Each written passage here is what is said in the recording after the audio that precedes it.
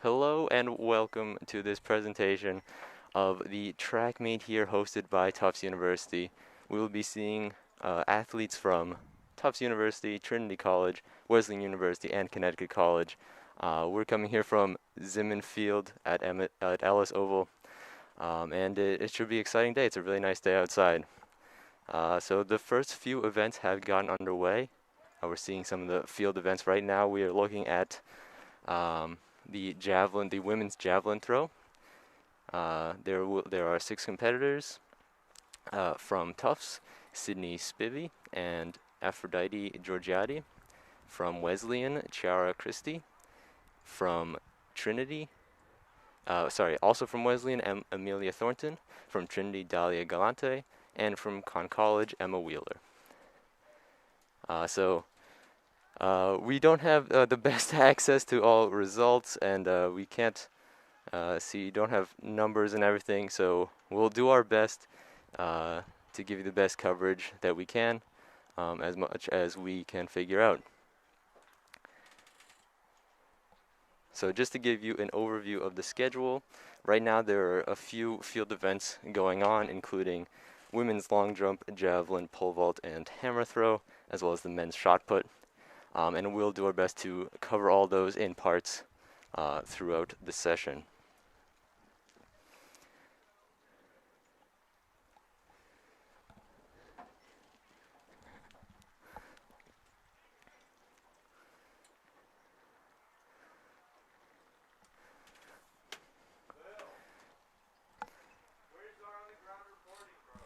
There's a nice throw. I think that is Emma Wheeler of Conn College, who just threw there. As a side note, this is a this is a special broadcast for us here at JumboCast. This is our senior day broadcast. We'll have a few other seniors on the call. Ooh, a very nice throw there. I believe that is Sydney Spivey.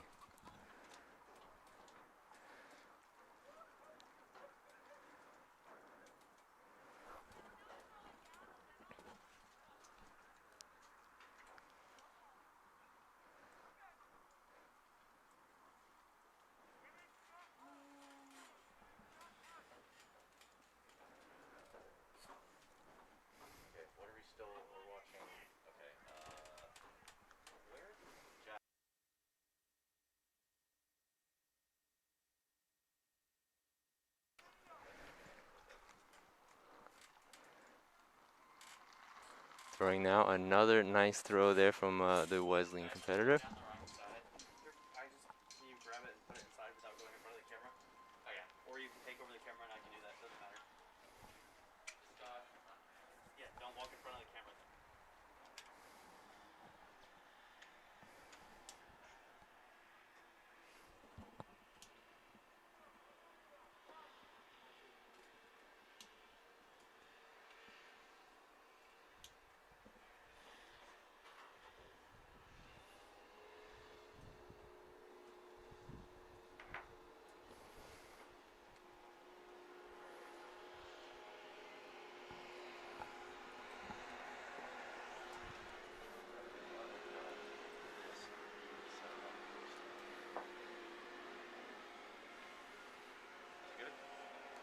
Yeah, I just dropped the cord stone. Okay.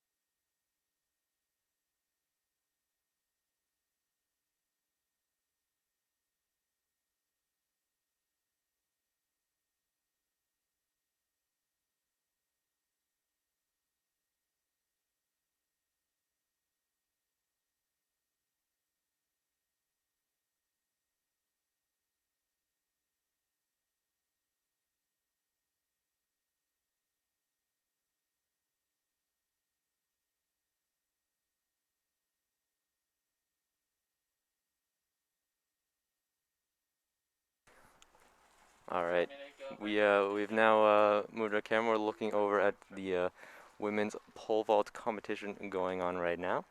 There are three competitors, two from Tufts, Leah Ratti and Maya Ansborough, as well as from Wesleyan, Erica Kluge.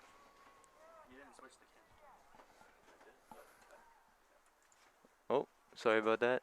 Now we have the camera on the pole vault. Do you want me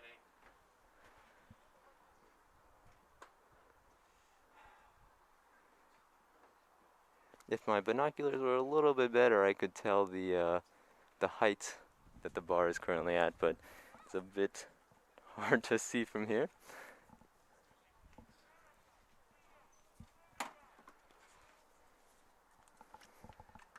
Check, check, 1, 2. Check, check. This is Trevor. Can you hop on that microphone, Lucas? Yep. Hello. Oh, that's loud. Oh, that's good. That's good. That's good. All right, I'm gonna turn those down a little bit. Yeah, turn this one down a bit, cause. Is that better? Yeah, now it's better. Okay, cool. All right, these Hello. work. Hello. Check-in is now open for shot put at the event. Check-in is now open for shot put at the event. We're good. Okay, so do you want me to go upstairs? Yeah. Okay. I'll check the.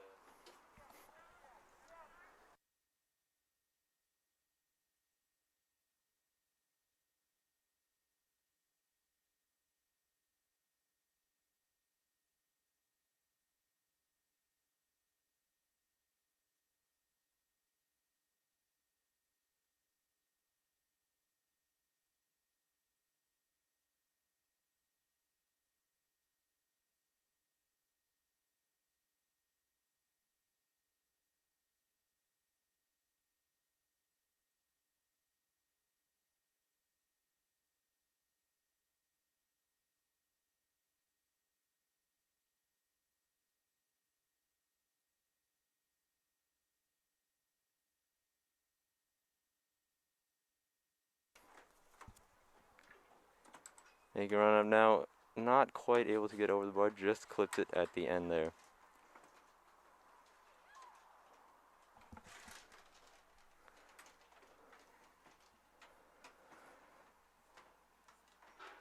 Yep, I can hear you loud and clear, Lucas.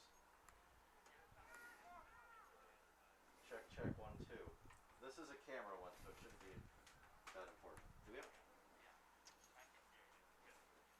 Okay, do we have tape? Yeah, over there. Okay, sweet.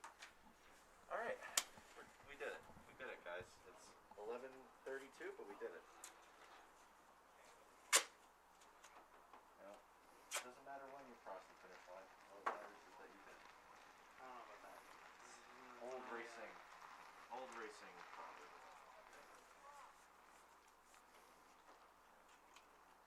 Cool. This is for you. You get the crappy one, and I get the nice one. Really?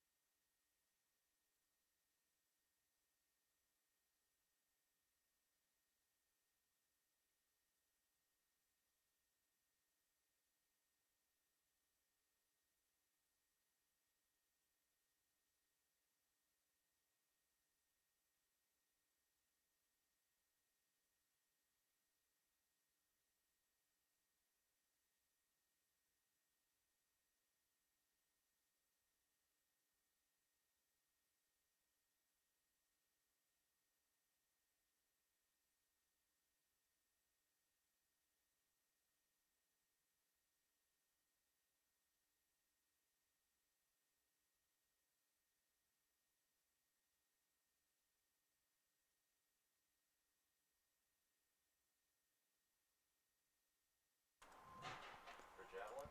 About to make Okay. another run on the vault. I believe this is Maya Ansborough. It's just like golf, but on steroids. Just clipped it on the way up nearly. Made that jump, but not quite there. Yeah, Daniel can't hear us. Okay.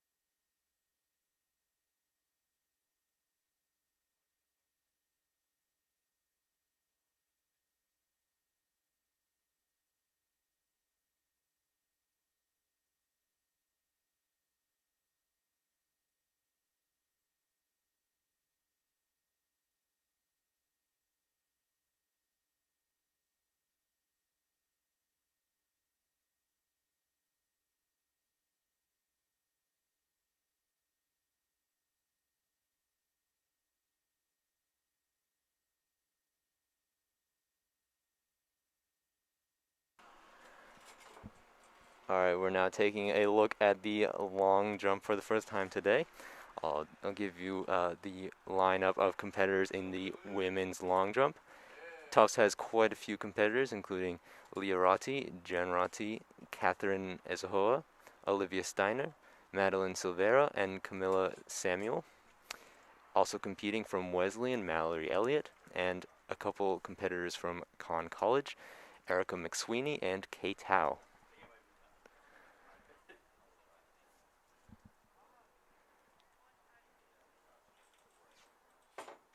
Really? Okay. I think that long jump might be done. Okay. It appears that long jump is done. So.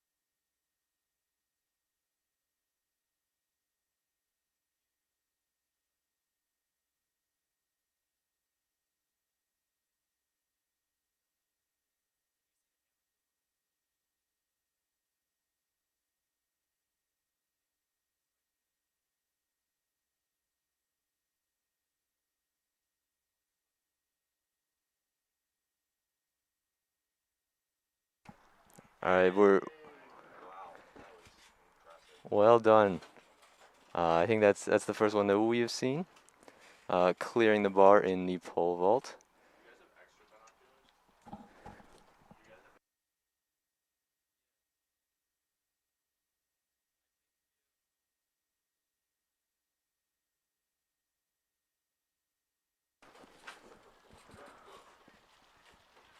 Also, what should be slightly visible behind the pole vault. It's a little tough with our angle from the press box up here, but the women's hammer throw is going on at the same time in the next door field.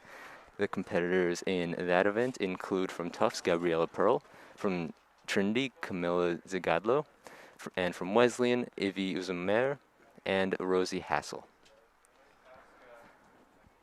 Looks like pole vault. Oh no, they're going for another vaulting. Whoa, these things It are seems. good. Okay. Yeah. She's. Well, yeah, no, Trevor, in pole vault you go until you can't make it. Oh. It's the same thing with high jump. Oh. See, you already know so much about the sport. Yeah.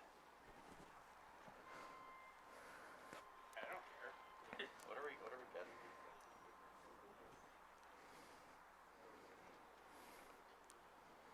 Okay. All right. She's going for another vaulting. Yes, I believe. Could it be the same person? I believe yes. That's Leo Ratti. It's my best. So after having cleared the last bar, taking a higher attempt now. Setting up. Now taking the run. Good plant and clears the bar again. Very well done.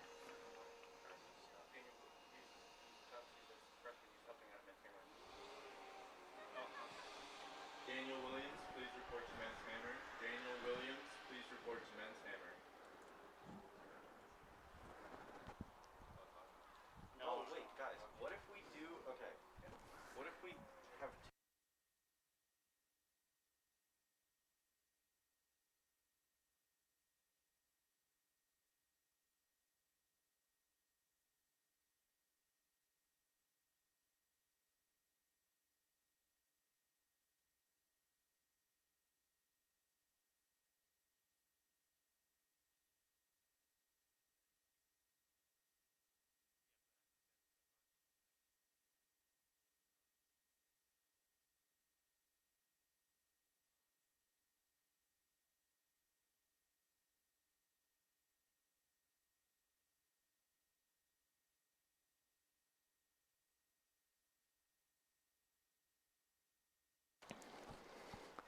All right, just an update on some of the other events. I believe we will be switching. So the men's javelin, men's long jump, and men's hammer throw, I believe, are all setting up to begin soon. The one we haven't mentioned, I believe, the men's shot put actually went first instead of the women's shot put. Um, It just says women, so people might get confused. Any parent would know. Would they? It only says women. Yeah, but it's a parent. They Can you should go know. to men's hammer? Can you go to men's hammer? To go help right now. Until if they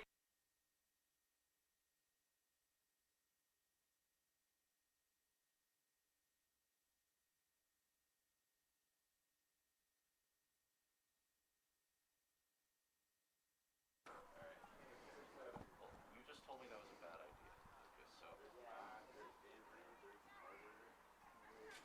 Well, okay. Yeah, I guess so. all right, now Rati taking a run up for the third height.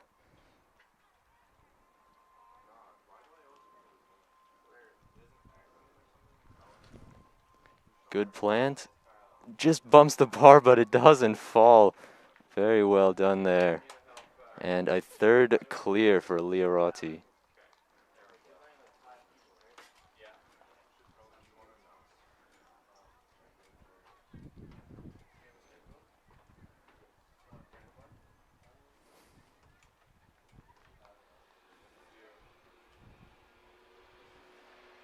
Alright, still on you, Lucas.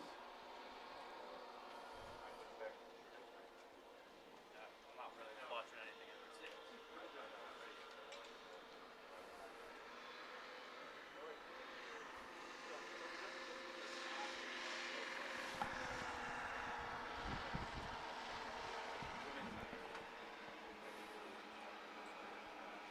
Check-in for women's high jump at the event. Check-in for women's high jump at the event. Starting now.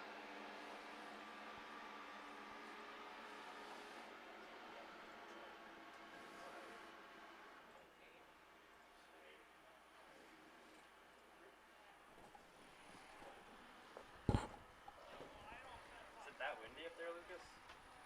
Such a nice day to run, Charles. Oh.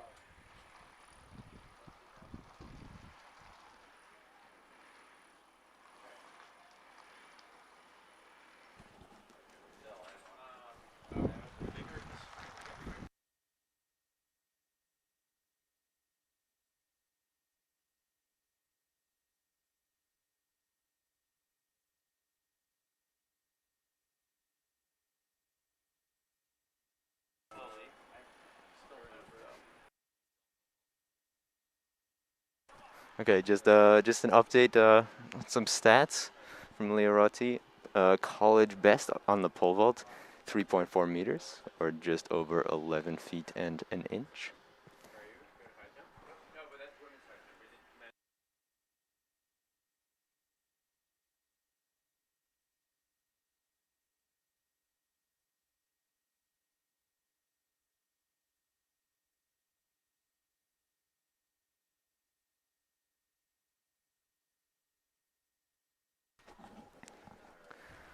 Rati now looking for her fourth clear.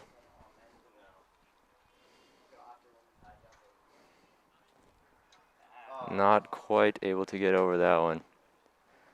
Yeah, she was just barely able to make it over the previous height. Oh, she didn't do this last week. She's not listed. What do we got? What do we got? Okay.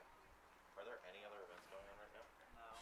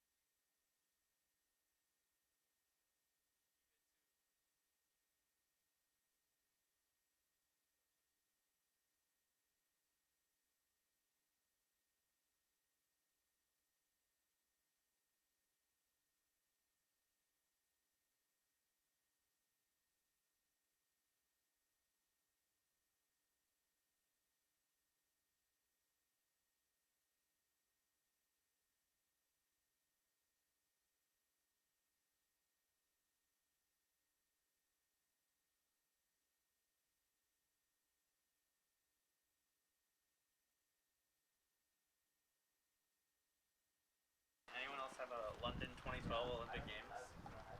I also had that video game. All right, I believe the women's pole vault is the last of the original set of events going on. In just a few minutes, we'll be switching over to the men's events in those same field events, including pole vault, long jump, javelin, and hammer throw, as well as, I believe, the women's shot put, although we don't have a great angle of that, unfortunately. In addition, starting soon should be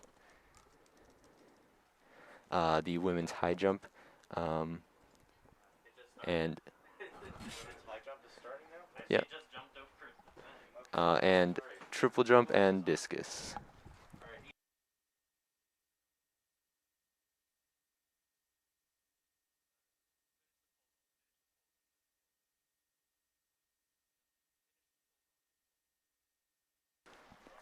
All right, Roddy taking her second attempt at this height. Again, not able to clear. Oh, I was gonna go to.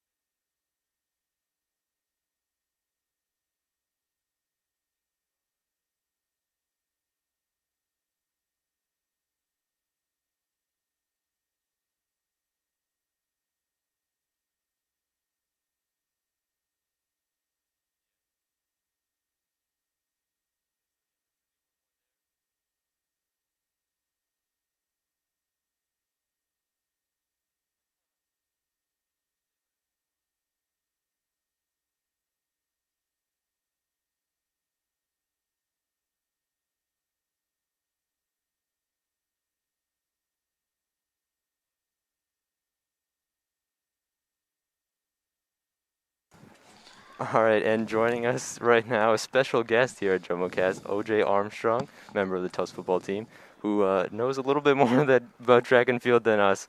So he'll be helping us commentate for a little bit. I do. Great day for some track events. Fortunately, I'm not out there today. We have the long jump going on.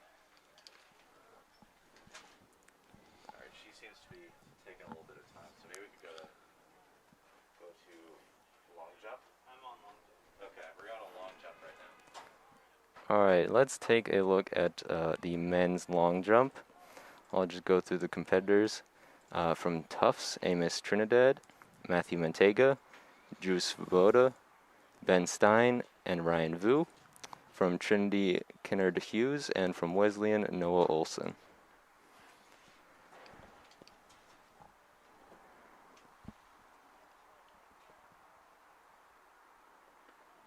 Ooh, that's a good one.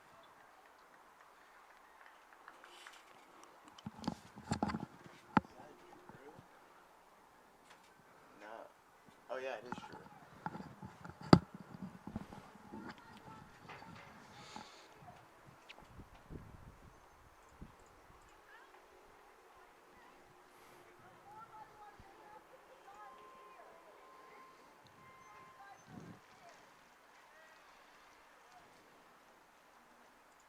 Yeah, she does. Okay, we're going to pole vault.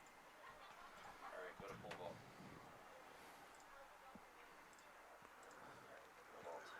Alright, I think this is Gotti for her third attempt. All right, and this will be the last attempt here for Roti on this height. This is her fourth height. I believe she made 3 clears already.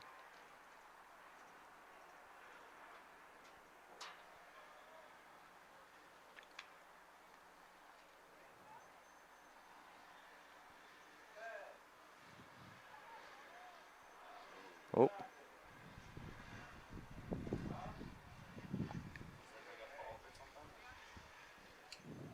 that a fault? It's not a fault. As long as she doesn't touch the platform, she can rerun as many times as she wants.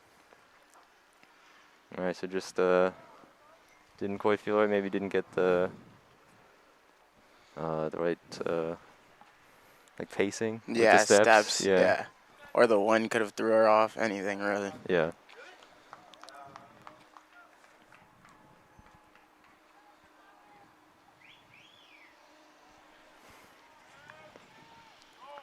All right, taking another attempt now. Makes the plant, doesn't quite make it. Ends up basically just aborting that one, and that'll be it for Leah Roti, but still a very impressive event for her today. Oh, they're doing. Oh, no, that's real high jump. No, that's real long jump. We could go long jump. I think that's it for pole vaulting, right? Yeah. Okay. Yep, that should be it for the women's pole vault. I believe the men's pole will be starting in a little bit, but in the meantime, we'll switch over to any of the many other events. We'll try to cover. We'll try to at least get some mention of all of them.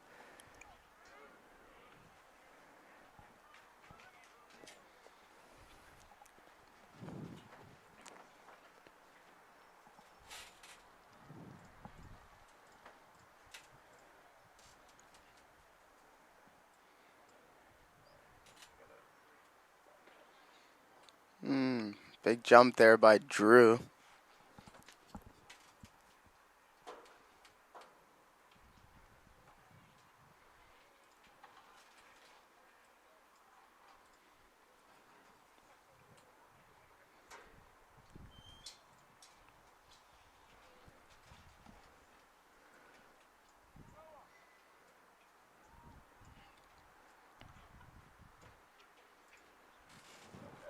Yeah, he might be quite. I know that he got home. That's all that I know. Alright, but we don't know what happened once he got home. No. That's the concern. Alright, once I'm done making these little zeros, I can come in. Hold on.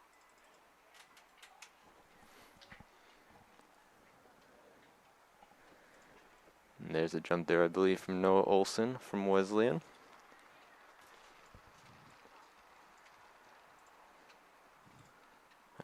So is it true that a lot of, quite a few competitors will be in multiple field events? Multiple field events. Ben Stein, for one, he's a big hepathlete, so he likes to just get involved with a bunch of field events. Some people get punished by doing running events. So I know Nick Carnes, he's a javelin thrower usually. Coach put him in the 200 because he missed a couple COVID tests. Is he good?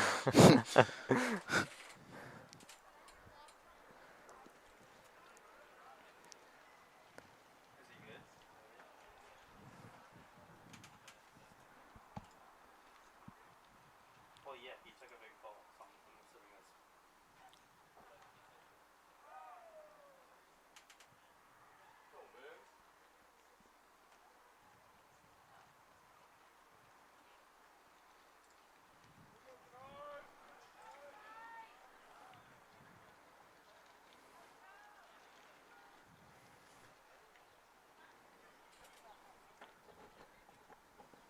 The virtual spring fling is on in 5 minutes, guys.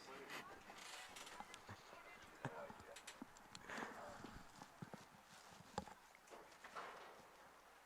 I think it's just on Facebook, maybe?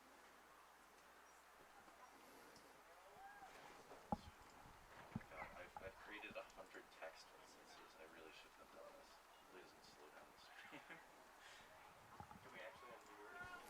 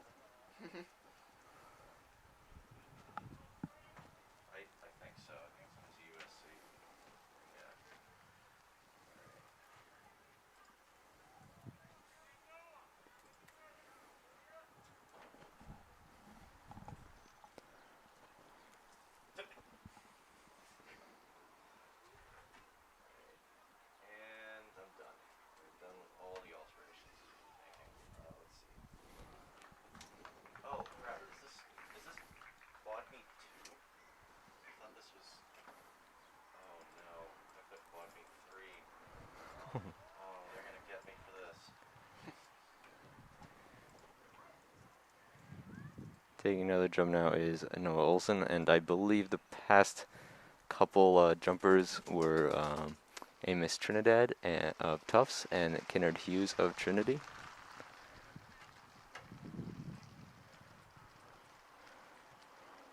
Let's jump over to the javelin. Okay, hold on. I'm gonna. That's all right. Cam, you take Jeff. The men's javelin throw gotten underway. We have 6 competitors this afternoon. 2 from Tufts, Nick Carnes and Billy Wang.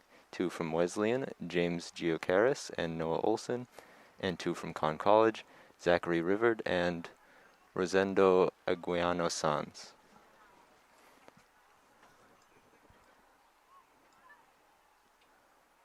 Okay, cool. Also, Daniel, let me know when you want to switch. Up to you. Just went to javelin. Feeling the itch. Yeah, Joe, if you want to go on. Okay. Switch. Just let me know whenever. Sweet. Oh, that's what you mean by switch. It's up to you. No? Do you want to do directing? Sure, yeah. Okay. Cool. I got all the together. So, yeah, it's like 12. Yeah, 12.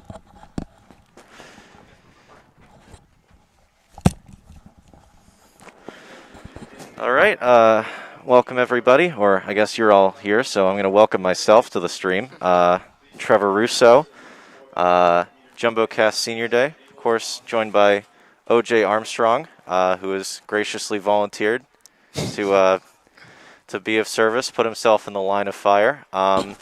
It's a beautiful day here at Ellis Oval, about 60 or so, and we've got a variety of field events, of course, both men and women going at the same time, and now we've got men's javelin going. I believe that's Nick Carnes to start off with, and I guess OJ, since you're around the team a lot, I don't want you to have to give up any inside information, but just generally, how does one prepare for the javelin throw? Like, what does that entail? It's a That's lot different of from other field events. yeah, it's a lot of arm stretching, a lot of opening up the chest area, as we see him throw here. Looks to be a good toss. First attempt. It's about 30, 35 yards, you might say, maybe 40 Yeah, or so. I'm trying to see where they start measurements from. I think it's a little further back. Oh yeah, it looks to be a little bit onto the sort of plastic running area. Yeah. So maybe around a 50-yard throw for Nick. Of course, try to check on how he did last week in this event. Of course, actually it seems that Nick did not enter last week's event.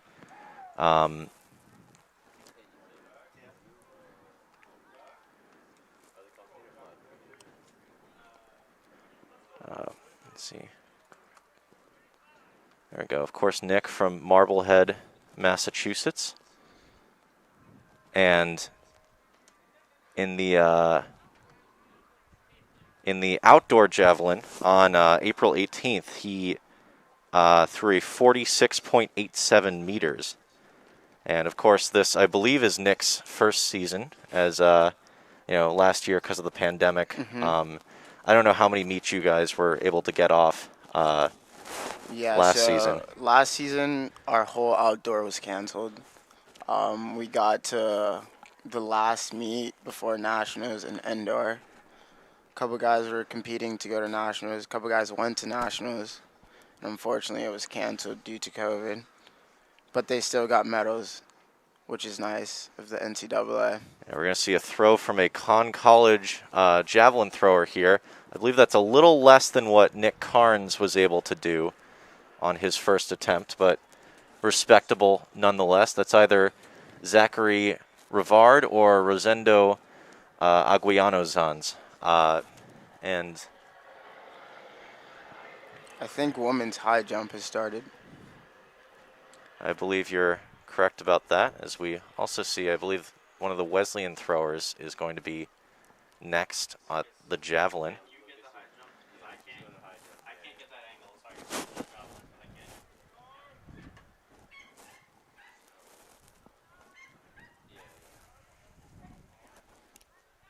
Yeah, women's high jump, I believe the only event today that actually is out of sync with the other women's events. We had 5 women's events and then I think 1 men's event, which was the long jump, and now we've sort of flipped that as well.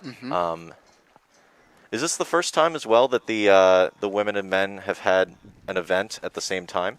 This year, especially, this is the first time that we're doing a co-ed meet here at Tufts at the Ellis Oval. Yeah, usually either we would be on Saturday and the women would be on Sunday, or the women would go somewhere else and compete on either Saturday or Sunday. But it's nice to see the whole jumbo team together for once. Yeah, especially these days. Is got a good jump. Oh, actually, never mind. Wesleyan high jumper was not able to clear the bar. Believe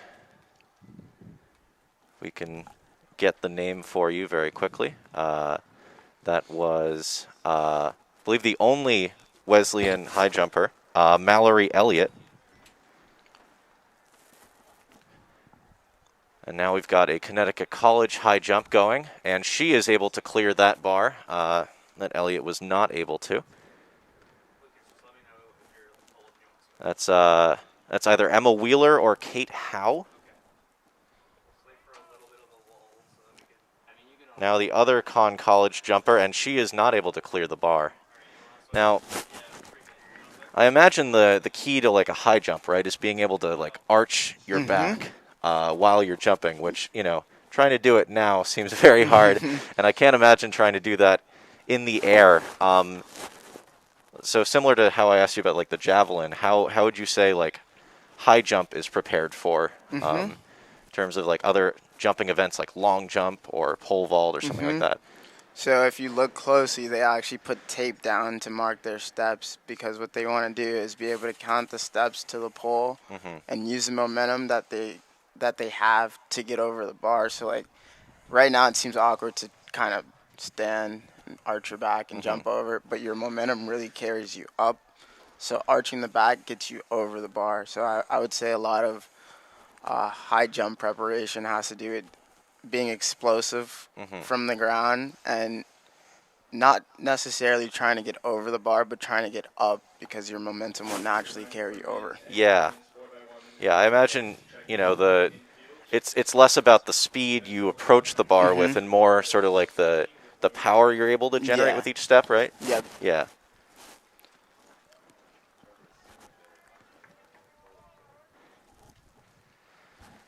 And now it looks like, I don't really see anyone else preparing. Oh, no, I think we might have a Tufts athlete there who is about to go. Able to.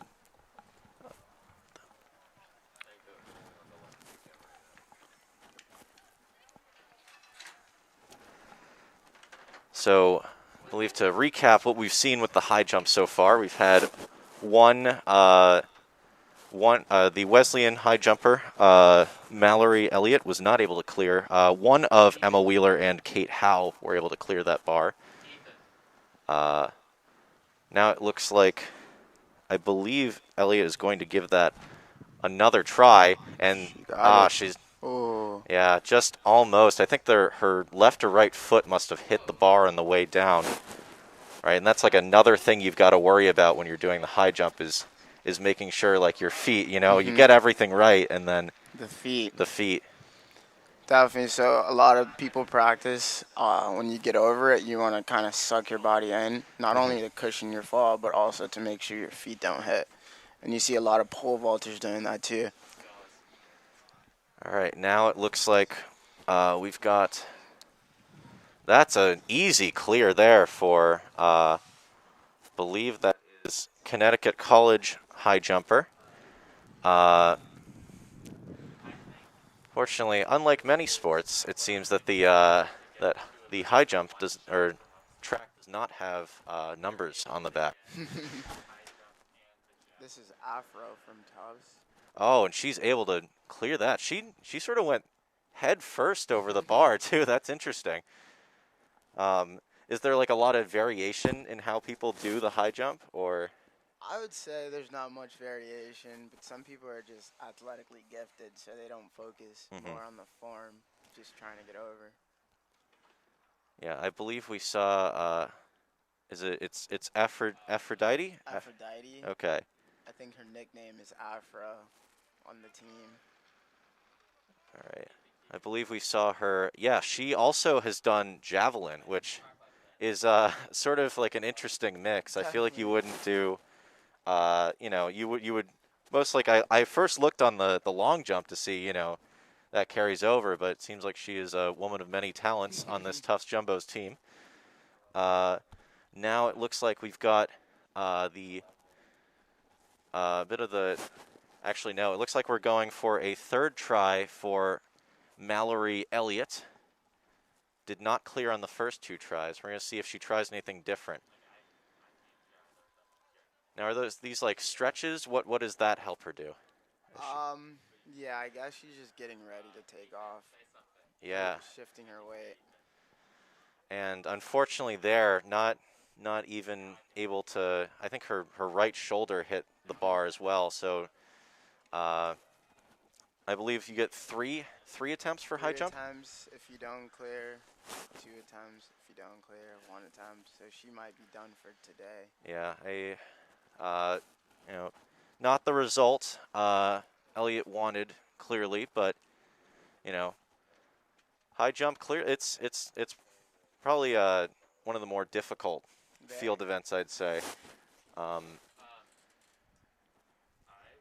would you rank the field events in terms of difficulty? I know that's sort of a strange objective question, but I would say probably put pole vault up there, right? It's definitely the hardest for me personally.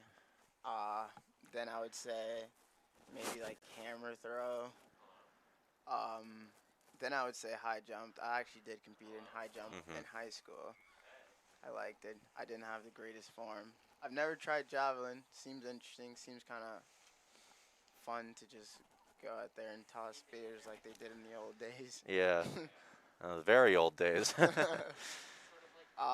Long jump. Again, using your momentum to carry you down the track, then planting and flying there. Always fun, but the sand can be a hassle sometimes. All right, we're gonna now focus back on the javelin. Actually, no, I think we're gonna go back to high jump. Excuse me. We've got another Conn College jump for you. She's gonna take it, and that is a good clear there. Now, do you see anything there that made that sort of successful? Or I would say her form was top notch. She was able to bend her back, get her arm over first, and then follow through, which is great. Now it looks like we've got a Tufts attempt from the left side. Afro again. Got it. Incredible stuff. Again with that head first approach, she's able to really contort her body in the air. That's impressive. Is that how Mario does it? All right. So far, I mean, Tufts this season, just as we have a failed clear there from Conn College.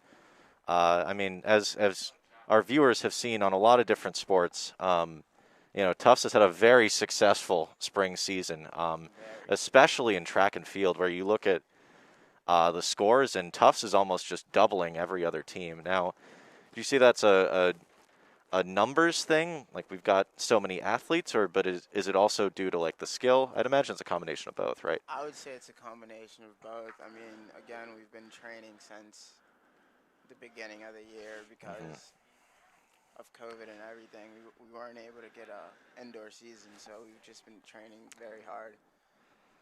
And the athletes want to compete, so that's always a good thing. Good clear there from, I believe, a Trinity jumper. Have not seen them go yet.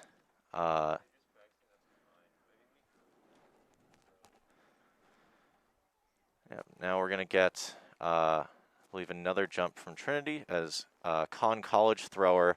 Not great form there on the javelin. Went sort of upright to the sky.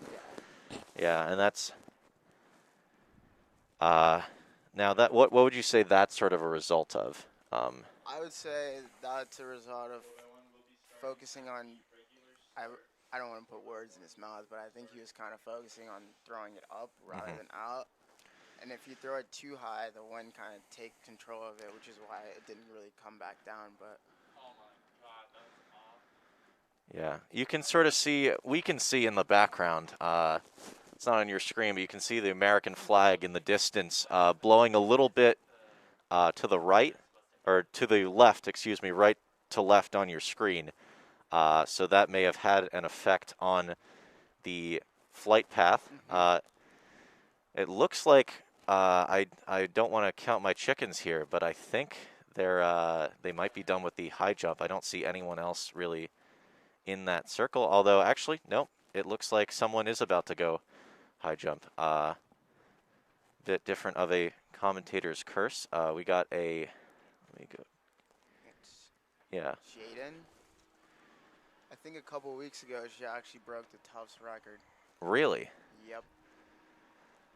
So she's looking for big jumps here. Yeah, you can see on the practice. You know, even just from a running start and no sort of jump, she can just like hold herself in the air.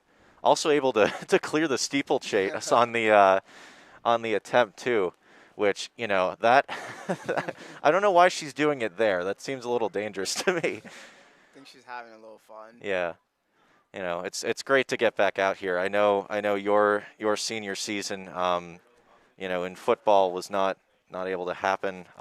You know, a lot of Tufts athletes not able to get that senior season, but it's nice. It's nice for the spring athletes who lost the 2020 spring season to at least have something going, because that would have been devastating for 2 years of Tufts athletes to not, you know, do their sport. And I believe this is Jaden, right? Yes. She's looking for big jumps here. Keep an eye out. Yep, she is ready in her stance. And she's going to start from the run. Good start here, and oh, not able to clear the bar there. Unfortunate. Oh, that's actually Afra. Our correction, that is Aphrodite Giordiati. It looks like the referees are calling for the 4x100, always a favorite event. I believe you ran this either last week or a couple of weeks ago, right? 2 weeks ago, I did run the 4x1. It was our first time without any practice. We still came out with the dub. Roll Bulls, baby. That's right. This is the Jumbo's network after all. Of course, we'll try to be as impartial as possible. You know, shout out to all the other NESCAC fans watching. We appreciate you had good support on the last stream we did. You know, but track and field seems like a very tight-knit community. As I believe that is an easy clear there for Jaden. She looked like she at least had 3 more inches on that jump as well.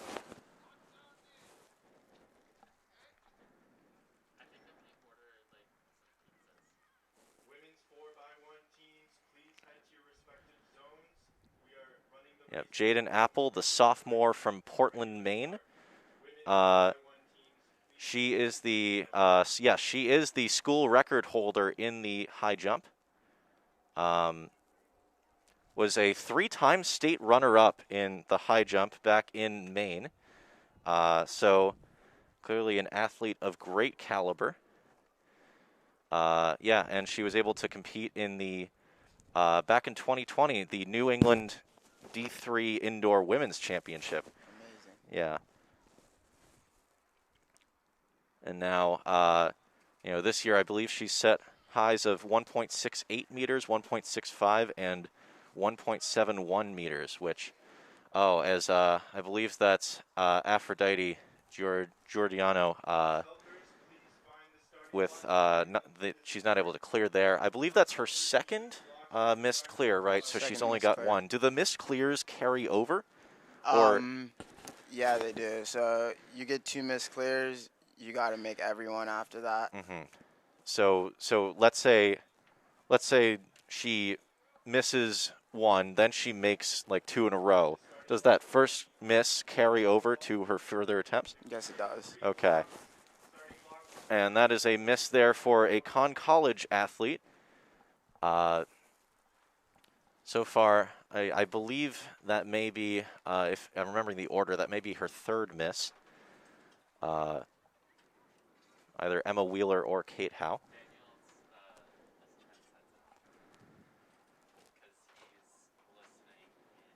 And now this is Jaden Apple, I believe. Aphrodite. Oh, this is again. Aphrodite. And Oh! almost. Just I think the Almost. back of her head hit the bar, and I think that's going to be the 3rd miss for her. So we will let you know about the results as they come in, but College with a time of 51:47 and 2 teams from Tufts with times of 52:00. all right, looks like we've actually got the women's 4x100 for you just now. If we're looking at the teams for that, that is the Conn College A of Annie Morgan, Sarah Clark, Veronique Daunt, and Jasmine Gillespie. I think only I'm seeing 2 teams there, so I don't think one of the teams is entering. I believe this is going to be the Tufts A team of Olivia Steiner, Camilla Samuel, Sarah Poloni, and Catherine Izoha. Hopefully I have all those names right. No, yes, we are going to see the B team as well. So we've got Conn College in that first lane for you.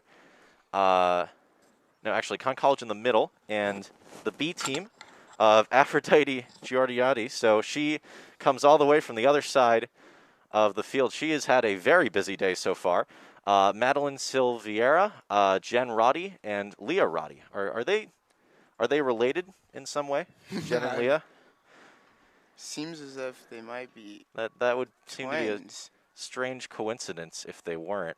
Oh, they're twins. All right.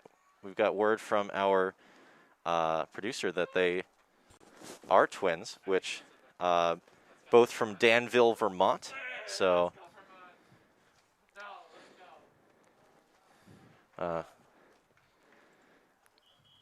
right, and it looks like they're about to get into their blocks. Now, what is the key to a successful start, OJ, having been a prolific runner yourself? Successful start has a lot to do with focus on your first 3 steps. You want to just push, get out as fast as you can. 4x1 in general, what we want to see is the passing of the baton to be as smooth as possible. So, as a track coach would say, the baton never slows down. All right, now is that Tufts ahead so far, or Tufts A is. or Tufts B? Tufts A. Okay. Tufts A, that is Olivia Steiner right Great now. handoff. Great handoff to Camilla Samuel. Right now, Tufts A is pacing them, but Tufts B is actually not far behind right now. That would be Madeline Silviera.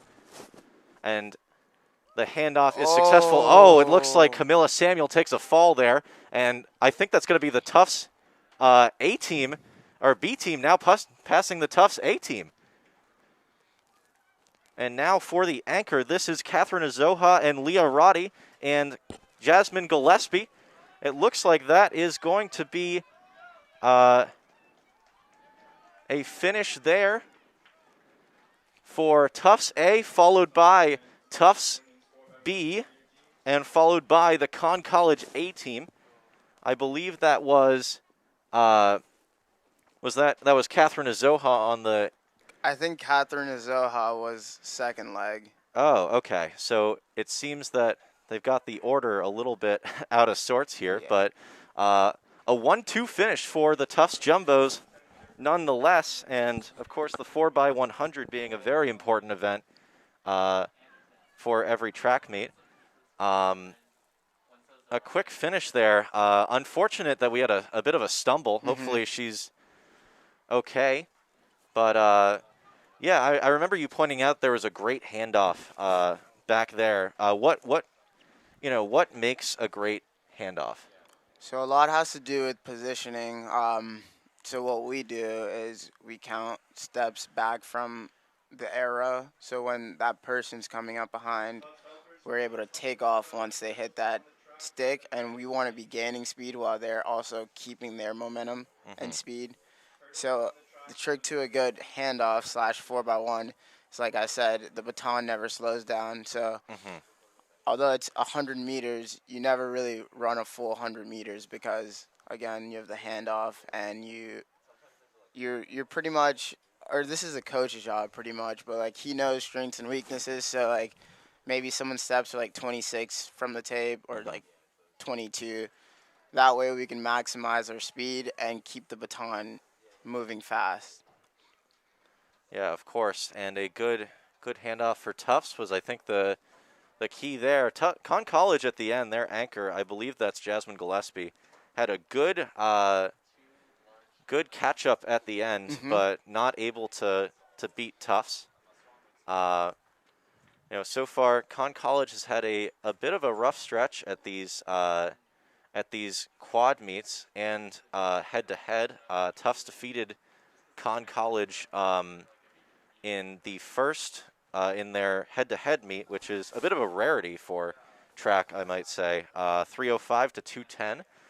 Since then, Con College placed third at the first quad meet. Tufts placed first, Wesleyan second, Con College third, and Trinity fourth. And then at the track meet at Trinity, I believe Tufts 218, Trinity 117, Wesleyan 110, and Con College 94. So third and fourth for Con College. They're hoping for a better result. But I think the common theme at all of these is Tufts just doubling almost everyone else's scores. Of course, when you look at it, Tufts usually has a lot more entrants to every event than that, but they've also got a lot of great quality of runners as well, and field event people. 100%. I would say the best quality of Tufts track and field is that they are stacked in every event, which is good for points. All right, looks like we've still, looking around, we've got men's pole vault warming up right now. There's a couple other events. I think javelin is going, and that's actually after that 4x100. We've got still a couple more high jumpers. Of course, standout high jumper Jaden Apple is in her warm-up coat, ready in the very standout red shoes, orange shoes, excuse me. Right now we're seeing either Gabriella Graton or Isabella Bruno for Trinity. She failed on her first attempt. Right now I believe the other Trinity athlete is over talking to her coach, trying to talk strategy about maybe either the back tuck or maybe just getting more height on the jump.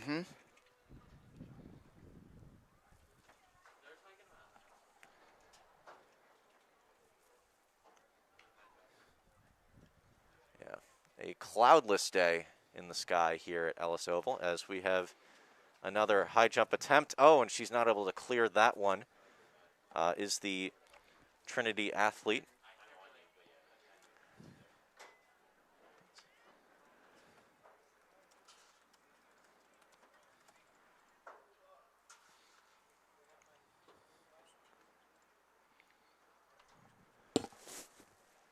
And now we've got Jaden Apple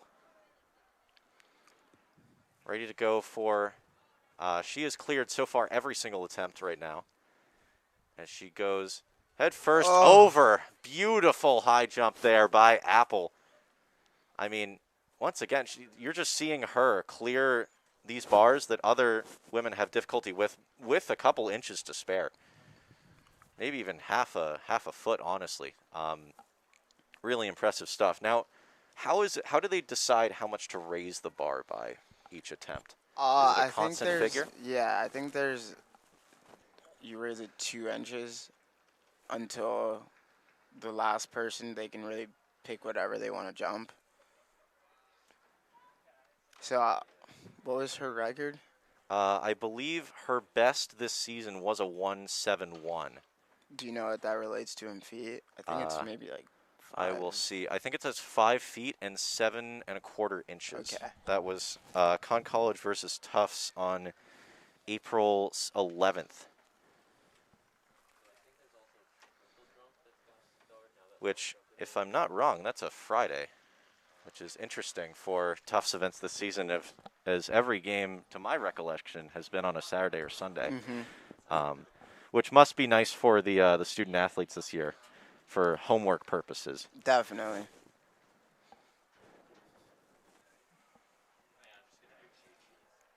And back to the javelin throw for, actually, I think we might have, we've got so far javelin and pole vault. We've got a pole vault, actually, over on the right side, and there is no, oh, they're still warming up, I'm being told by our producer, that the fact that they had pants on probably should have clued me into that, but that's okay. Right now, a lot of warming up to be done, both on the mic and on the track field. So right now, to my recollection, there is actually hammer throw going on by the practice rugby field. Unfortunately, not able to really see that, which is unfortunate because I think hammer throw is one of the coolest track events out there. We're just swinging a giant metal ball around and just chucking it. Chucking it. Yeah. All right, looks like we've got the either second or third attempt for the Trinity high jumper. So far, I don't believe she's been able to clear yet.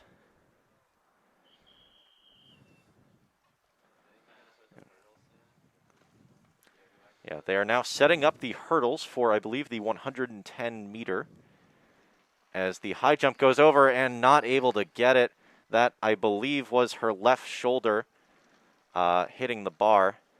And yeah, we've seen a decent amount of difficulty today on the high jump, which, you know, so far, I think the Tufts athletes and one of the Con College athletes have been the ones to be successful today on that. Of course, we're all eagerly awaiting Jaden Apple, as OJ was kind enough to point out, the current record holder for Tufts, which, you know, for a long and storied history of track and field, that's always a really cool thing to see. I think there are a couple of other athletes currently active at Tufts who have Tufts records as well, right? Yep, I know on the men's side, Luke Butford, a freshman, I think he just got the all-time freshman record for the 400 and the 200. Wow. I was the former holder of that freshman 200 record. Oh, I'm sorry to hear that, sir. That's, you know, never, you know, you got to balance the feeling of pride for your teammate Of with course, the fact of that course. they took your record, but you know, we've got hurdles actually coming up very soon. Right now, actually, very as in right now. This is the women 100 meter hurdles. Actually, the men's 100 meter hurdles, as they're able to clear. This is Willie White, Mason Martell, Jack Klohiski, and Ben Stein. Right now, we've only got 3 athletes. I believe that's Ben Stein in the 4th lane, and it looks like he is going to take the victory, followed by Mason Martell and Willie White. I I think that's Willie White in first. Yeah, that was Willie White. All right, to win it. the roster is a little bit flipped, but that will be Willie White in first. Good finish for him. Mason Martell in second, and I believe is that Jack Klohiski in third That or was Ben Stein? Jack. Yep. Okay, so Ben Stein, it looks like, did not compete in the men's 110-meter hurdles. Is that an event you've done before? Or Never. But power to them. I struggle running a 100. Can never imagine jumping over a hurdle in between. Yeah. I don't know. When I did track and field, I was just for disclaimer, I was horrible. So I'm not trying to profess any knowledge here, but the hurdles were always really fun. I feel like just being able to jump over a hurdle is really fun. Now, I never actually did run the race. I just jumped over the hurdles for fun. For fun? During practice time? Yep. Probably valuable practice time I could have spent running, but, you know, to each his own. I believe they said I think that was the men's 400 is about to check in. Now we got the women's hurdles. Interesting fact about the women, since high school track, they don't go up in height. So Olympic runners are running high school hurdles? High school hurdles. Wow, that is interesting.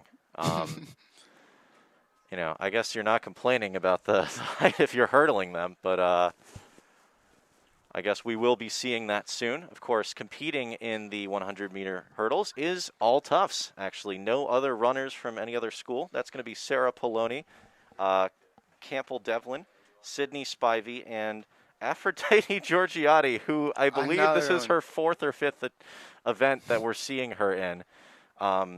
You got to wonder how many more events she can do at this point, because maybe she'll, I don't know. There's the decathlon, right? That's the sort of event. Maybe she could run that. Oh, it looks like 5 athletes. All right, so Rachel Eaglin, also unannounced, but now announced as. You know, it just speaks to the depth of talent that Tufts has, that they have 5 runners able to do this event while the other schools are not able to field anyone else. Which, yeah, right now actually looks like we've only got 3 Tufts in this event. Actually, they're just practicing right now. Good clearing there. I think 2 weeks ago, Campbell was ranked like 24th in the nation for the hurdles. Wow, that is impressive. Is that D3 or D1? D3. Okay. I was going to say that would be that would be even more impressive, but still great to see. Of course, I don't believe they're doing NCAA. Actually, I think they are doing NCAA rankings. I don't know if they would rank Tufts currently, but yep, Campbell Devlin from Rumson, New Jersey, the sophomore. There we go. She was able to actually, I believe she has run the 400 meters outdoor and indoor, 400 hurdles, I believe. So interesting also that she's seated top, not having run this event yet in her history at Tufts. But yeah, I guess you'd probably be able to. Oh, actually, she ran the 60-meter hurdles January 31st, February 1st at the Tufts Branwyn Smith King Invitational in 9:96. Wow. Which, judging by your that's a pretty good time. Very good. And that's also our first indoor meet, so she's probably only gotten better since then. But again, it was canceled due to COVID. Ran that as a freshman. Now a sophomore here at Tufts. We will try to look around to see. I think actually, if we look over to the high jump, we've got Jaden Apple with another attempt. So far has been flawless on the day. And Apple, not able to clear that one. Bar getting pretty high at this point, but the right shoulder of Apple hit the bar. No, I think it's hurdles. All right, and now to back over. Got to shift the camera. A lot of different events going on today. As the 400-meter hurdles, or excuse me, 100-meter hurdles are going on for the women.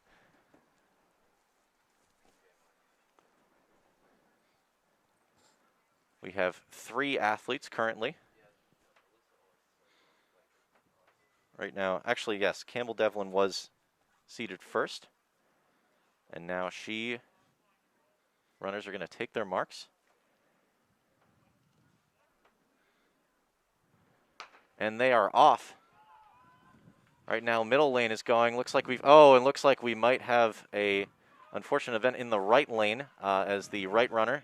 Campbell Devlin from Tufts in first, pulling ahead. Yeah, Campbell Devlin just absolutely clearing these hurdles, and she easily finishes first, followed by, we'll wait for the announcement, but the runner in the left lane finished second, and the runner in the right lane finished third due to a missed jump on, I believe, the first or second hurdle. And women's 400, if you have not yet checked in, please do so now.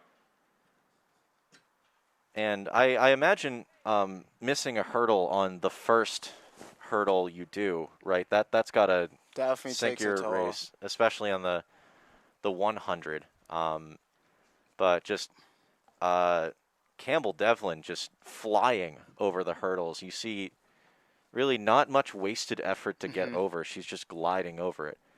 And I guess as I've asked you for a lot of events here, what do you think makes a good hurdle runner successful?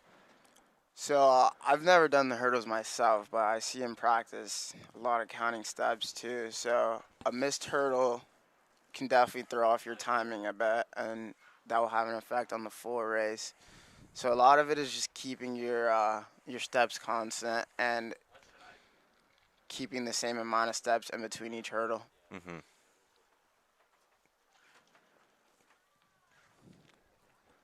Looks like we've got a bit of a lull in the action. I think the men's javelin has finished. Of course, when those results come in, we will update you and update the scores.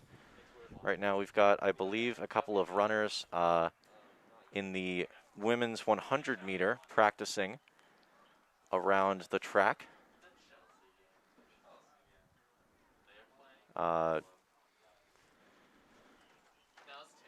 don't know. Are you seeing anything else, OJ? I'm not picking up on any other. I'm not seeing anything Oh, we've got else. triple jump actually in the Oh. pit, so we'll bring you to that. That was just now couldn't see it, but a triple jumping runner from Conn College, either Erica McSweeney or Emma Wheeler. Tufts helpers, please help remove the hurdles from the track. Blocks also have to be moved to the reverse start. Tufts helpers, please help remove hurdles from the track and help move the blocks to the reverse start for the 400. Ooh. 400. 400. Now this is your race, right? This would have been my race. 400 stay will be Unfortunately, start. I'm out currently. Normal 200-meter start. I'm sorry to hear that. Men's 400 meters. Hopefully you're up and ready for the Tufts Invitational, though. Next week, Next week. Of course, we at JumboCast will be covering the Tufts Invitational, so yes. make sure to stay tuned for that. Always a fun treat. Of course, this being our first season really covering track. And sadly, here at JumboCast, the last weekend of our broadcast for the semester. Well, I'm going to give a round of applause for JumboCast. Thank you, sir. Thank you. Appreciate all your efforts. Definitely waking up early, getting everything set up.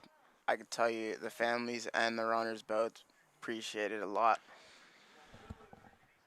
Well, we appreciate all the great talent we've got to see here at Tufts. I mean, it's honestly kind of a treat to just see how many great athletes we have here from the men's lacrosse team, able to beat like a D1 Dartmouth. squad. Or both lacrosse teams beating Dartmouth. That's Sweeping insane. them. to men's football. I think personally, 2018 homecoming game is my favorite JumboCast memory.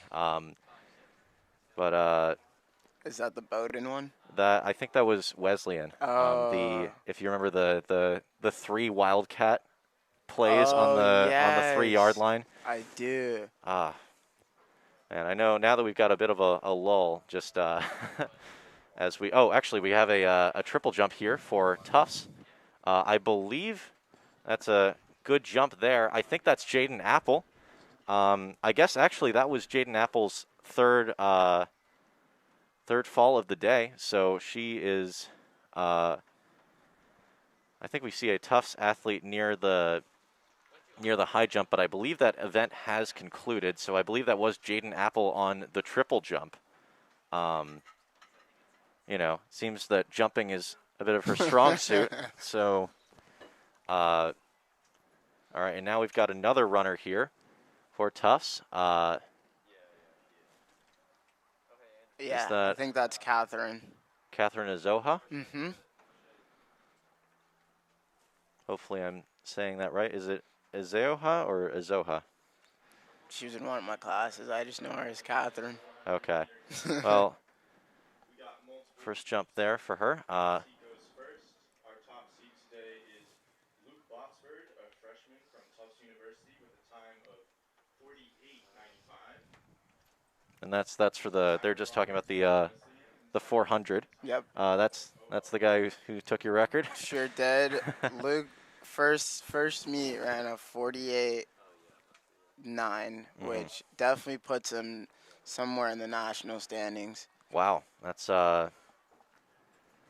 unfortunately no D3 championships this year or NESCAC championships. But taking personal pride and Definitely. clearly we'll be able to compete next year, as well as in some other events.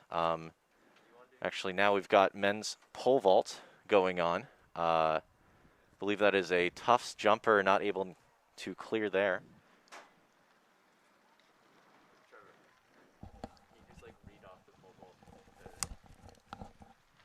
Okay, we're going to go over to men's pole vault now.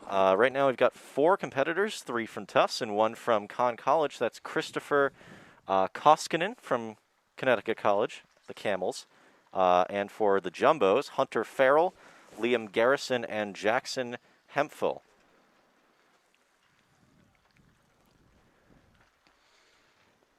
Now, like we were saying, this was of particular interest to you and I. We were talking a little bit earlier. The pole vault has always just seemed like such a crazy event to me, where you're just hoisted 10, 15 feet above the air, and the only thing you have is this little tiny circle at the bottom of a pole to keep you up. Now, like I imagine a lot of it's just got to be a mentality thing too, where you have literally no fear of hurting yourself. And what would you say sort of the pole vaulters do to continue to be successful? I imagine it's the same stuff as high jump, right, where you have to tuck and bend your body. Yeah, definitely. I think a lot of it is staying consistent. And as you were saying earlier, like, it's a mindset. I would be scared that my pole would break, but we never really see that happen. Yeah. Of course, what are the poles made of? Do you know? I think they're just plastic. Oh. Yeah. Yeah, that's terrifying. All right, now got a Tufts athlete coming up to the start.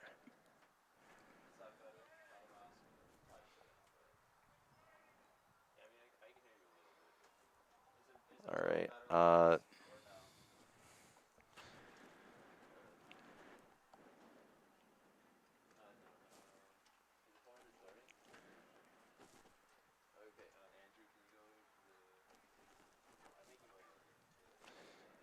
Silence at Ellis Oval as the first attempt here on the pole vault, getting himself ready. And now he is ready to go.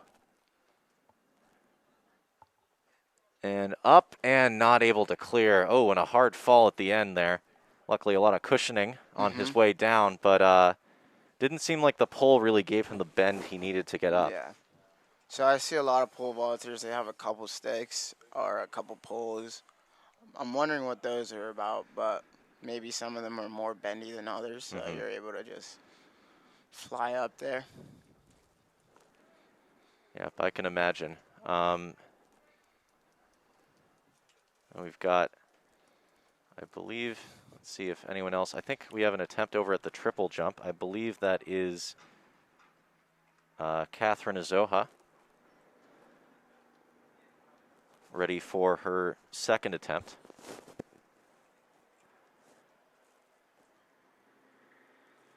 Good start, and I think they're going to mark her a little better than she did last time, so a bit of an improvement there for Catherine.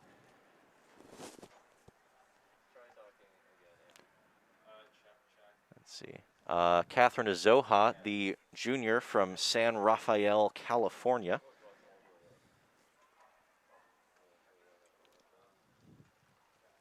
Played soccer in high school as well.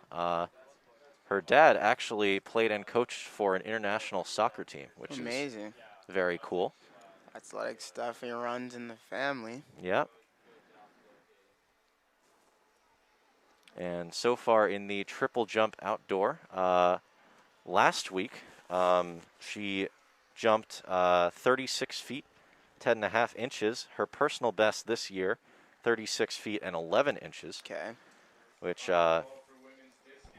Please check in. This is the final call for women's discus. I think we got the men's 400 about to start up. all right. I think we will definitely make sure to catch that here on the main camera setup. Men's 400 over there on the left side of Ellis Oval. And we will read out the athletes for you. And I'm going to rely on you a little bit to get the make sure I get the names right in which lanes. Not sure about the heats, but overall we've got from Tufts, Luke Botsford. From Wesleyan, Kyron Roberts. Kevin DeLaughry from the Cardinals. Aiden Lewis, Joshua Kersley from Tufts. Trinity, Justin Giacobbe. Tufts, Vincent Avalone. Tufts, Jack Hirsch. Wesleyan, Sam Musto. Tufts, Brian Quartang and Reed Cordless. Connecticut College, Samuel Gardnier. And from Tufts, Kyle Bouchard, Alex Lemieux. And they are off right now. It looks like all of the non-Tufts runners are going to run in this one except for Conn College. Right now it looks like we've got a Tufts runner leading the pack, followed by another Tufts runner in the third lane. Coming around the track, who's that we got in first? That's Jack, and that's Luke in the middle, lane 4. All right, and looks like one of the Wesleyan runners, either Kyron Roberts, Kevin DeLaughry, or Sam Musto in third. Actually, no, now in second. Both the Wesleyan runners have passed. Right now, it looks like Luke Botsford. Josh Kersley actually looking to pass the Wesleyan runners, and I think he beat one of them, but not the other. So very close finish there for third. We will wait for the results. That was definitely a close one. Definitely. But what about Luke Botsford? That was an incredible run from him. Incredible. Calm and collected the whole way through. Big finish at the end. Yeah, he just clearly, there's a reason why he's got the record. Yeah. And 100%. really impressive stuff from the freshman. Now this is your specialty, OJ. So I'm going to ask you to break down that run a little bit. What makes Luke so successful, do you think, besides the fact that he's really fast? So, yeah, a lot of it's mental preparation, visualizing your success, visualizing the race. I would say at the beginning, it's free momentum, not free, but free energy. So you're just getting out as fast as you can. On the first straightaway, we saw him kind of take it easy, relax, keep his energy down, his output level stayed the same. He was cool, collected. Then once you hit that third turn, you want to kind of pick it up. so that your last 200 is a full-out sprint. All right, looks like we've got another heat here. Hopefully we will get a readout of who is performing, but I believe in the at the top right now we've got Conn College runner Samuel Gardinier, or Gardinier. Hopefully it's Gardinier. We'll just call him Samuel for now. Oh, it's just Gardner? All right, it's just. We're going to say it's Gardner for now. I apologize to both Samuel and any of his family and friends watching. If there's any of them in the chat, feel free to drop the pronunciation below. Right now, I believe the final Wesleyan runner, Sam Musto, but the rest of the field right now, that's going to be Tufts. Who do we have second from the left right there? I want to say that's Ben Stein. No, not Ben Stein. I know. That's Brian in the back lane. Okay, Brian Quartang for Tufts. Of course, going to be definitely a very Tufts-heavy race once again.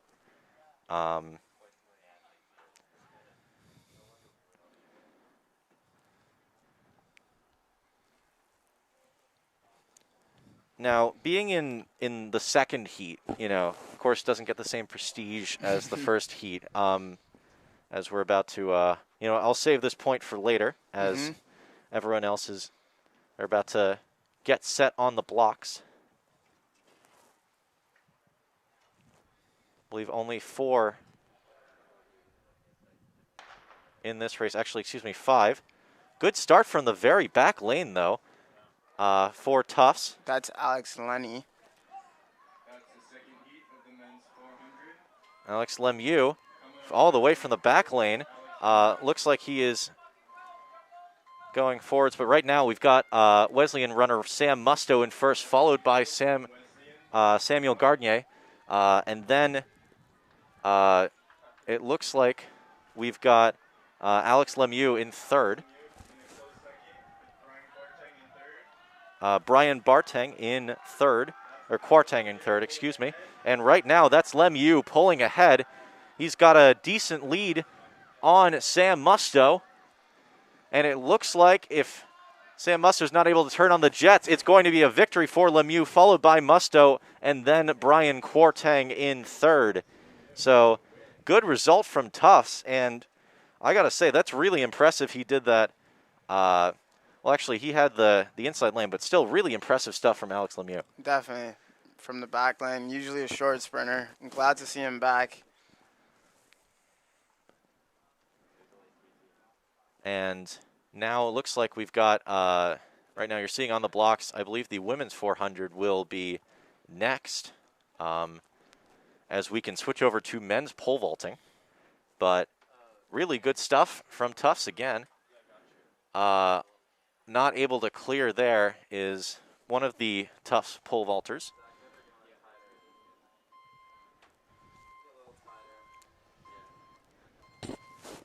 Don't know if he had much forward momentum on that jump.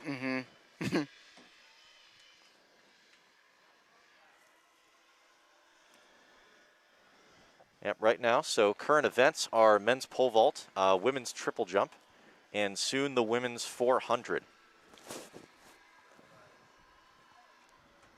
As they reset the bar here. Next on the track, we have the women's 400-meter dash with top seed from Tufts, Cora Kakalik, with a time of 1:00.5. Yeah, so announcing the Tufts seed of Cora Kakalik from Tufts. Now this is actually interesting. It's a bit of a reversal from what we've seen. It's going to be Cora Kakalik for Tufts, followed by 6 Trinity athletes. I'll read them from down on our screen. Emma Buckley, Kate Kneebone, Juliana Kennedy, Sophia Jones, Caitlin Sweeney, and Molly Bernstein. So Trinity clearly has stacked this event. They'll be getting points no matter what. But right now, Cora Kakalik, the top seed.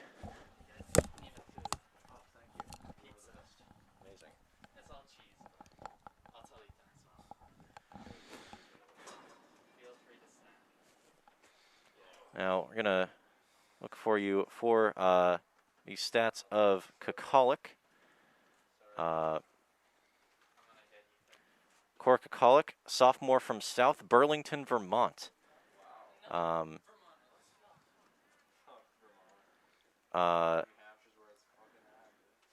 Has not competed in the 400 this season, actually. Only has competed in the 200 meter.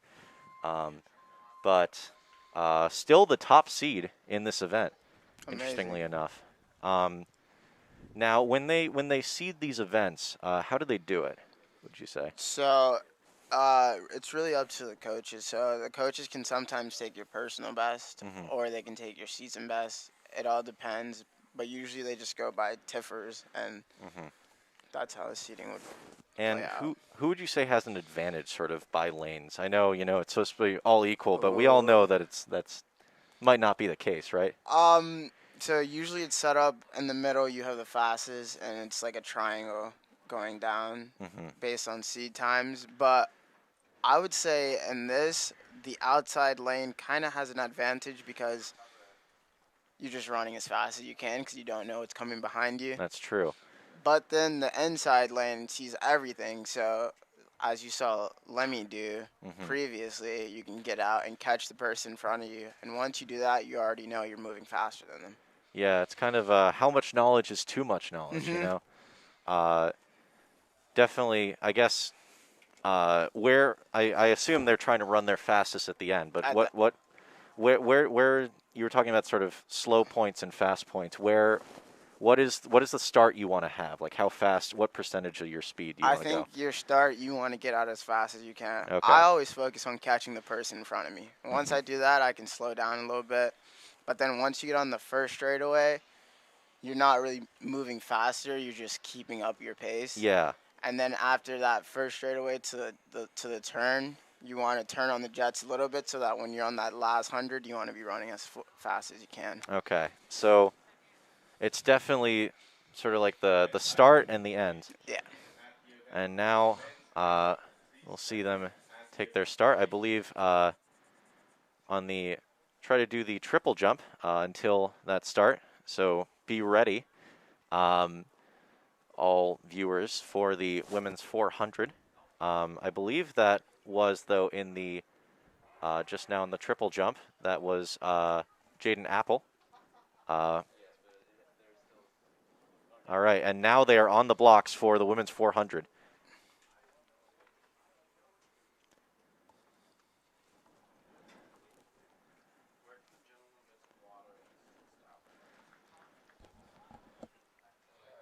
And now they have taken their marks, and we will see how first-seeded Cora Kakalik is able to do out of this turn. It looks like right now both Trinity athletes are in first.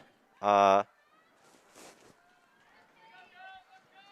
now, two Trinity athletes both wearing masks, so impressive that they're still able to be in first. But looks like Kakalik is actually trying to take the turn, and she's going to pass one of the Trinity runners. But on the left side, the runner in lane 2 has passed Kakalik. So right now, top-seeded Cora Kakalik is down to both Trinity runners, and it looks like they are going to continue that. Kakalik losing a bit of speed, might get passed by the runner behind her. Right now, Trinity has easily pulled ahead and just walloped the 400-meter race. Kakalik is going to finish third, but Trinity finishes first, second, and fourth in this event. A great finish for them, and hopefully we'll get some much-needed points. And as we see a quick triple jump there for Tufts. But yeah, what did you see on that race, OJ? I like the Trinity athletes in that race. I mean, they definitely kept their composure, didn't let the energy get the best of them. As you see, the finish was better than the start, which is always good. Yeah, it seemed like the Trinity athletes really saved their energy for that final push. I think Kakalik might have burned it a little too fast, per se. Yep, and that's the beauty of the 400. Mhm. It's a full out sprint for sure, but you have to know how to control. Yeah. I don't know. Would you say it's kind of a bit like running a route like in football? A A little bit little where you're bit. you're still going all out, right? But you Yeah, got to save it for the next play. exactly. Exactly. But so far, Tufts seems to be in command of this meet. They've uh, won a decent amount of the field events. Mhm. And right now we will try to see any other events. Looks like women's triple jump is still going on. And a good jump there for one of the Tufts athletes.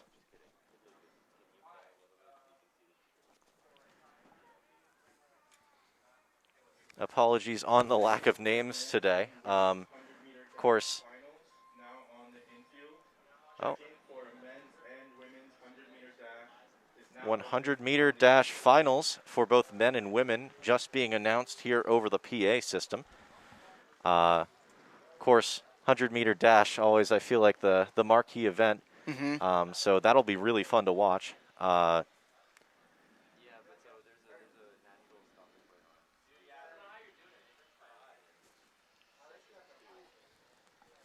But we'll continue to see if any events are going. Looks like we've got a pole vault, potential pole vault for the men's going at the moment. That's either Hunter Farrell, Liam Garrison, or Jackson Hemphill. Yeah, that one's Hunter. Okay. Hunter Farrell now at the ready.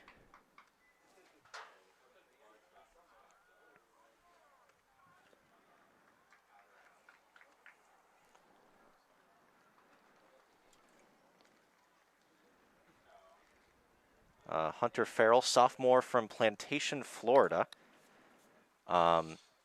Dream job is an astronaut, which that is it's always a cool dream. And he, okay, I was looking down. Did he clear the He pole? did not clear it. He did not clear the pole vault.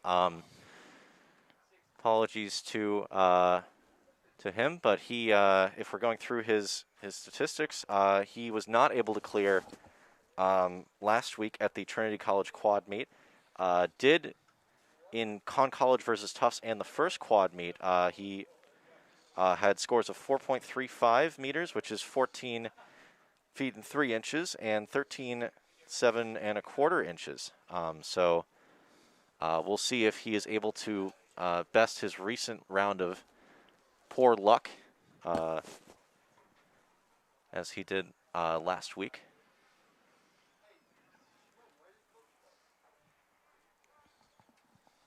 And now, actually, Hunter Farrell attempting, it looks like if we're looking at the Trinity quad meet stats from last week, he attempted 420 right off the bat. Wow.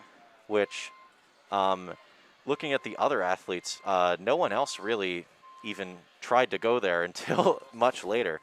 I'm not sure how accurate that is, but definitely a go-getter if that is the case. It does seem like the bar is quite high for Hunter Farrell.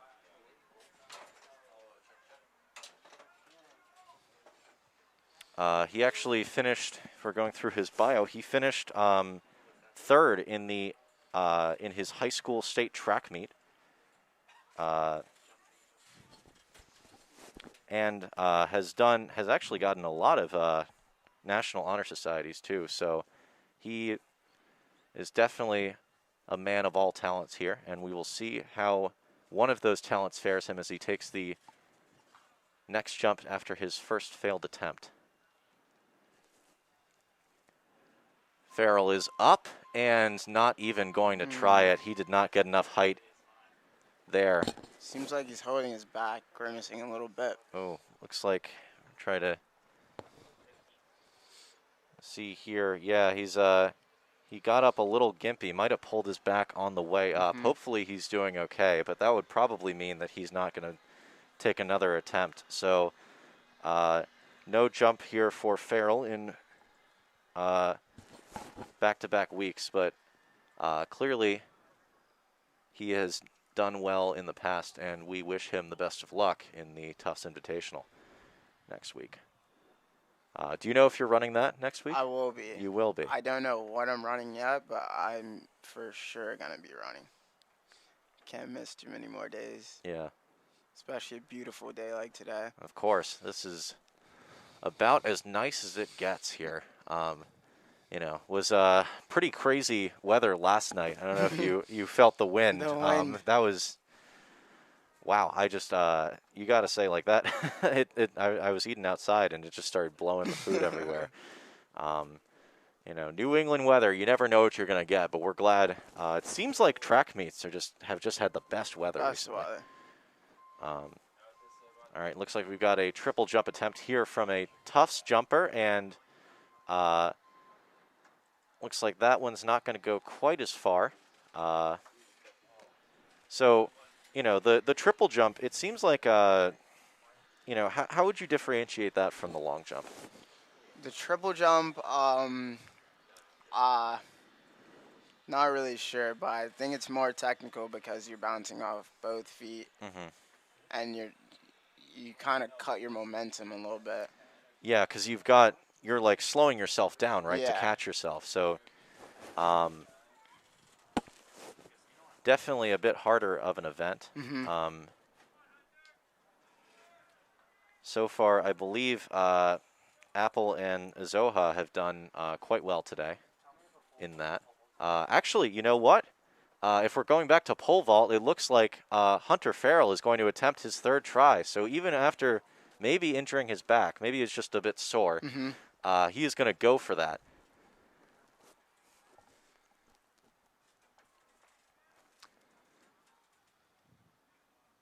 Now Farrell getting height, and he is not even going to try it. Is that going to count as a fault? I don't think so. If the pole touches the platform, does that I count think as a it's fault? if you break a plane. Okay. So I'm not sure what the plane is. Looks like he seems to be going back.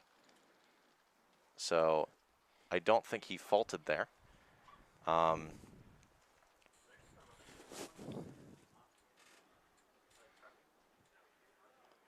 I think they're preparing for the 100-meter dash.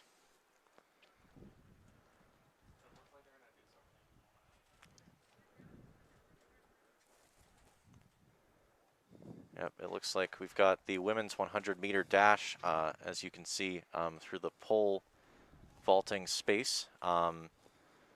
Seems to be a lot of Trinity runners over there. But right now we are focused on Hunter Farrell as he attempts his third try once again. And this time he is almost, so close. He finally got the height he wanted, but just not able to tuck over the bar. And I think that's going to do it for him if we're remembering the strikes right. Unfortunate, but a really good jump there from Farrell. Really good jump. Sam, am I needed at high jump?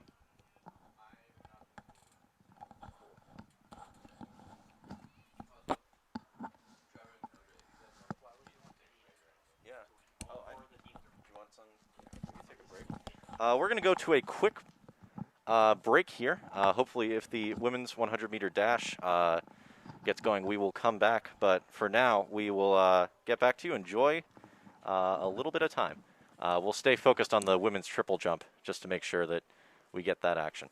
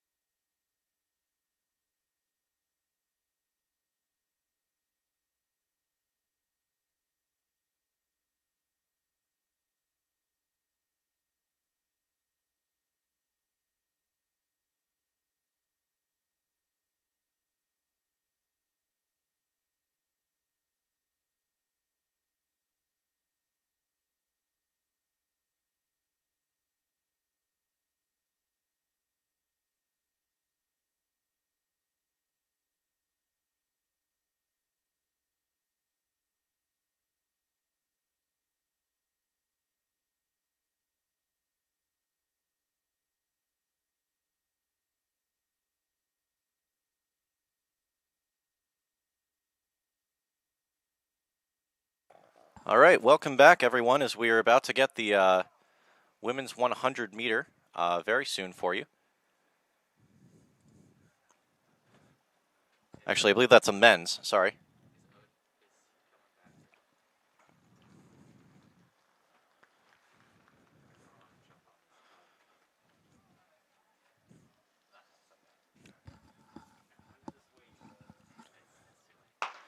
And they're off. We've got Trinity College in first, followed by Wesleyan, then Tufts. Right now, Trinity is in first by a long shot, and that's going to be a good finish there. First Trinity, then Wesleyan. I believe another Trinity runner finished third. It was a pretty close finish for third. Apologies, we'll get those names to you as soon as we can figure out. That is, of course, the 100-meter finals. Believe by the seating, that might have been Robert Allen who finished first, followed by Christian Denny of Wesleyan. There's only one Tufts runner actually running in the 100-meter dash for Tufts. That's Amos Trinidad, who I believe may have finished third, excuse me. Now we're about to get some other heats. I believe the women's are actually next in the 100-meter dash.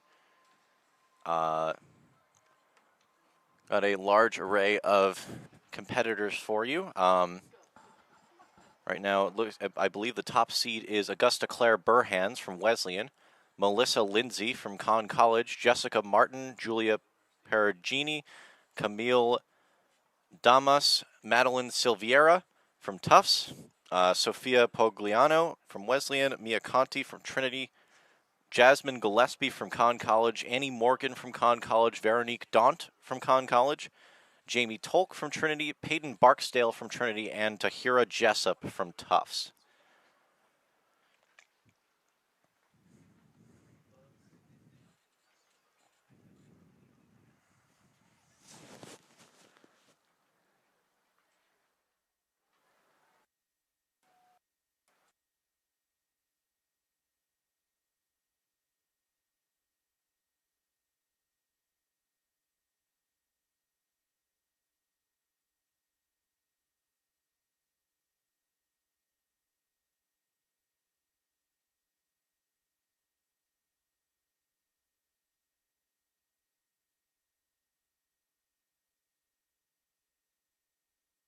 Believe the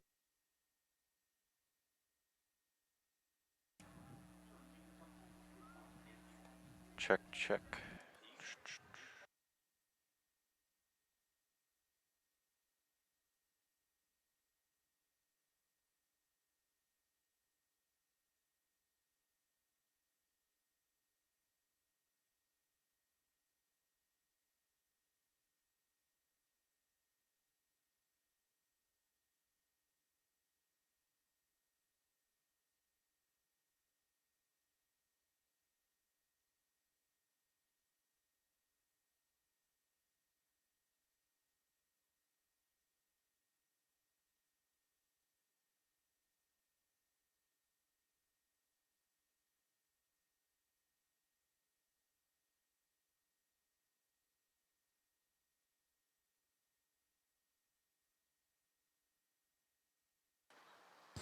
So last week at the women's 100-meter dash, we had actually Melissa Lindsay from Conn College finished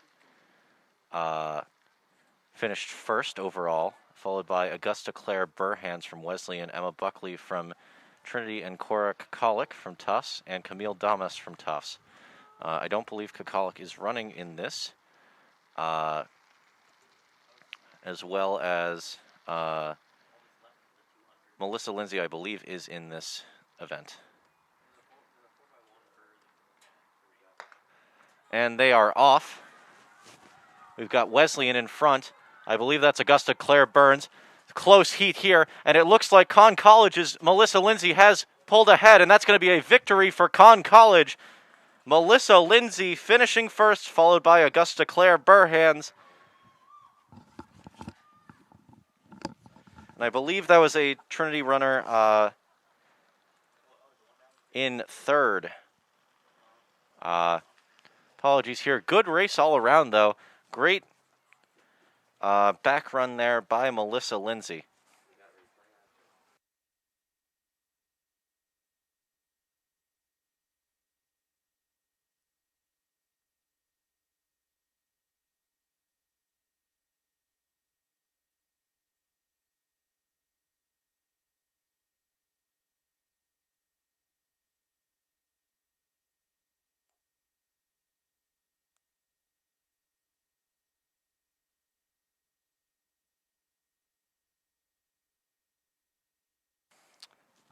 Apologies for the potential bad mic quality there. Hopefully we've resolved whatever sound issue there was, but got still a bit of a lull. Actually, right now it looks like we may have the men's high jump going on the left side. Right now this appears to be Joshua Tai as he is unable to clear the bar there.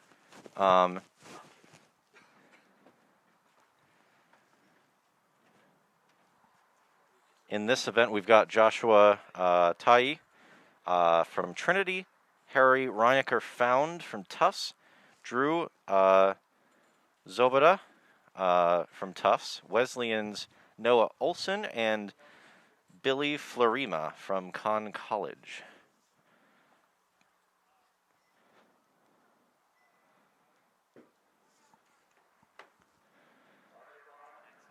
Oh, now we've got women's 100-meter dash, the second heat going on at the right side of Ellis Oval.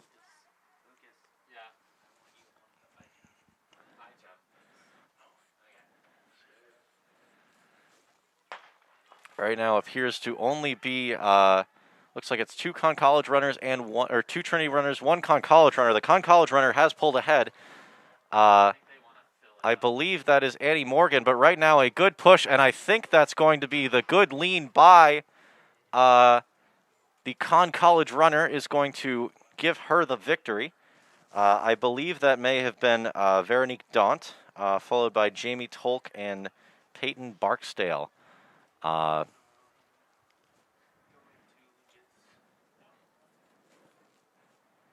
that should conclude the women's 100-meter dash for today. Now we'll try to get you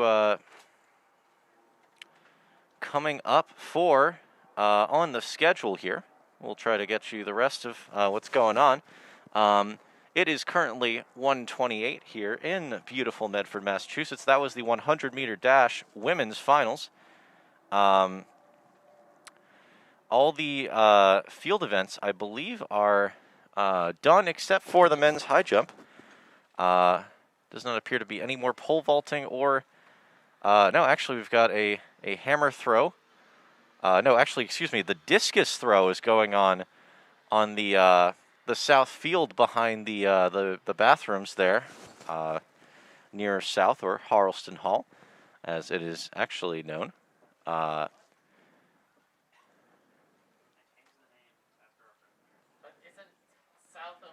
It's always been called Harleston. South is just a nickname, dude. It was called South at some point. Oh, okay. So if we get the rest of the schedule, it looks like we've got a bit of a break in the action here. So currently, we've got discus throw, and the men's high jump, currently, and then at 150, we're going to get the 400-meter hurdles, the men's edition. 155, the 400-meter women's hurdles. 210, we're going to get the 200-meter men's. 220, the 200-meter women's. 3 o'clock, 4x400-meter relay. And 3:05, 4x400-meter relay men's and women's.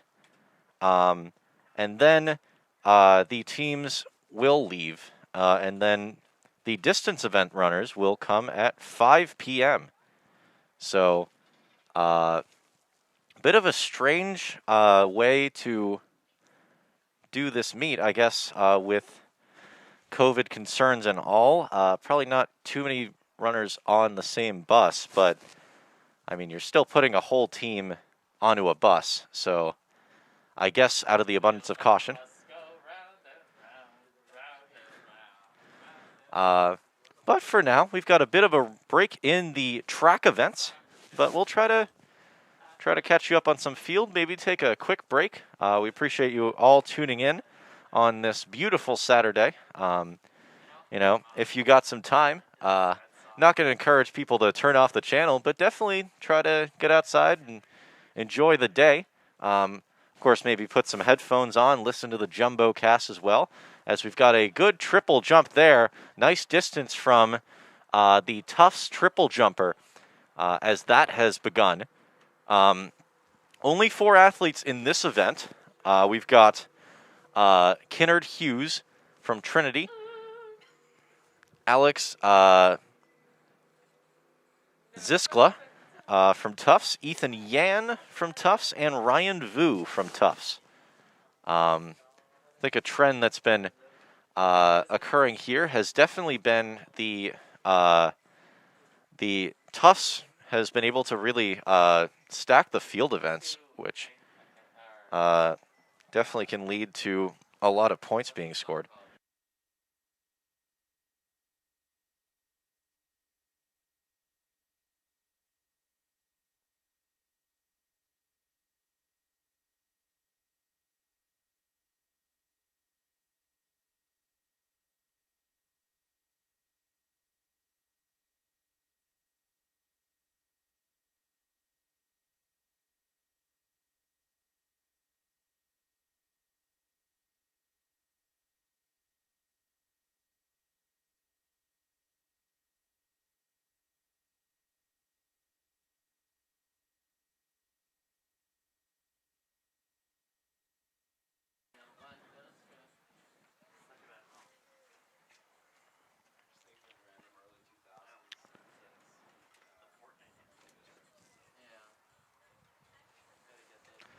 Actually, while we have a bit of this break going on, we're going to try to update you on some of the other Tufts events happening right now. Of course, a busy day for the Jumbos. I believe today is the NESCAC Championship Day right now. So we'll get you the...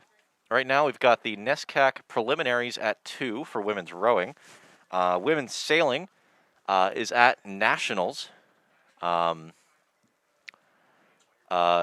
It appears that actually has already happened. Tufts actually placing 6th in sailing. Annika Fed, the sophomore, placing 6th. Tufts also placing 8th with Abby Carlson and Alexandra Talbot, the junior, in 11th. Of course, Stanford University taking the crown there. Right now, we've got a Trinity jumper on the high jump, and he is not able to clear that. That is Kinnard Hughes. Oh, excuse me. That is Joshua Tai, not able to hit there. I believe that was either his 2nd or 3rd attempt.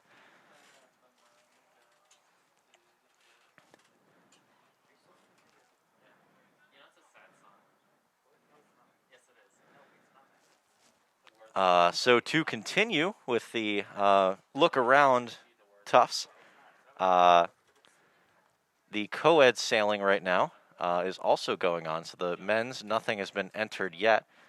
Of course, track and field right here on JumboCast. Women's tennis going on, Tufts versus Trinity.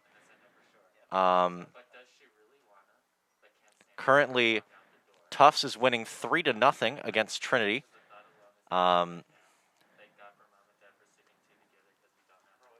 Softball, Tufts is beating Trinity 3-0. Baseball, Tufts is at Trinity again, and they are winning 1-0. Men's lacrosse actually was canceled today. Not sure what that reason was, but they are not playing. Women's lacrosse, the NESCAC championship game going on right now at NSN. It's Wesleyan versus Tufts. That's a big game. Of course, Tufts women's just coming off a big win against Dartmouth, D1, losing to D3. And at 3 o'clock, we're going to have Tufts softball. So right now, you can Right now, NSN has softball, baseball, women's lacrosse. We've got track. A good day for the NESCAC, of course. Wonderful to see that sports have come back to these NESCAC schools. I know for a lot of student athletes and us here at JumboCast, it's been pretty tough without sports. Providing that mental and physical boost. Currently, we've got Joshua Tai over at the high jump, and he is going to go, I believe, for his third attempt. He is up and almost over, but hits his back on the pole. Not able to clear there was Tai, and I believe that will be it for him on the day.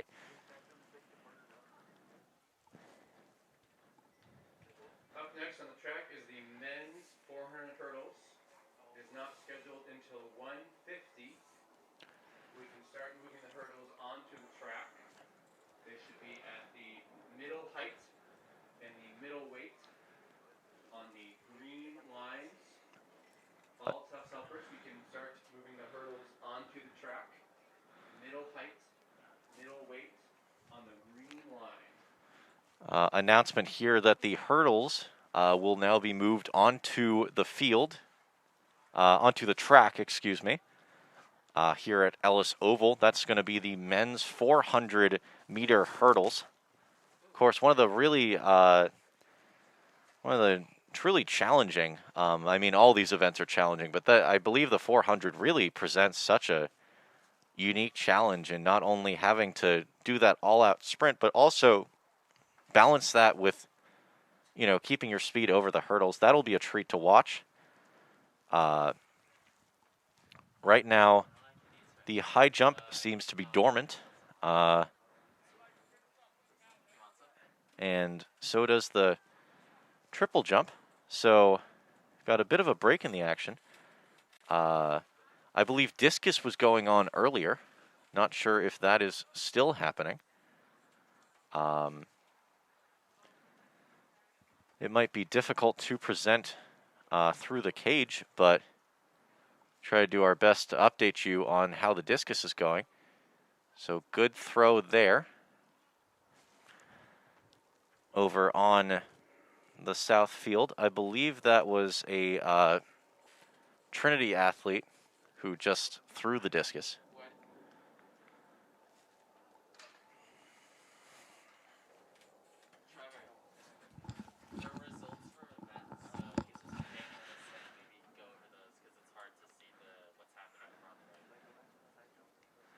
Okay, so actually I've just been updated that there may be some results that we'll be seeing.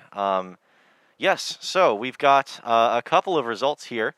The men's long jump has actually just come in for on the score sheet. So for a recap of the men's long jump, in first with 10 points, Drew Zobada with a 6.66 meter finals. Second, Amos Trinidad with a 6.64. That's 8 points. Noah Olson from Wesleyan got a 6.17. That's going to give Wesleyan 6 points. And Kennard Hughes from Trinity, a 6.03, and 5 points go to the Bantams.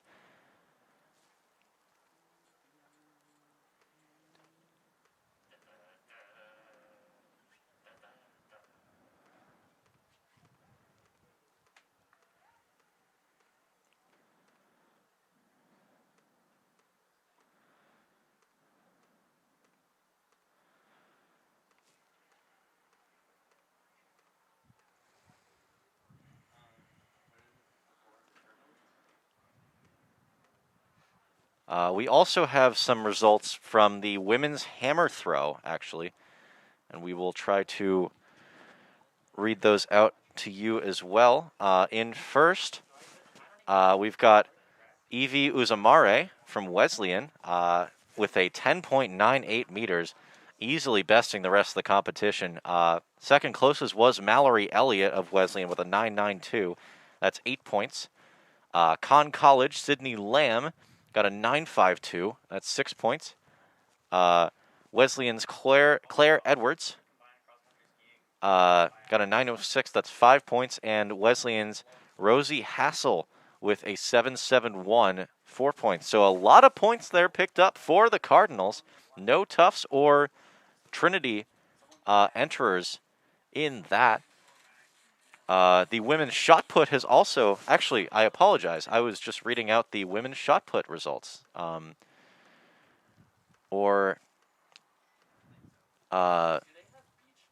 Actually, strangely enough, that may have also been the, nope, that was the shot put. Apologies. It seems like the website mislabeled that event. So that was the women's shot put, not the women's hammer throw.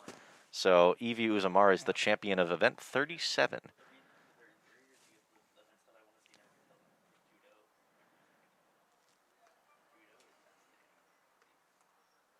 remember when the Olympics were in London, they had the horses jumping over shit. Equestrians every weekend.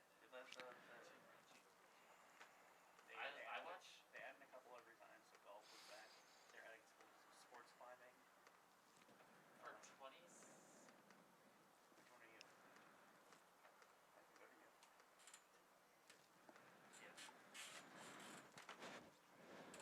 I'm not going to that ever. Yeah. All right, now we're going to go back to the men's triple jump.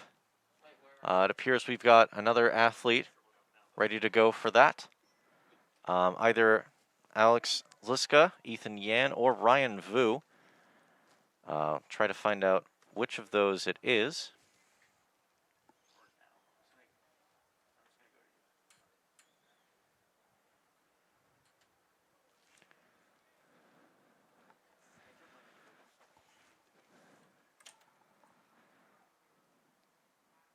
Good start there, and a nice triple jump there from the Tufts athlete. Actually, you're going to hear a couple cheers there from the crowd.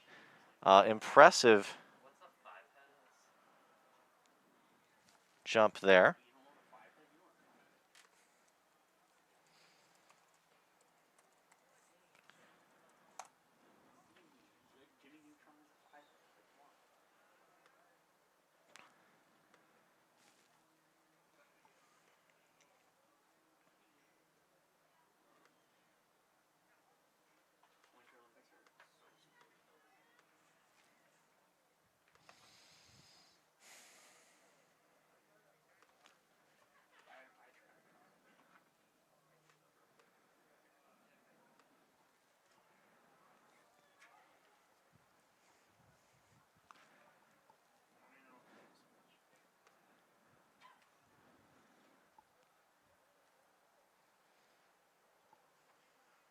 All right, currently we have another Tufts athlete lining up at triple jump.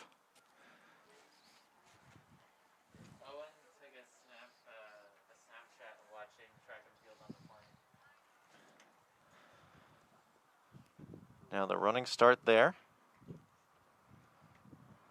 And he is going to skip out, and I believe that's going to be a fault. Unfortunate. Probably wasn't able to gather himself there for that jump.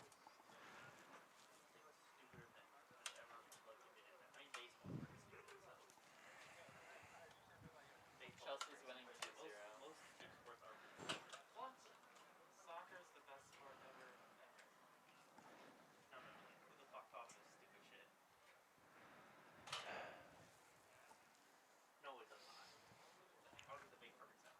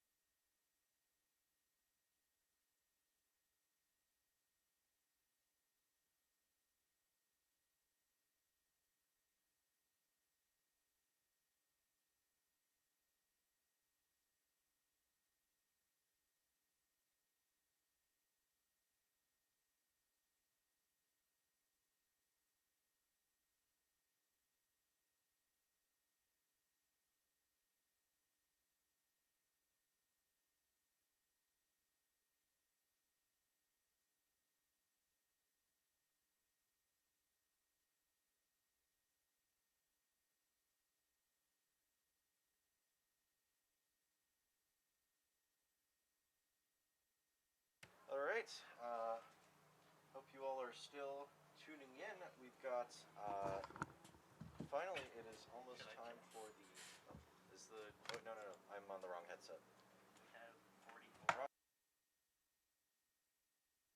All right, hopefully everyone is ready. We've got the 400-meter hurdles coming up. Of course, an exciting event. Had a bit of a lull. We got some good track action in. Field action. Hopefully, we will see who is competing. Right now in the 400-meter hurdles, we've got Kai Balin from Trinity, Riley Patton from Tufts, Reed Corliss for Tufts, and Brian Kwarteng for Tufts.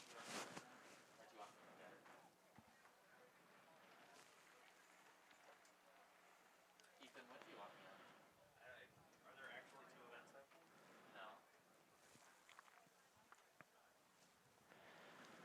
So far, no other results have really come in at this meet. Women's hammer throw has now been updated officially. Yeah, so right now the only events that have been scored are women's shot put and women's hammer throw.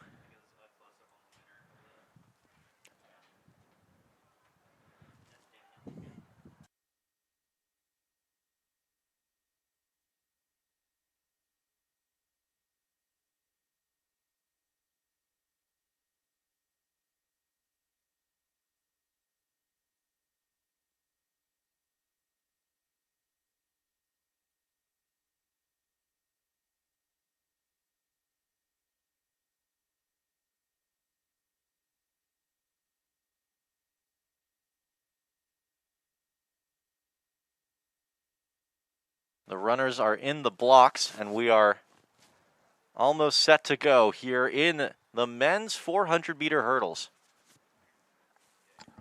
3 Tufts runners and 1 Trinity runner.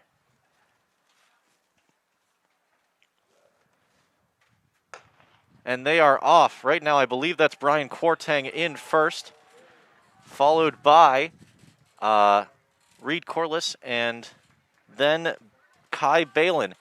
And now they are around, and we are going to see the first hurdles. Good stuff there. Way behind, I believe, is either Riley Patton or Reed Corliss. And now it looks like Kai Balin has taken the lead, and a good lead here on Brian Kwarteng. Good jump there by Balin. He is right now pacing the rest of the Jumbo's field. And now he is into the final stretch. All right, now it looks like Kwarteng is a bit out of speed, as well as the rest of the Tufts Jumbos, but Kai Balin is going to coast to the finish. Oh, and Brian Kwarteng takes a hard fall, and he is going to end up finishing 4th. I believe 2nd, that's Riley Patton, Reed Corliss, but Kai Balin with an impressive 400-meter hurdles there.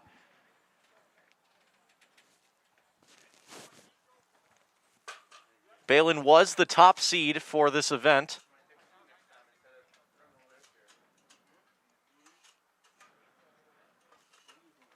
Please move the hurdles all the way down to the lowest height and the weights all the way to 30. Hurdles all the way down to the lowest height, weights all the way back to 30.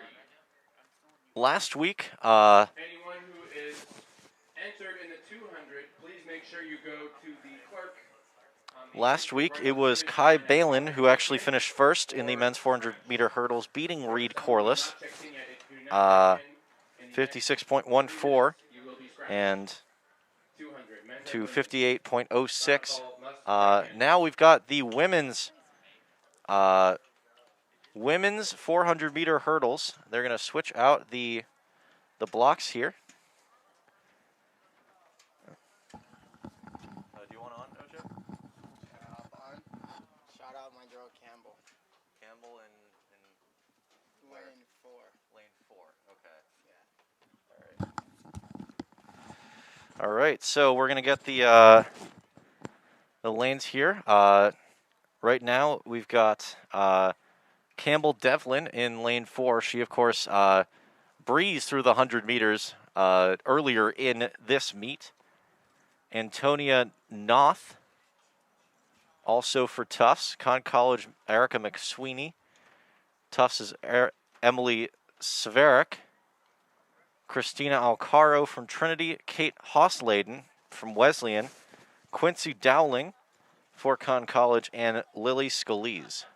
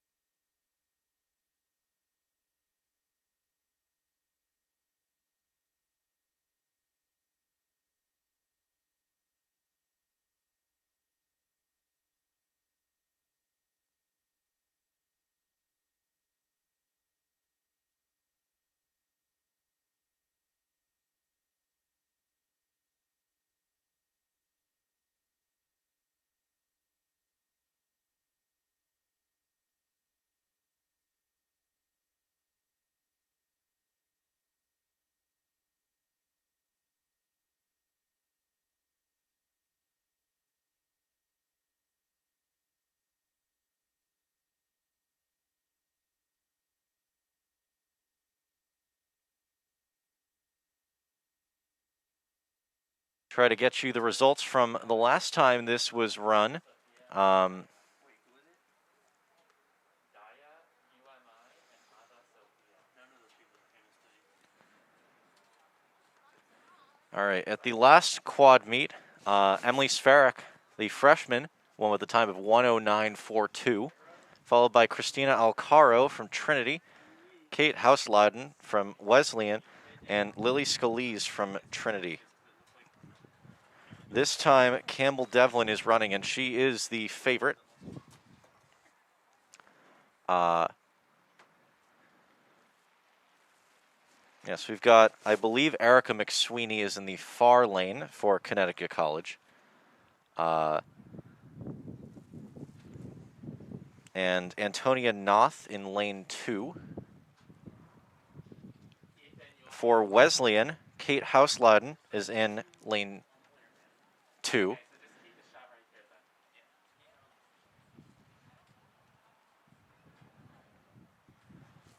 then. And also for Con College, I think Quincy Dowling is actually, that's for Trinity. Christina Alcaro is in lane 1.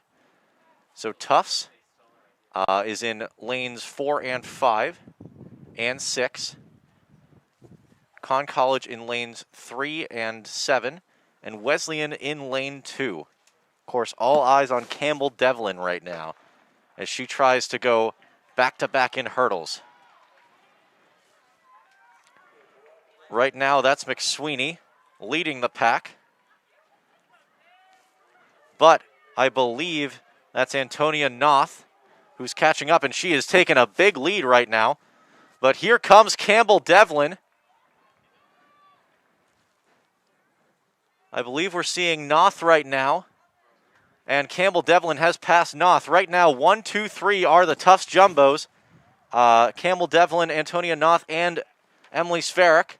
Right now, I think that's Sferik falling behind to Erica McSweeney. Right now, Campbell Devlin is just pushing the pace. Easy jumps for her.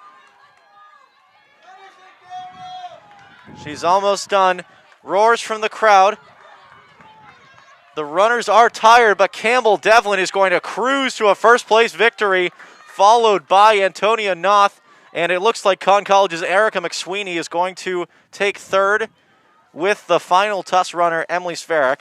It could actually be Sferik in second and Noth in fourth.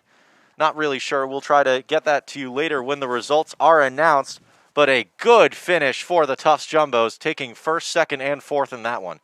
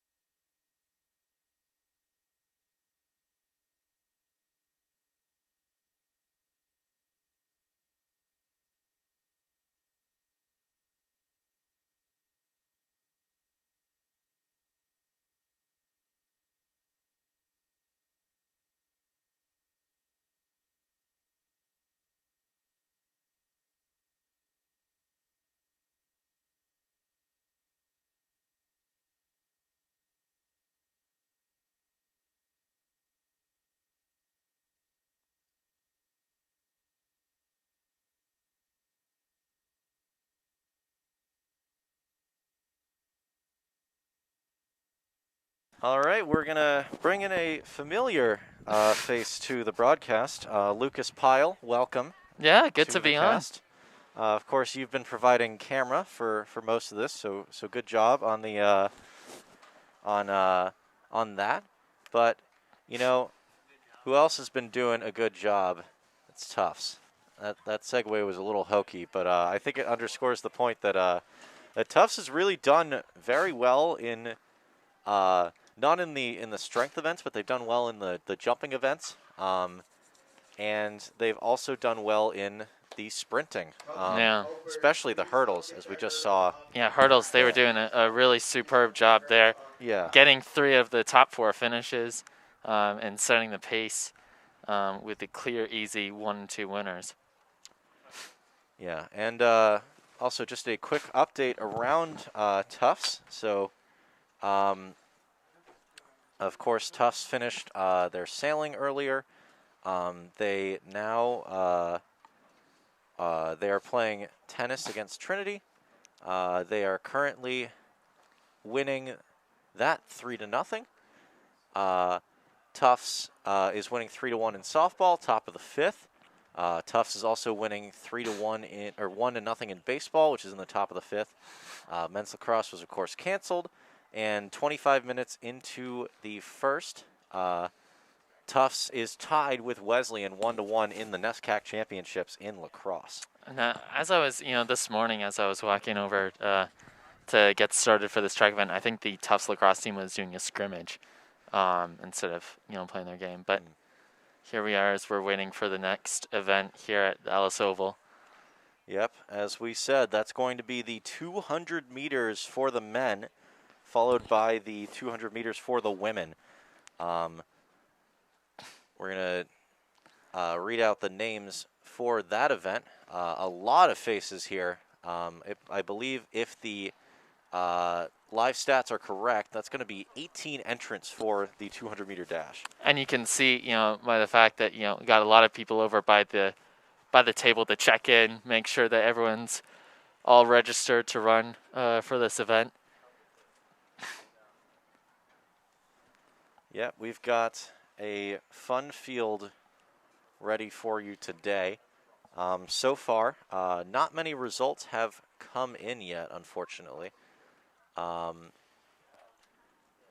now, Tufts, of course, winning the men's long jump.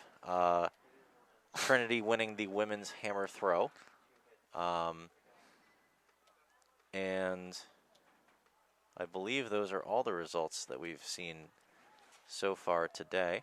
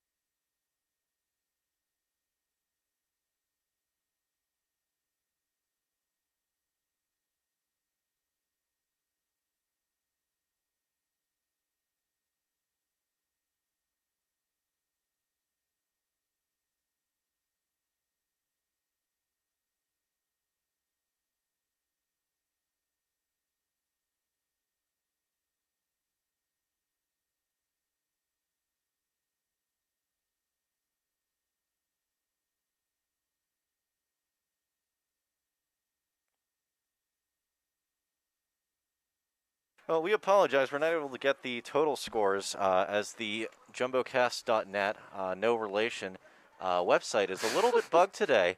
But we do have results from the 400-meter hurdles for Tufts. So in first place, we've got Campbell Devlin with a time of 104.72. She gets 10 points. That's Antonia Noth in second with a 105.88. Erica McSweeney from Conn College, 110.29. Emily Zverak from Tufts, 111.93. Kate Houseleden from Wesleyan, 1:15.66. Quincy Dowling from Conn College, 1:16.94.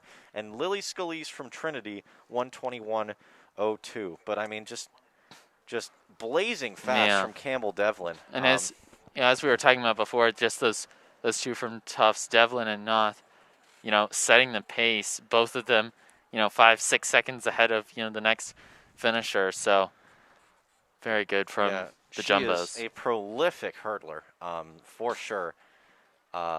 Did not compete in the hurdles last time the Jumbos had a meet, but surely good stuff from her. Of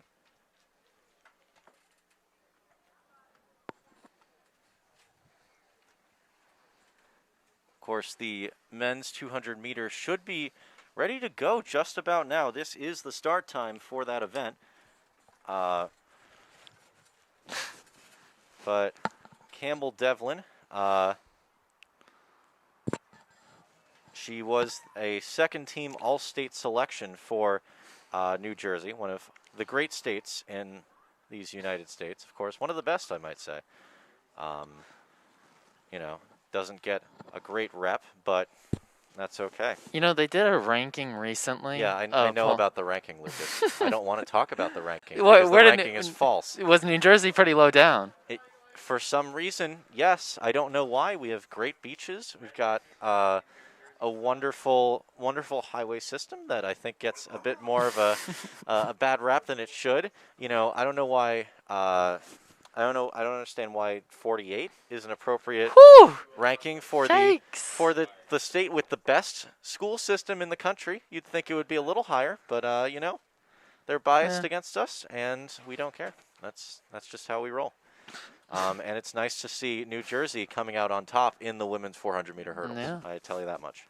Well, yeah.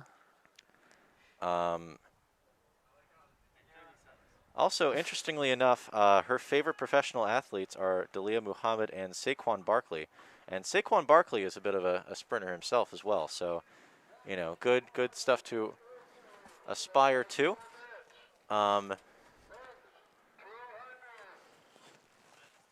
Men's 200 is being announced over the loudspeaker. Still no sign of anyone in that men's 200. They are taking their time. And now the athletes are walking over. They have heard the call. Big migration across the across the field there, as we can see. And right now, if we look at that field for the men's 200 meter, I know I just read it, but Luke Botsford, as OJ said to us earlier, is the record holder in, I believe, the 400 meter, but also the 200 meter. One of the more prolific runners we've got here at Tufts, and he is only a freshman, believe it or not. So there's really a lot of room to get better for Bosford. From Milton, Massachusetts. Please head to the start, both men and women. 200-meter runners, please head Yeah, to the so start. at the Tufts Quad Meet 1, he ran a 21.92 wow. 200 meter. 200 meters in 21 seconds. Yikes, that is rapid. I mean, yeah, you could say that again.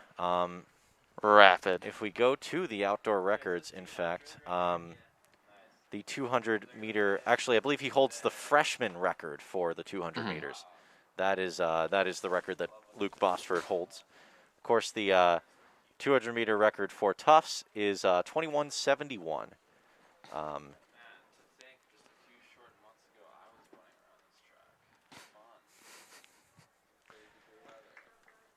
All right, so we'll try to get you some names here, but it would, track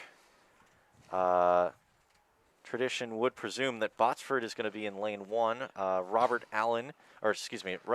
in lane 4, Robert Allen in lane 5, Christian Denny in lane 3, Darren Warren in lane 6, Billy Florima in lane 2, Joshua Kersley in lane 7, I believe Benjamin Trotter in lane 1 and Lane 4. wait. Where? Lane 4. Botsford? Yeah. Okay. Just getting confirmation now that Luke Botsford is in lane 4. We'll see if he can continue to blaze around the track here. Of course, if we look at the results from the last meet that occurred here, or the Tufts Quad Meet 1, which was the last time these guys performed. It was it was Robert Allen with a time of 22:24, and he is, of course, the second-seeded gentleman from this event, and they are being ordered to take their marks now.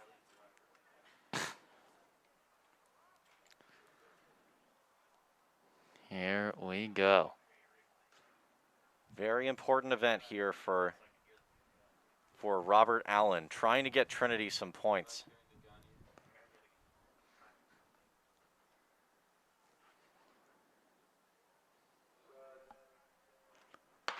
And they are off. Right now, it looks like that is Luke Botsford in the middle there. And right now we're seeing Robert Allen. It's a two-way race. It's Robert Allen and Luke Botsford. They are neck and neck right now. Botsford's a little bit behind. Robert Allen is in first, and he is going to finish first. Robert Allen upsetting Luke Botsford here at Ellis Oval. Whew. Wow, what a race. Neck and neck between those two in the middle lanes, and Trinity just coming out on top. Yeah, Robert Allen, the junior from Trinity, upsets Luke Botsford. Last time, Allen had a time of 22:24, and Botsford had a time of 21:92. I forgot to stop my own personal clock, so I'm not sure what they got. But, wow, what a finish there. Yeah, that was incredible. Those two going neck and neck. Hard to really see who was coming out on top, but Trinity just getting there. It's going to be really close on Yeah, I on mean, the there clock. could be something with the lean potentially. Yeah, because he leaned in just at the end there. Who knows? It's a little tough to tell from this angle as well. Yeah, we will get you the winner of that as soon as the live stats update.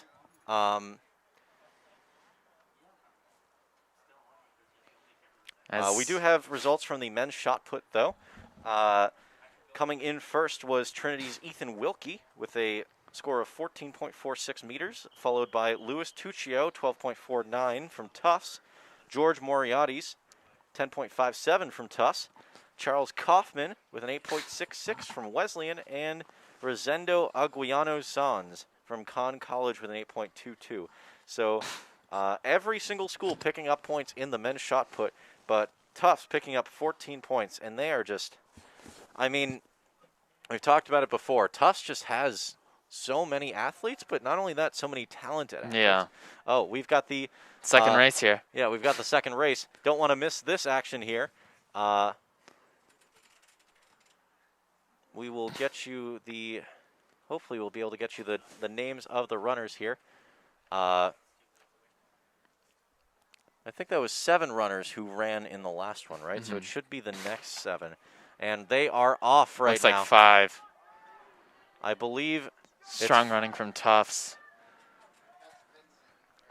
Okay, so in first is Vincent Avalone from Tufts. And right now he is pacing it. I believe Sam Musto is in second. He is gaining on closing Avalone. the gap. This is going to be another close one. It looks like he's passing it. It could be Trinity passing as well.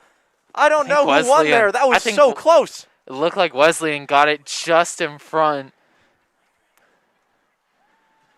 Tufts had the lead for most of it, but I think Wesleyan closed the gap. I think we've got an unofficial time here of 23.3 seconds for Wesleyan's Sam Musto. Or it could be Mason Martell.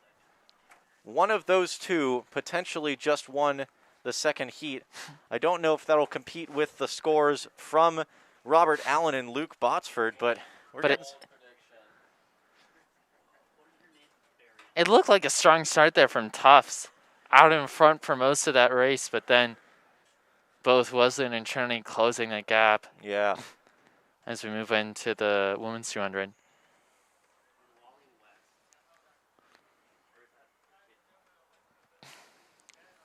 Yeah, it is unfortunate that none of the scores are updating. I wish we could see who's in first right now. I'd suspect Tufts is. But that is we're going to see the women's 200 meter now at the blocks. For this event, we've got top-seeded Emma Buckley from Trinity, Melissa Lindsay from Conn College, Augusta Claire Burhans from Wesleyan, Julia Perugini from Tufts, Kate Kneebone from Trinity, Harper Meek from Tufts, Sophia Jones from Trinity, and Juliana Kennedy from Trinity. So Trinity, I believe, with 4 of the top 8 runners in this event. Trinity winning the 200 meters potentially in the women's, and they've got the athlete in Buckley to do it. Or excuse me, they won it in the men's potentially, and they've got the athlete to do it in Buckley to win here. And they're picking up some needed points, as you were saying, to close the gap with Tufts. They are at their marks here. I believe we're seeing Julia Perugini and Harper Meek on the outer lanes here. Yeah, so Perugini is going to be in the inner side and Harper Meek on the outer side. I believe that's going to be Buckley in the middle. Here we they go. are off. Yeah, Buckley is going to be in the very middle. Augusta Claire Burhans in lane It's good running 3. from Wesleyan. Yeah, it looks like right now pacing it is Melissa Lindsay for Conn College, but back in front is Emma Buckley. Right now it's Buckley, Lindsay, and Augusta Claire Burhans. Conn now College. It's a two-person race. Buckley and Lindsay are neck and neck again to the finish. I'm not sure who won there. I It's think so it may close. have been. I mean, if I had to bet, I'd say Buckley, but there was no lean from either runner there. Again, another race where it's too close to call right at the finish. That one between Trinity and Conn College, but Okay, we've got a bit of an anticlimactic results reading out for you. We've got some men's hammer throw. We've got some cheers over from Conn College. maybe that they think that Potentially, maybe those people think that that Melissa Lindsay took the upset on Buckley.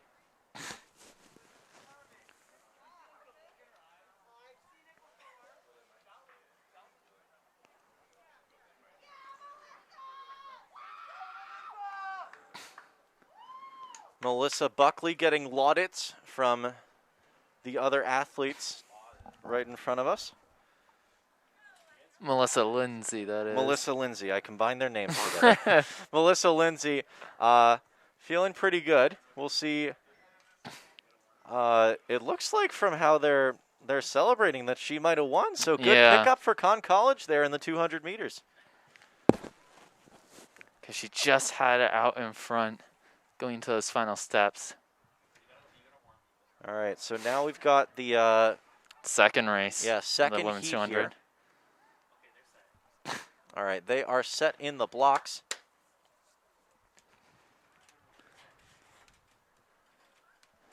They are on their marks, and they will get set. And they will go. All right, so right now it looks like it is two Trinity runners, A 2 Wesleyan. Conn College, and 1 Tufts and 1 Wesleyan. Right now, it looks like Trinity is in front. I believe that is Kennedy Mullen right now. But look at Tufts. Actually, no, that's, Closing the gap. I think that's Tahira Jessup. Look at Tufts She go. has taken the lead, and she is going to win this race. Tahira Jessup with the victory. Actually, that might be Luana Machado. Not sure. It is Luana Machado takes the second heat of the 200 meters. So, Put it on the afterburners yeah, there. defeating Kennedy Mullen there. So good stuff from Tufts. Got an unofficial time of 27.3 seconds for Machado.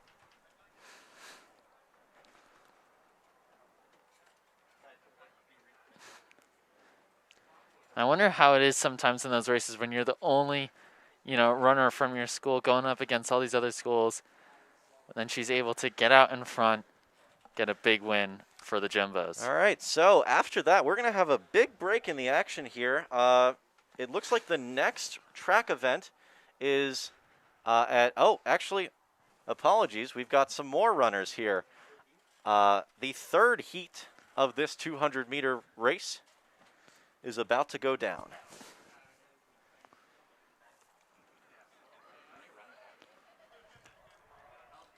Here they go. Yep. If I had to guess, I believe I'm seeing a couple of Looks like some Trinity. yeah. I feel like maybe the car out there is blocking. And they're off. It's 3 runners. Yes, I believe it is an all Trinity race, so this is just for pride. I believe we're seeing Veronique Daunt, Molly Bernstein, Jamie Tolk, and Peyton Barksdale, if I'm not mistaken. And I think that is going to be Molly Bernstein far in front for the Bantams. But it looks like Peyton Barksdale might take a bit of an upset on her teammate here, and it's going to be, I believe, Bernstein, Barksdale, and Tolk, 1, 2, 3 in the third heat.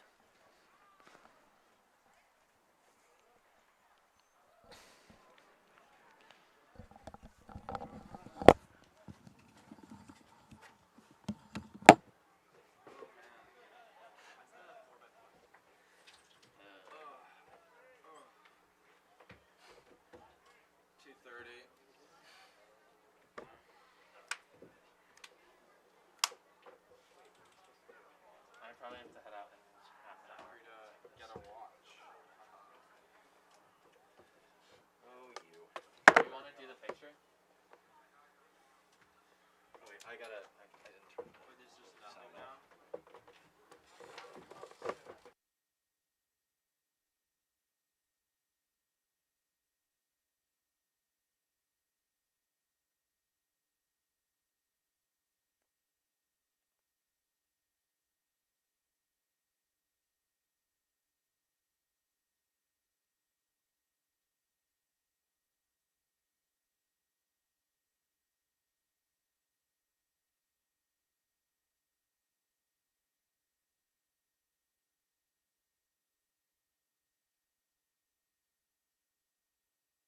All right, so if you're on the broadcast or you're watching the broadcast right now, that was the conclusion of the women's 200 meter. The next track event is going to be the men's and women's 4x400 relay, which will occur at 3 and 3:05 respectively. Currently, we've got the, I believe the women's discus happening over on the south field. Actually, that might be the men's discus going on the south field.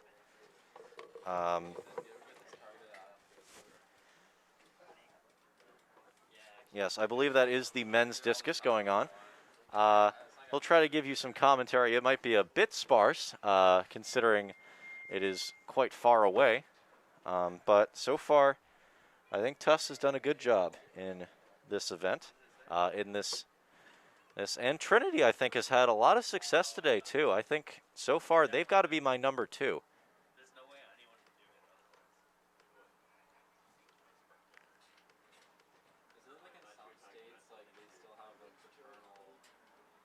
All right, we've actually got some results for the men's javelin throw coming in. First is James Giacaris with a 43.05 meters. Then Nick Carnes with a 41.98. Noah Olson with a 36.73. Zachary Rivard, 35.88. And Rosendo Aguiano Sanz with a 31.43, the last two from Conn College. So overall winner of that event is going to be Wesleyan with 16 points from the men's javelin.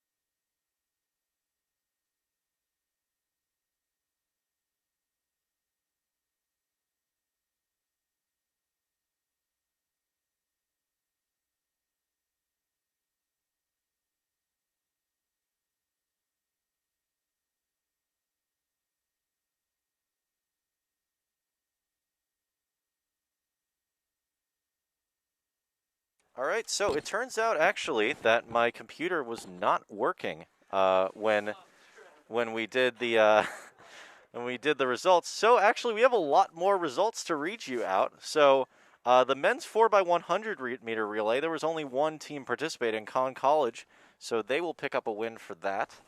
The women's 4x100, the Tufts B team actually beating the Tufts A team, surprisingly enough. Tufts B got a time of 51.80. Tufts A got a time of 52.60, and Conn College A 53.10. The men's 110 meter hurdles, Willie White with a 15.30, Mason Martell with a 15.69 for Wesleyan, and Jack Clohissy for Tufts with a 16.77. Now into the women's 100 meter hurdles. Campbell Devlin with a 16.35. Aphrodite Giorgiotti with a 17.48. And Sydney Spivey with an 18.84, all from the Tufts Jumbos. Now into the men's 400 meter dash. The finals, Luke Botsford with a 49.74. Alex Lemieux with a 50.85. Kyron Roberts from Wesleyan with a 51.40. Joshua Kersley of Tufts with a 51.42. Sam Musto with a 51.47. Kevin DeLahry with a 51.57. Those two were from Wesleyan. Brian Kwarteng from Tufts, 52.38. Jack Hirsch from Tufts, 52.66. Aiden Lewis from Tufts, 52.71. Vincent Avalone, 52.83. Reed Corliss, 53.06. Justin Giacobbe from Trinity, 53.71. And Samuel Gardinier with a 54.49. Now into the women 400 meter dash. Emma Buckley from Trinity, 59.61. Kate Kneebone, 1 minute 30 seconds. Cora Kokalik from Tufts, 1 minute 71. Juliana Kennedy, 1 minute 89. Sophia Jones, 1 minute 2 seconds 81 from Trinity. Molly Bernstein from 105.61. So a lot of points there picked up from Trinity. They are, I think, having a really good meet so far. The men's 100 meter dash has not come in yet. Neither have the women's. The men's 100 meter hurdles are in. Kai Balin absolutely brushing by the competition with a 55.81. Reed Corliss, 59.72. Riley Patton, 1 minute 76. Brian Kwarteng with a 103.36. The last three coming from Tufts. Trinity wins that event. Women's 100 meter dash has not come in yet. Men's 400 meter hurdle. Oh, just read that one. The women's 400 meter hurdles. Campbell Devlin with a 104.72. We're going to see if any of these have actually set some sort of record. I don't know. Probably have not, but always good to do due diligence.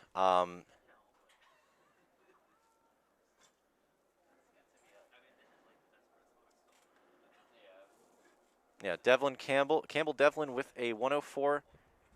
104.72, which almost actually put her on the top 10 all time for. Devlin Campbell almost making the top 10 of all time with a 104.72. Antonia Noth with a 105.88. Erica McSweeney with a 110.29.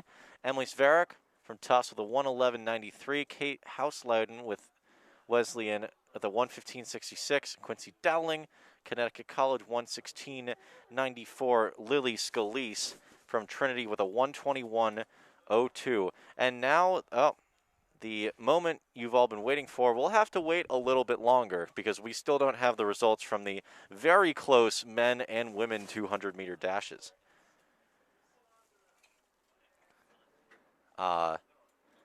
So right now we're a bit of a lull, but we've gotten a lot of events in so far, and I have to say I think Tufts is winning this, but I think it's going to be a closer meet than it has been in the past. Trinity College has really brought a lot of their athletes, as well as their A game today. And now we're going to try a little bit to call the discus.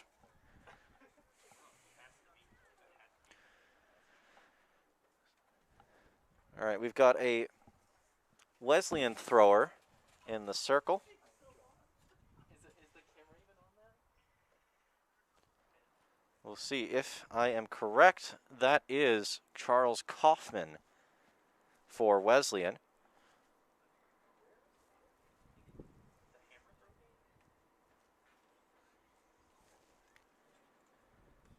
I'm already on discus from upstairs. I don't know what about. Okay. We gotta get the picture. Yeah. You're leaving? Should do the picture. And while we have the camera focused on the discus, we will take a short break on the commentary side. Stay tuned at 3:10 or 3 o'clock for the 4x400 and for more discus currently.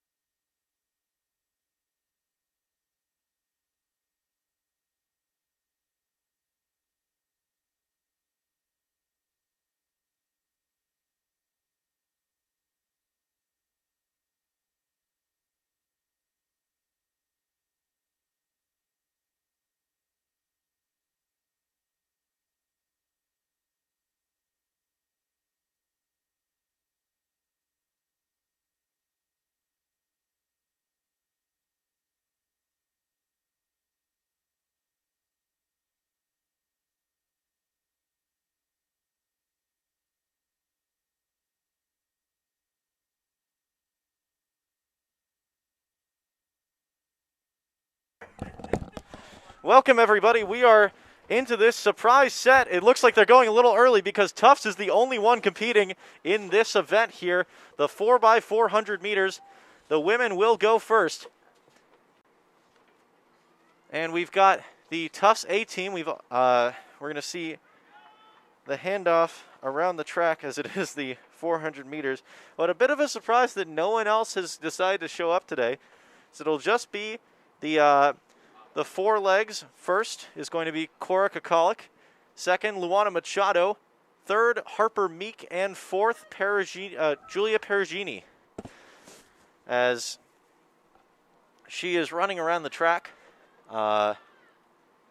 Unfortunately, no clock here at Ellis Oval. Surprising is actually the last meet we did, there was a clock. And now we're going to see the first handoff here. You know, you got to wonder how this handoff is going with absolutely zero pressure from any other teams. You know, I'd imagine it's a lot of willpower, but you know, as an athlete, I think you really have that tenacity to compete whenever you're going. Now into the second lap. This is, of course, Luana Machado.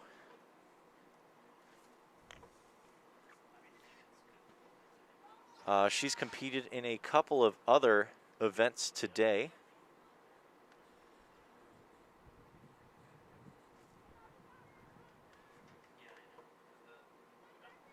And now she's into that turn.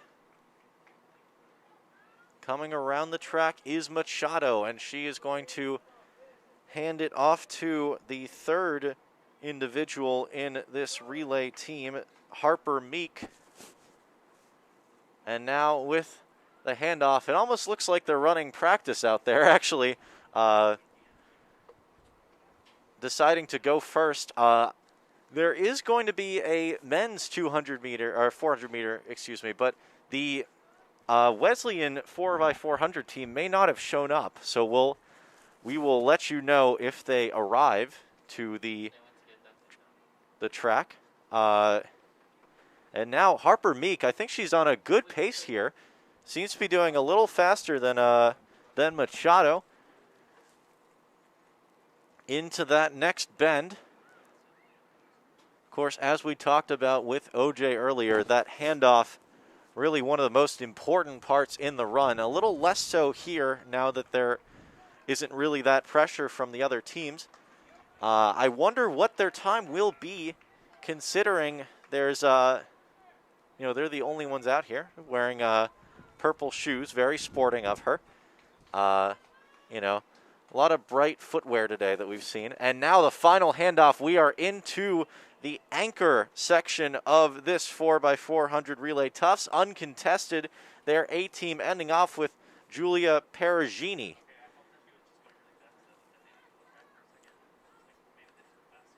Perugini, of course, sophomore from Shrewsbury, Massachusetts. She was actually a league all-star in high school on the 4x400 and indoor track, so no stranger to this event. Currently, I believe this is the first 4x400 she is running this season, and she is really giving it her all. She is hustling down the track. A couple of bystanders have come to clap her on as she hustles down the road to the finish line, and the Tufts Jumbos are going to pick up the easiest 10 points you will ever see, as that is the conclusion of the women's 4x400 meter race. Good stuff from the Tufts Jumbos. Hard to evaluate it without anyone else on the track, but nonetheless, a good result here for Tufts. I will definitely see you again. But, yeah, safe travels back home. And now, presumably, we would have the men's team. And yes, I believe we are going to have the men's team walking their way over. Never mind. I think that might just be someone going out to the bleachers.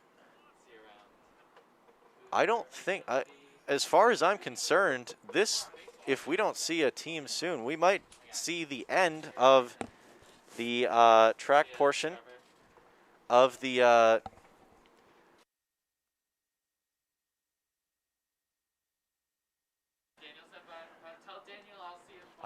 currently no sign of any other runners here, and we're seeing actually the Conn College Camels heading towards the exits. Of course, the only other team that would run in this race is Wesleyan, but it looks like the officials are actually putting on their bags as well. I don't think we're going to be seeing a 4x400 meters here for the men's. I don't see any of the teams even close to the check-in table. So while we stand here a little befuddled at the proceedings in front of us, of course, we did just have a 4x400 uncontested relay. Currently, no results yet for the, potentially no results for the 200-meter dash. That is correct. Nothing going on with the 200-meter dash. We do have some results for the women's javelin throw. We've got Chiara Christie from Wesleyan gets 10 points for her team, 32.42. Dahlia Galante from Trinity, 31.75. Amelia Thornton from Wesleyan, 29.92. And Sydney Spivey, 28.14. Emma Wheeler from Conn College, 23.43. Aphrodite Georgiati, 19.36. And Olivia Steiner, 17.43.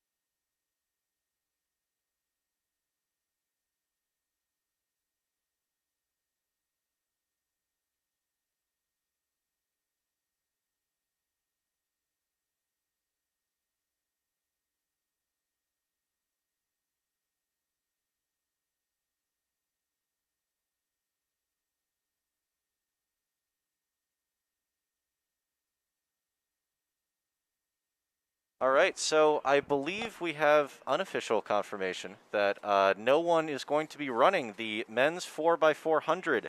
So no one gets points for that. And that actually concludes the first half of our coverage here at JumboCast and the first half of this meet. At 5 o'clock, we will be getting the distance events category, including the 800-meter, the 1,500-meter, the 3,000-meter steeplechase, and the 5,000-meter for men's and women's. That will be, of course, at 5. But, well, now here at JumboCast, of course, this being senior day, we've had contributions from all the different seniors. Of course, Andrew Anderton, Daniel Mahoney, Ethan Zaharoni, and Lucas Pyle. And but Yeah. Daniel, good to have you on the broadcast now. Hello. Welcome back. Thank you. Yeah. I want to. Okay, well, Ethan isn't going to join us. Okay. He might. I'm putting us on camera because why not? It's our senior day. It is the senior day. Of course, a couple senior days earlier. Now, we at JumboCast, at least the seniors, we all appreciate you guys watching our games, whether you're just here for track or generally a JumboCast fan. This is the three seniors left on the broadcast. Ethan Zaharoni has not been on commentary a lot these days, but good to finally have you. Yeah. Final broadcast. Yeah. Bittersweet moment. We at JumboCast really appreciate all you guys watching all our games. This has been truly, a life-changing club for a lot of us, and we're just we're not really a fancy broadcasting organization. We're just a bunch of guys trying our best, and we really appreciate all the support. And it's been really great to be on the air. I mean, I'm commentating tomorrow, but I figure I'll let you guys say what you want to say. Yeah, final broadcast. Just a great club, great guys. Thanks everyone for watching all the time. We have our issues now and again, but thank you for sticking with us. And I hope you continue to support JumboCast going forward. Got some great guys in the younger years. Just thanks. I mean, this has been a great opportunity, great time. Yeah, also special shout out to last year's seniors who couldn't get their senior game because of COVID. So Owen Finnegan, Lucas Johnson, Freddie Birnbaum, shout out to all of them. And as Trevor mentioned, Lucas Pyle and Andrew Anderton, who were here earlier today, but they've already gone home. But yeah, it's certainly been an honor to be a part of this club. All three of us have been pretty major parts. We've all been part of the e-board in various respects. We've been behind the scenes on lots of games, seen some incredible games from Tufts, and we're happy to be passing it on. We think the club is in a great place. We have some younger blood who will be joining us later, maybe Andrew Howe and Cougar Hansen. And there's lots of exciting people who are excited to be in the club among the underclassmen. So it's been a pleasure. And if anyone watching has an interest in sports broadcasting or goes to Tufts or is planning to go to Tufts, you have kids who are going to Tufts, and you're interested in sports in any respect, we would highly recommend joining this club. It's truly one of the hidden gems at the school, and we've all clearly been really privileged to be a part of it. So actually, I'll sign off for myself. For me, I guess it's been wonderful to be on the broadcast. I'm commentating tomorrow. Of course, watch tomorrow's baseball games against Trinity. Next week we have the Tufts Invitational, but at least in the official capacity, thank you all for watching. If you guys want to do a sign off. I'm inexperienced at this. This is like the fourth time I've been on the mic my whole time here, so I'll just keep it simple. I'll say thank you for watching. This has been Ethan Zaharoni. Thank you all. Love you all, guys. Yeah, same for me. I'll also be on the first softball game tomorrow, so it's not quite my last game, but thank you so much for tuning in, even through all the technical difficulties, and we'll see you next time. Yeah. Also, don't turn off the stream. Just at 5 o'clock, the meet will resume. At 5 o'clock, of course, we have the distance events, so stay tuned because Andrew Howe and Cougar Hansen will take you through those events. So, keep this on the background. Make sure to come back to it at 5. But for now, temporarily, JumboCast will sign off.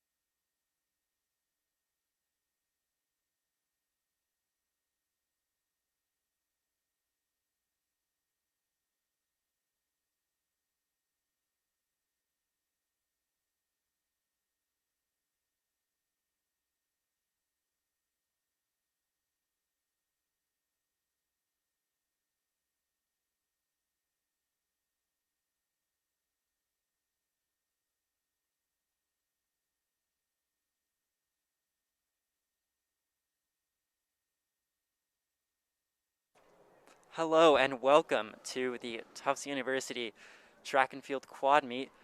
Today we are coming back from a pretty big victory earlier. Of course, the meet has not been decided yet as far as we can tell. But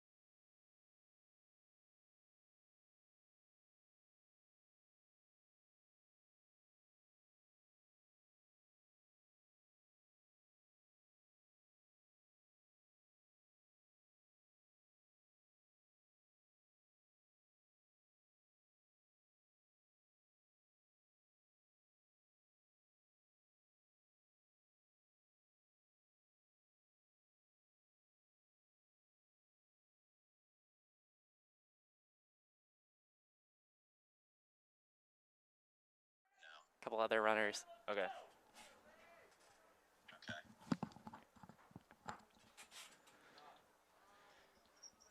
Hello, everybody. We are here at Ellis Oval. We apologize for some of the audio issues that we were suffering from, but we are still here at the 800 meter. Once again, Andrew Howe alongside Cougar Hansen. Hello, everybody. And yeah, it looks like we're about to start up the men's 800 meters. See a lot of blue here in this first heat, as it looks like a lot of jumbos will be participating in here. The Jumbos have out of the top 8 seeds, the Jumbos have 7. So you're going to look to see some Jumbo dominance in this event today. Most likely by Jackson O'Toole, who's seated first, followed by Evan Estlin, both of whom have had a pretty decent season so far running for the Jumbos. So we're going to see if they can repeat it in or off. Pay attention to the track to see 6 of the 8 runners. As you can see, 6 Jumbos on the track today. As they're coming around the curve. This is a strong start for sure. They're definitely taking it out hard in about a 14-second first 100. That's definitely some speed. As we heard, Aiden Lewis taking it out for the Jumbos with the hair. As you can see in first place. And once again, the 800 is that fine line between wanting to pace yourself and wanting to go all out for the entire time. And so as the runners will continue to go around and round out their first lap, it'll be interesting to see how the pace changes as they enter the second half of the first heat. As Evan Estlin takes the lead here, coming through in about 57 seconds on that first 400. That might be a little slow for what he's looking to run here, but we can possibly see a negative split, which is a little rare in 800s. They usually try and go out a little faster, just because it's harder to negative split. But he's still taking the lead here. Jackson O'Toole and Colin Sullivan moving their way up throughout the race. As you can also see, Jackson O'Toole and Colin O'Sullivan in third and fourth, I believe. And you can see that some of the runners in front have started to separate from the pack. As we head into the final quarter of this race, it's going to be anybody's game here in the final 100 now, meters. Estlin and Kloos from Middlebury. And Estlin's kicking in hard here. We're going to see if he's able to take it. Oh, it's close. They're neck and neck. Middlebury's taking it in. Middlebury's about to win this. He's got a 1-second lead, and he's gaining. I don't see Evan Estlin taking this back. And it looks like Middlebury's going to take the win here in 1:54. The unofficial time of 1:54.7 coming through for Middlebury, as 2 Jumbos will round out the top 3. As you can see, a great kick there from who I believe is Max Kloos from Middlebury.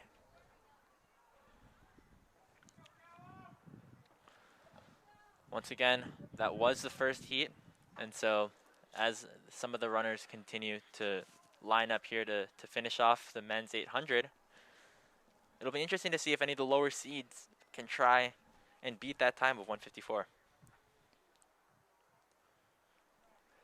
It certainly will. That's a hard time to beat, especially coming from the second heat of this race. But I wouldn't say it's impossible. You never know what could happen in a track meet.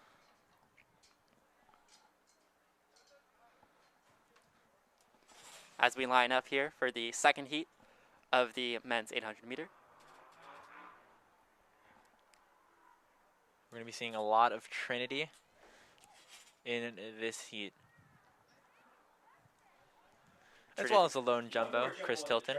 Along with a lone Wesleyan runner. Trinity, obviously, in those dark blue uniforms.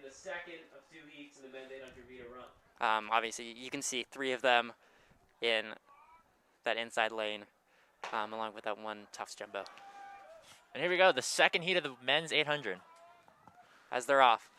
Looks like a Trinity is out on the outside, taking a strong lead here, followed by the lone jumbo. We're going to see if they're able to get in to first. That is, I believe, Chris Tilton from Tufts, the only jumbo in this race, as they hit the 200 meter. That's about a 28. Tilton trying to maintain his pace, trying to stay in front of the pack as well, as it looks like the runner from Trinity will be leading this opening pack as we round up the first lap. as they take it around the curve. And here they come back onto the back straight, or the front straight, excuse me. As you can see, Chris Tilton taking a lead, trying to impress those home fans here today. As we see a Trinity move at 59 seconds through that first 400. They're definitely hurting here. We're trying to speed up. Reminder that that first heat finished at around the 147 mark. And with these runners finishing that first lap at around a minute, it'll take a bit of a miracle for any of them to try and match up and hit that top 3. As we see a top 2 pack here of 2 Trinity runners, followed closely by Chris Tilton. We're going to see if he can make any moves, as a Trinity runner is making a move on this back stretch, on this back curve here. Have a 1, 2, 3 Trinity Tufts, as they're going to keep that same pattern as they come into this final 100 stretch. As they're coming down this back stretch, this Trinity runner's making a break for it. We'll see if he can get it. He is slowing down a little bit, but he's able to get it for about a 2-minute 800. That was close. I don't know if he broke the 2-minute barrier, but he was definitely close on that final stretch. As we have our last runner coming in. It's so impressive how, you would expect the second lap of this 800 to be a bit slower, but I mean these runners really just maintained their pace, and that's just props to them for really being super fast on both of these laps, because I mean there's a reason I'm in the booth, is because I can't be doing any of that. That's fair. My high school track career is long gone also. It has been a while since I've been on the track, although I did do distance, so I wouldn't be competing with any of these guys. I'd be pretty far back. Probably keep up for about 200 meters and then drop off. But up to that point, maybe I could be competitive. But our next event coming up is going to be one of the more popular events today. The women's 1500 is coming up first, as we have about 22 entries, so probably going to see a couple different heats of that. And then after that comes the men's 1500. As for the women's 1500, we could look at another tough domination here, as once again, out of the top 7 seeds, we have 6. So it looks like the main competitor there could be a runner from Trinity, but it looks like we could have some more tough domination, as Tara Lowenson and Sarah Mitchell and Kate Bidgood, along with Stephanie Mataz, are the top 4 runners that we could see there. Yeah, and joining the plethora of jumbos in this first heat will be Julia Berdulis of Trinity, as well as Sophie Scoble of Wesleyan. And it'll be interesting to try and point them out, as again, it'll be a sea of baby blue in that first heat of the 1500, and it'll be pretty easy to point out some of those other runners and see if they can make a run for an upset here. It will definitely be entertaining. I'm very excited to see what happens here as the race does go on.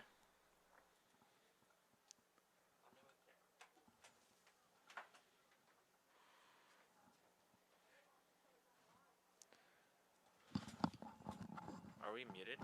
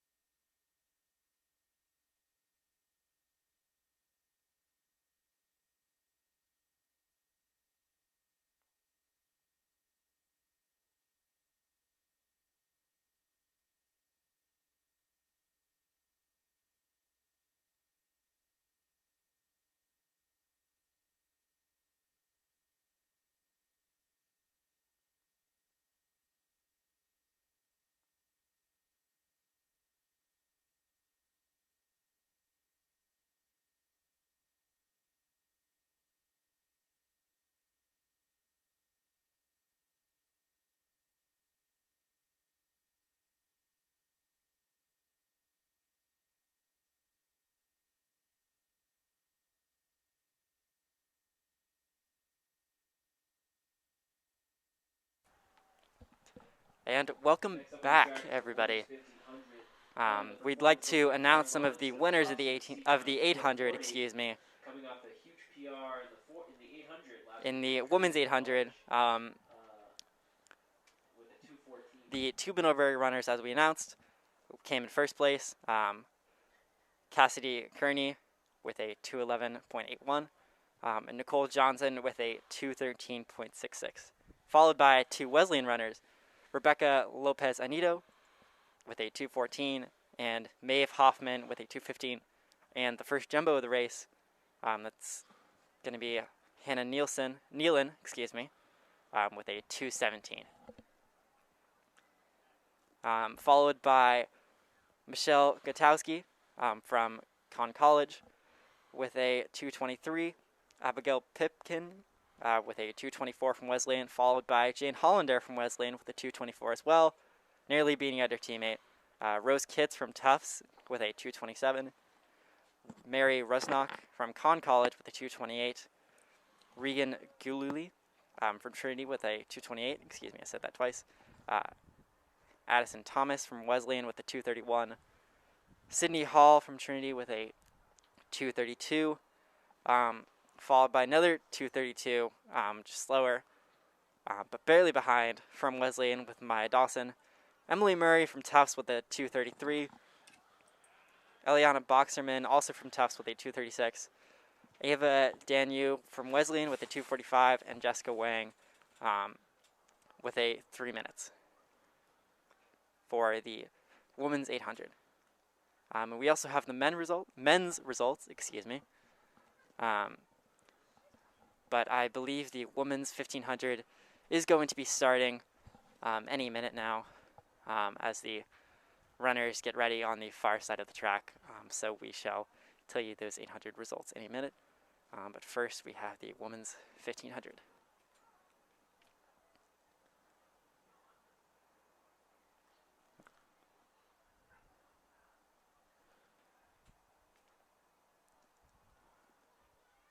As it looks like they're about to get set. And there they go.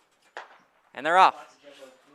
As you're going to see a lot of jumbos in these races, especially this women's 1500 meter. I believe that's Stephanie Mitaz on the far side.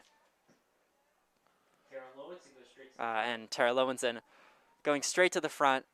Great to see her in this race, as she has a sprinting background, but has recently moved up in distances. And it is great to see these jumbos coming out and competing today. Obviously, it's been a while since a lot of them have past competed, and so it's great to see that they're able to come out today and compete. And a lot of these runners are really fighting for, I don't know, just positions here at the eventual conference championships in the coming weeks.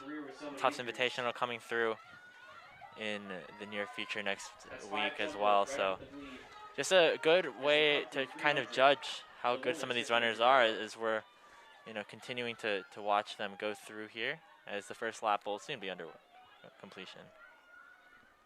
As that is still Tara Lawson, if I pronounced that correctly, in first, followed by a huge pack of jumbos right behind her in the first, second, third, fourth, and what looks like fifth position. Joining the jumbos in this heat, it appears to be Emma Trapani of Wesleyan and Julia Verdulis of Trinity.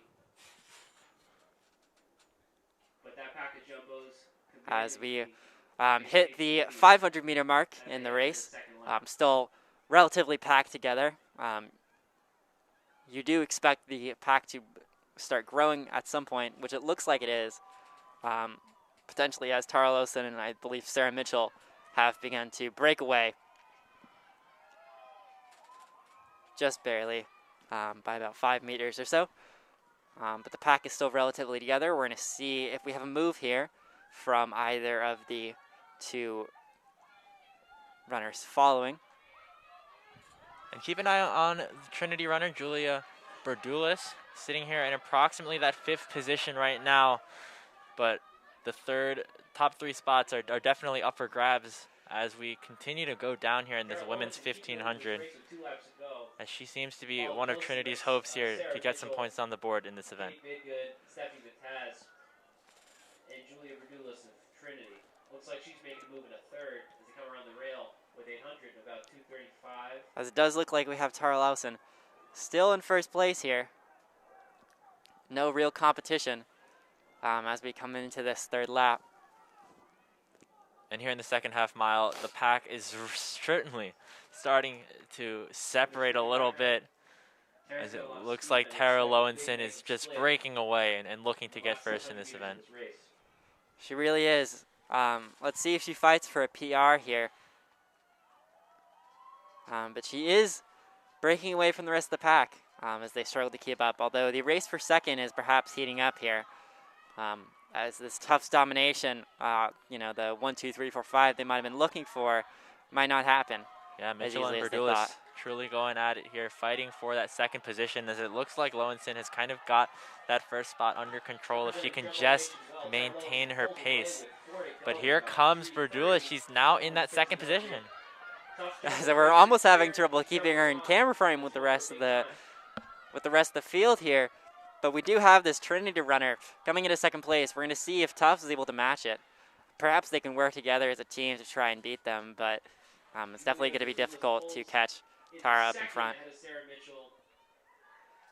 As you can see here about the 50-yard line.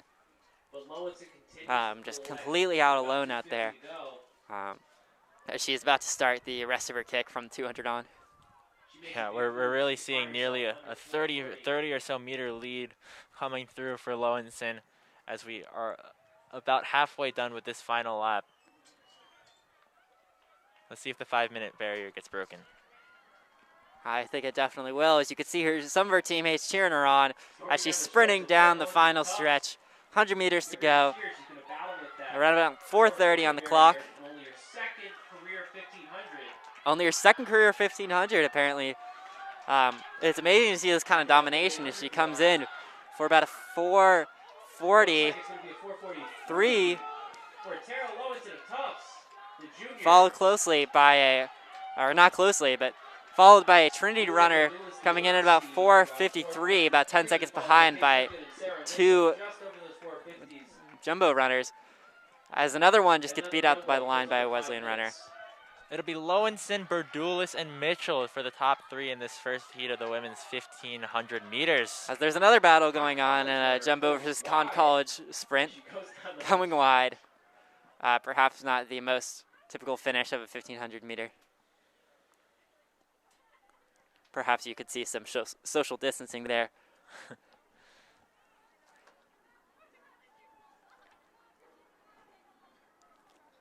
But we do have another heat of the 1,500 meter coming up in a minute, and we will get the results to you of how that compares to the rest of the NESCAC, since I believe we saw something fast there. Yeah, around 4:42, 4:43, put out there by Tara Lowenson, and that was a very impressive showing, and it seemed like nobody really in the rest of the field was able to even come close to trying to compete for that top spot once she got past around the halfway point of that race.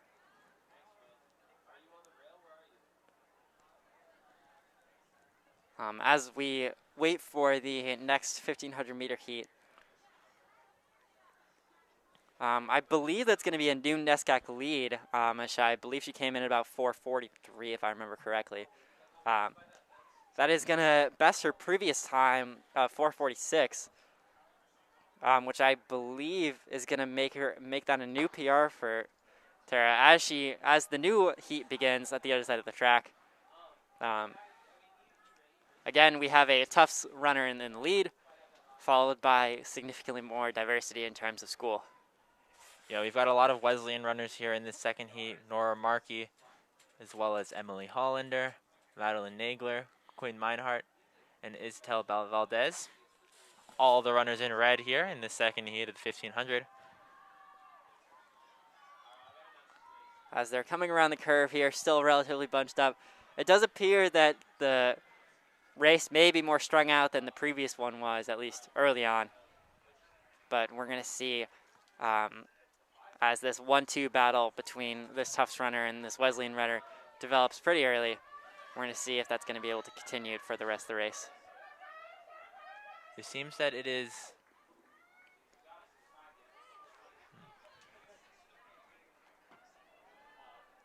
heading into the first of the 3 laps here. We'll see if any of the pace can really be maintained in this second heat. As the field's only slightly stringing out, there is some social distancing there, but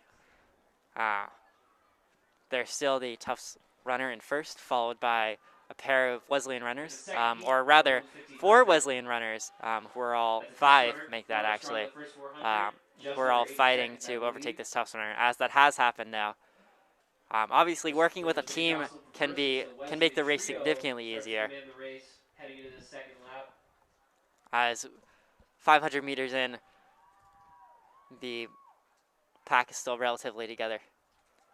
It looks like we are seeing a bit of separation from one of the runners from Wesleyan, as the Cardinal will try to make her lead a little bit larger here as she rounds the corner of the second lap. As we do have the Wesleyan runner taking a lead here. We're going to see if the rest of her teammates are able to keep up with her, but there's probably about a 10 or 15 meter lead here separating first and second. But much like the previous race was a Tufts domination, I'd say this race is more of a Wesleyan domination, as you have a large pack of runners chasing that lone Wesleyan runner. A lot of Cardinals on the track right now. As you can see them on the far side of the track, the lead has not changed, as we are on the 3rd lap now. I'm about 2:45. About 2:45 for the 800 split.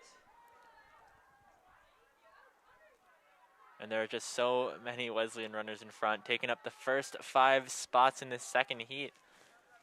While I don't think any of the previous times are going to be broken in this, it definitely still is a possibility, and we just always have to wait and see. But definitely Wesleyan domination here in this second round of the 1500.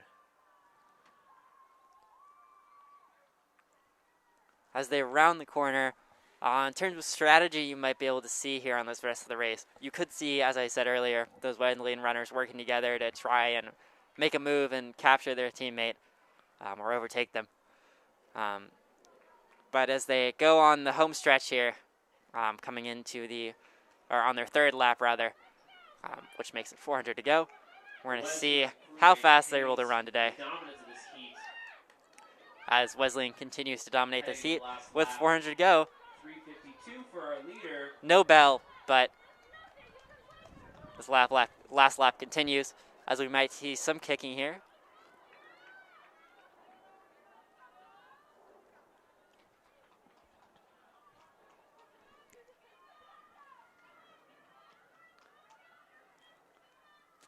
As the gap has actually lowered. They are pretty close here, these Wesleyan runners. Looks like the Wesleyan teammates are catching Going 1, 2, 3 here in a little section, and then 4 and 5 closely behind, followed by another Trinity runner. But I believe that is a new Wesleyan runner. We apologize because we do not know who that is for certain. But on this last 200 here, we do see a little bit of a kick there. We're going to see if that lead is able to be spread out.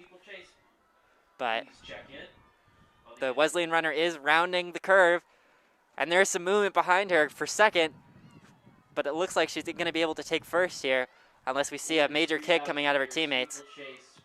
But she is coming into first here with about a 10-meter lead. But the battle for second here is about 3 wide. Looking a lot like this first race. It's going to be one Cardinal leading the rest of the flock as we head into the end. As they come in for about a 5:22, I believe, with the rest of the pack following at about 5:25, as we see another Tufts runner coming in here, and a little battle between Middlebury and a Conn College runner as they're fighting it out for the end. Who's going to take it? It looks like the Middlebury runner will be able to maintain, as the other Tufts runner will come in for the finish here. And that'll be your second heat of the women's 1500. And I believe that'll be it for the women's 1500, as it appears The men are lining up to begin their first heat.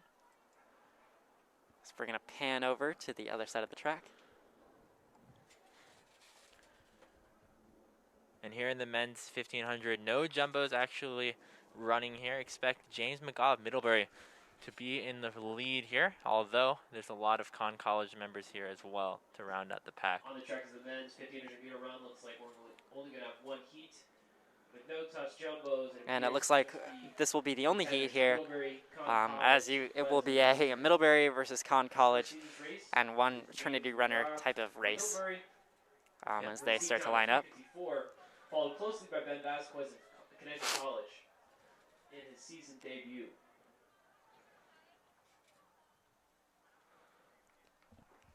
As at least one of these runners,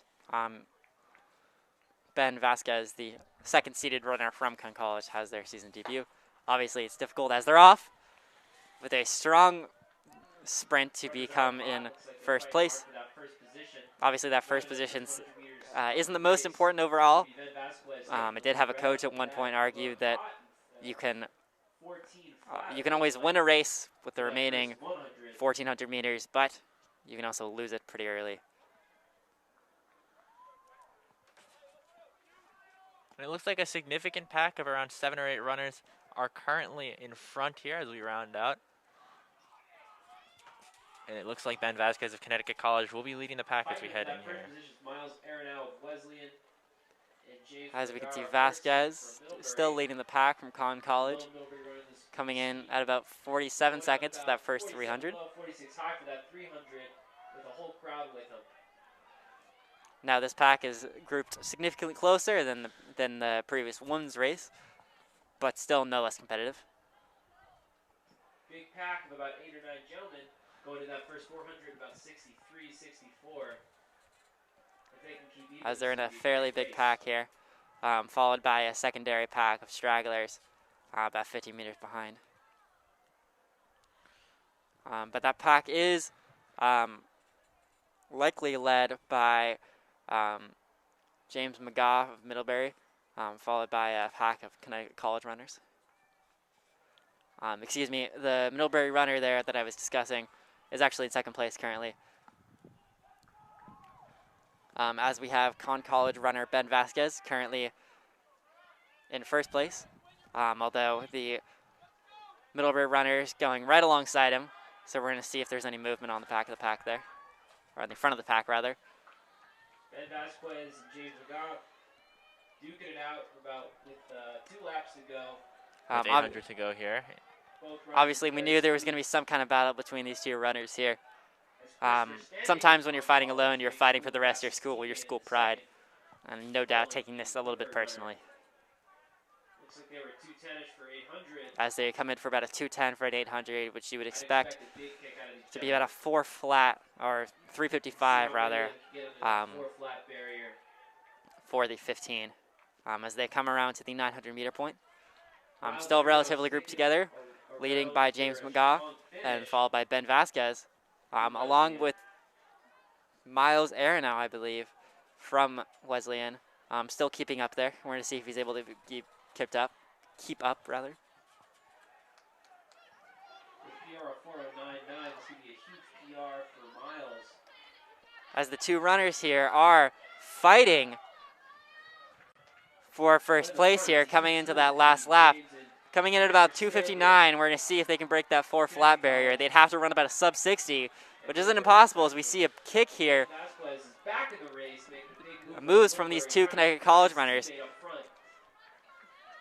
to give Vasquez and his teammate a chance to fight. As the second Con College runner is actually fighting for that first place. As he moves into first, again, McGaw is now in third place. That's a huge move. As they come around for the 200, 175, with 150 meters to go. Still competitive here, as we're going to see a tight last 100, as we're going to see that Con College runner in first place currently. Off the final stretch, it's Vasquez in the lead, and it looks like he's going to take it here as we round out. But it's the second place battle that we really care about, As Magawa is able to pump in hard to try and get this win here. And it looks like he just broke 4. We'll get these results to you as soon as we do. And a Wesleyan runner coming in at about 4:08. Another Con College runner coming in at about 4:10. As the runners continue to stream in here. With another Wesleyan runner coming on the final stretch here. Looking to break 4:30. As we see a pack. And as those infamous Connecticut College pinstripes cross the line, that'll wrap up the race as we head into the women's 3,000 meter steeplechase. As it looks like we have one more runner coming in on the back stretch. But after that, we will see the women's 3K steeple. As it looks like it'll be a Con College runner, who I believe is Jonathan Fossil. Sprinting that last 100, going hard. I think we might, that might have been sub 10. A very quick way to end out. I think there's a certain argument for trying to finish strong there. Always want to show off to your teammates to show that you're running well that day.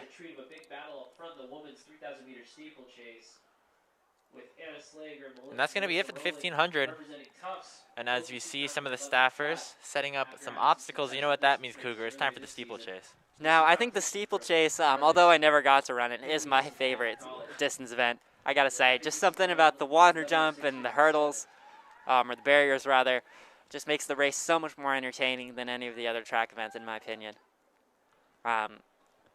There is, of course, some strategy here. There's a certain amount of energy conservation that I don't think you see in the other races. You know, you're running similar distances, but to the other races, but you're putting in a significantly different amount of effort compared to those other athletes, and I feel like that just sets them apart.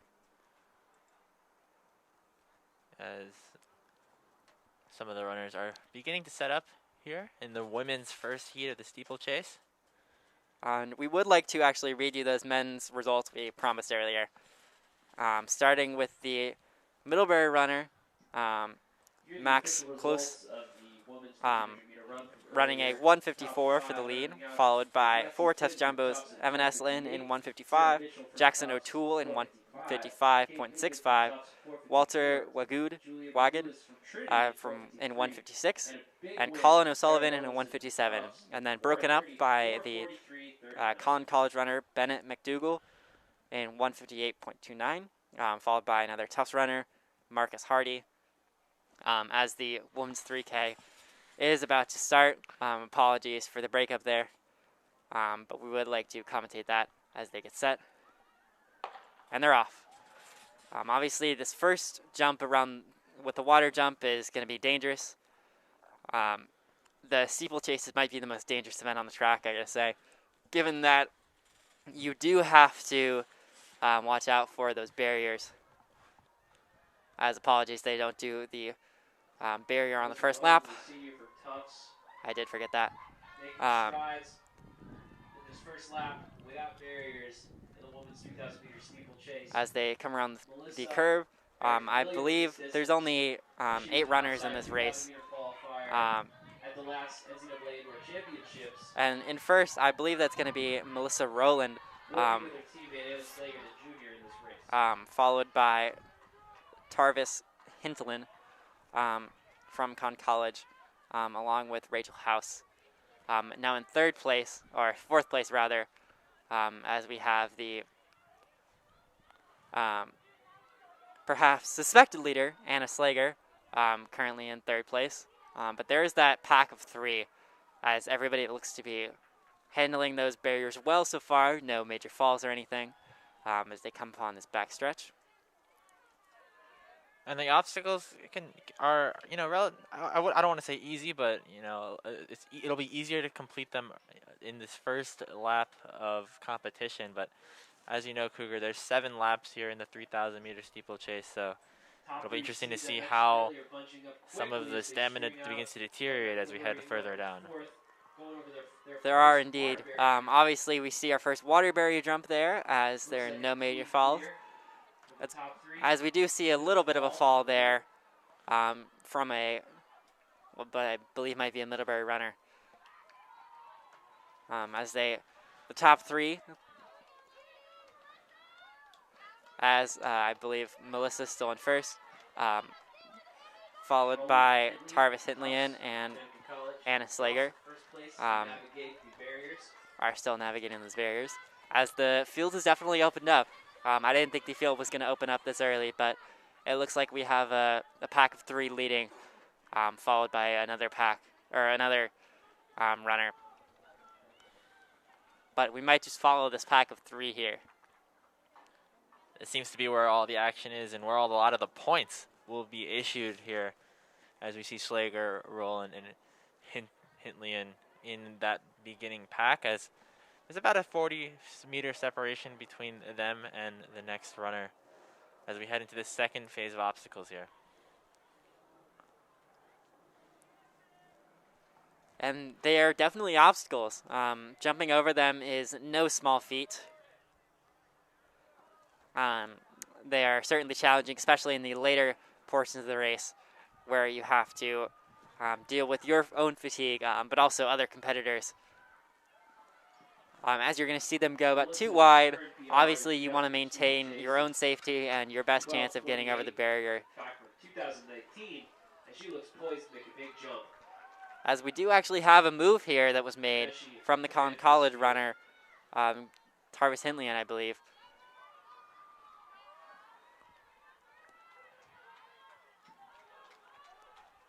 Tarvis takes the lead. As she takes the lead here on the third lap. Third lap of the race.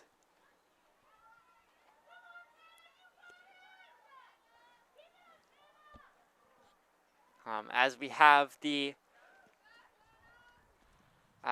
same pack here maintaining for this race. Andrew, is there anything you're excited about for either this race or the rest of the meet? Just continuing here.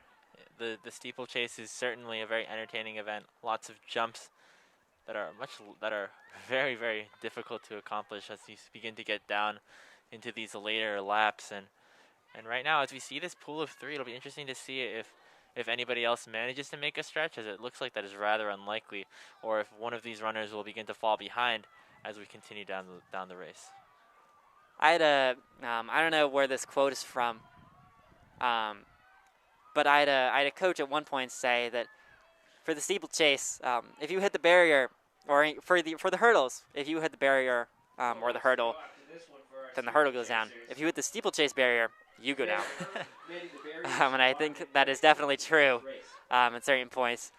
Obviously, if you hit the ground, that could lead to either serious injury or just losing your part in the race. And exactly. Obviously, no one wants to see that, especially the runners. And these hurdles are much sturdier than the ones used in typical hurdle competition.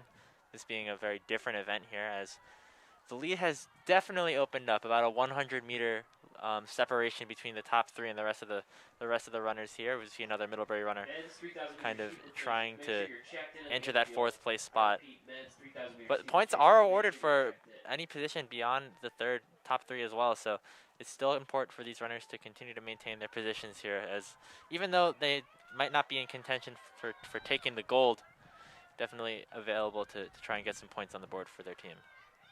As we still see that pack of Anna Slager, Melissa Rowland, and Tarvis Hintlian in those top three places.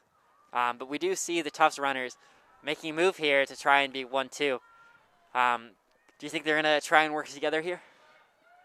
I mean, potentially. You see here, the points are really important, Cougar, and first or second, while it does matter for your personal times, points are points. And so I would not be surprised to see these Tufts runners try to work together, try to pace themselves as they try to outmatch the Connecticut runner of Hintlian in this final stretch.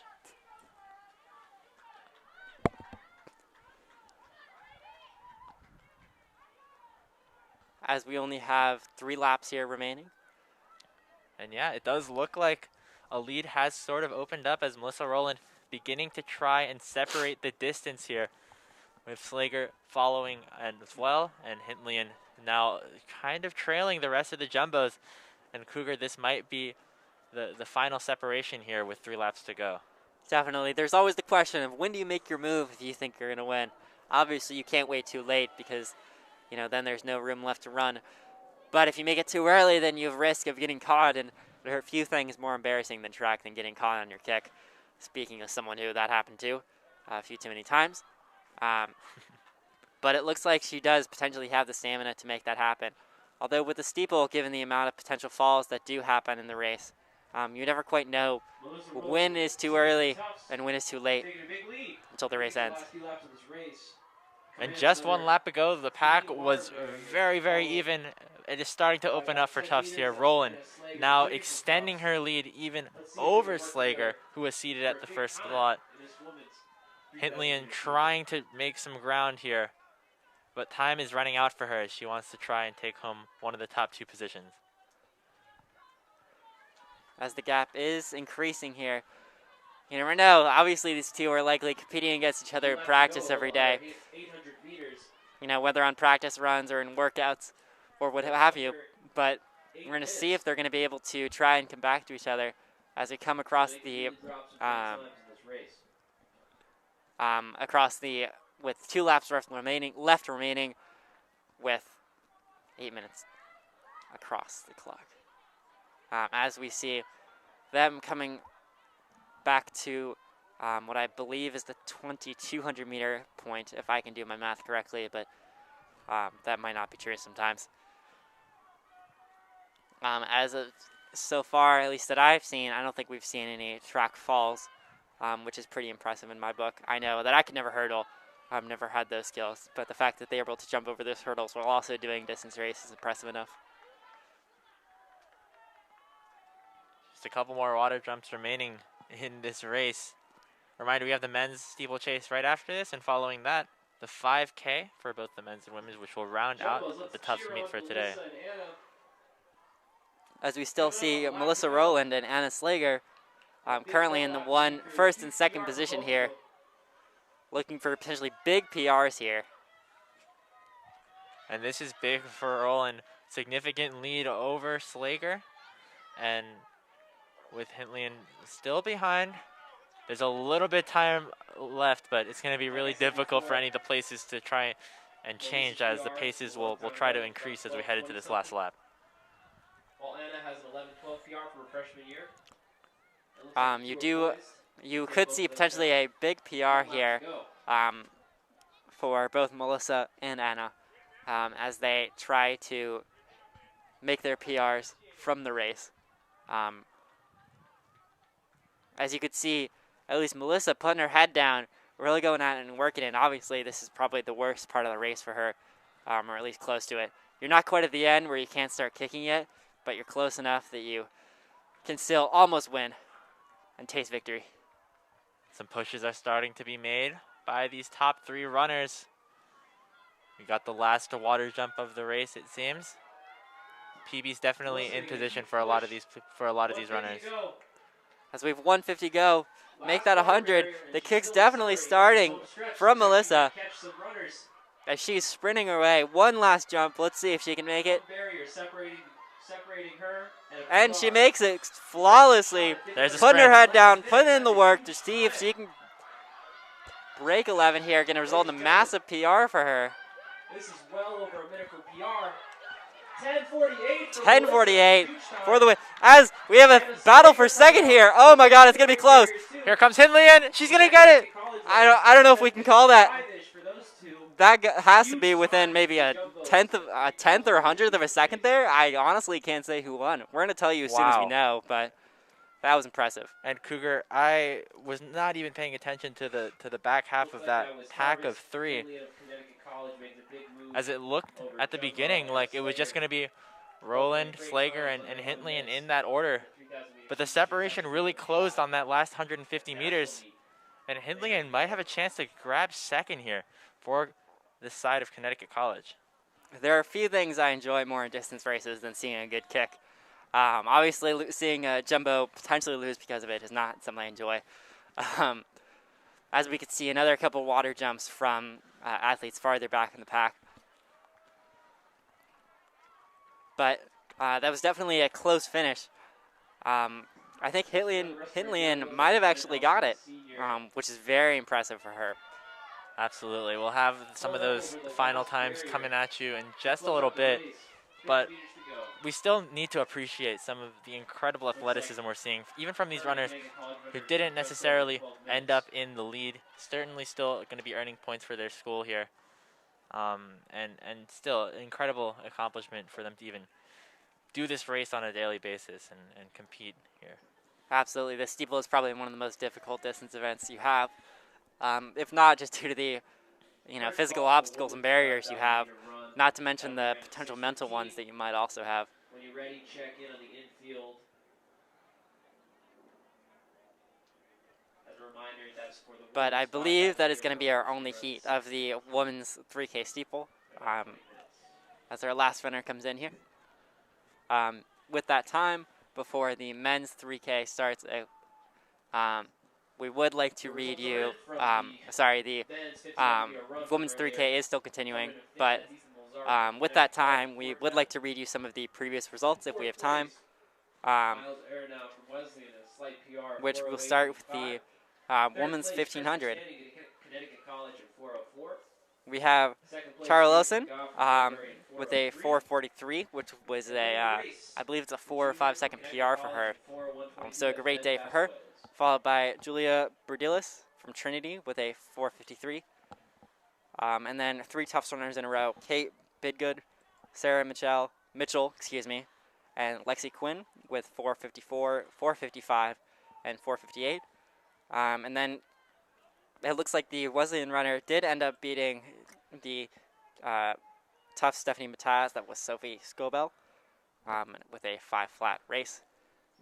Next up on the track in about 2 minutes, it's going to be the and then we would also, it looks like we have time, go to the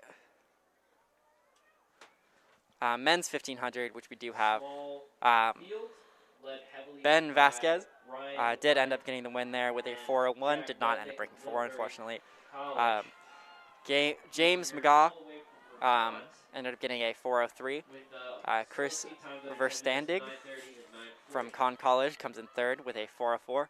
As we see, the last Conn College runner handled the barrier pretty well and looks like to be sprinting to the finish. Are seated after them and are looking to make a push for that Miles Aronow from Wesleyan with a 4:08 for 4th place. And then 3 Conn College runners for 5th, 6th, and 7th. Ethan Milzark with a 4:10. Stuart Pollock with a 4:14. And Max Notar Nicola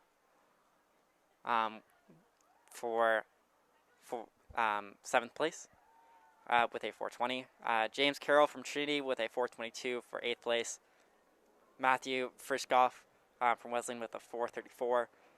And then it looks like we still have time, so keep reading. Nathan Gamble from Wesleyan with a 4:37. Christopher Davis with a 4:39 from Conn College, nearly beating his teammate Jonathan Fossell with a 4:39.96. And Fid Bowen, also from Conn College, with a 5:12.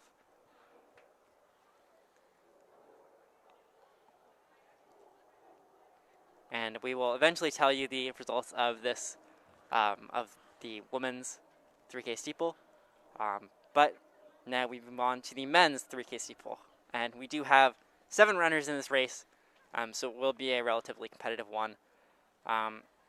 Competing for the 1 and 2 spots, most likely, we have 2 runners from Middlebury, Ryan Devine and Jack Rudnick, followed by 4 Conn College runners, Morgan Bauman, John Fuller, Spencer Crow, and Ethan Bush, and then Nicholas Hill from Middlebury in the 7th spot. And as you kind of alluded to, Cougar, this is a bit of a 2-horse race, so to speak. Only 2 colleges competing for these points here. It'll be nice to see if Middlebury or Connecticut College will be able to, tally up a little bit more points, as they are, a bit behind in terms of the totals. Not that it means all too much so far. First call for the women's 5,000 meter run. Check in on the infield when you're ready.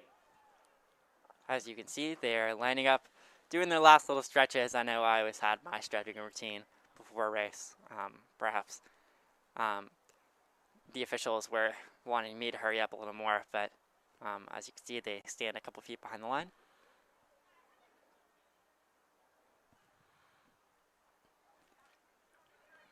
Starting from the right of your screen. We'd like to thank you all for tuning into this broadcast. Reminder to follow us on all of our social media platforms, including YouTube, Facebook, Twitter, and more, just to make sure you never miss any Tufts University home sports action here on JumboCast. And tomorrow we've got baseball and softball lined up for everyone, as spots in the NESCAC championship game are on the line for the Tufts University baseball team, coming off of a win against Trinity. 2 more games coming at 1 and 3:30. And with only one game separating those teams, the winner of the NESCAC East Division will come down to that, and so you never want to make sure to miss out on that. As here we go, the 3,000-meter steeplechase has begun with the gun sounding off. Just leading over in 10:55.2. And it looks like that's going to be the runner from, let me see what school that is. Conn College in first place. That's the men's 3,000-meter steeplechase in the track. I believe that's going to be Morgan Bowman, potentially, leading that pack, followed by what is most likely Ryan Devine from Middlebury. But this all pack is right here together. Shakes out. As you can see, Run Like a Herd, obviously slightly alluding to the mascots of the schools, as we see a hurdle on the backstretch, as everyone is able to hurdle it, as we maintain this pack so far. Usually in these races, you stay together as a pack pretty early in the race.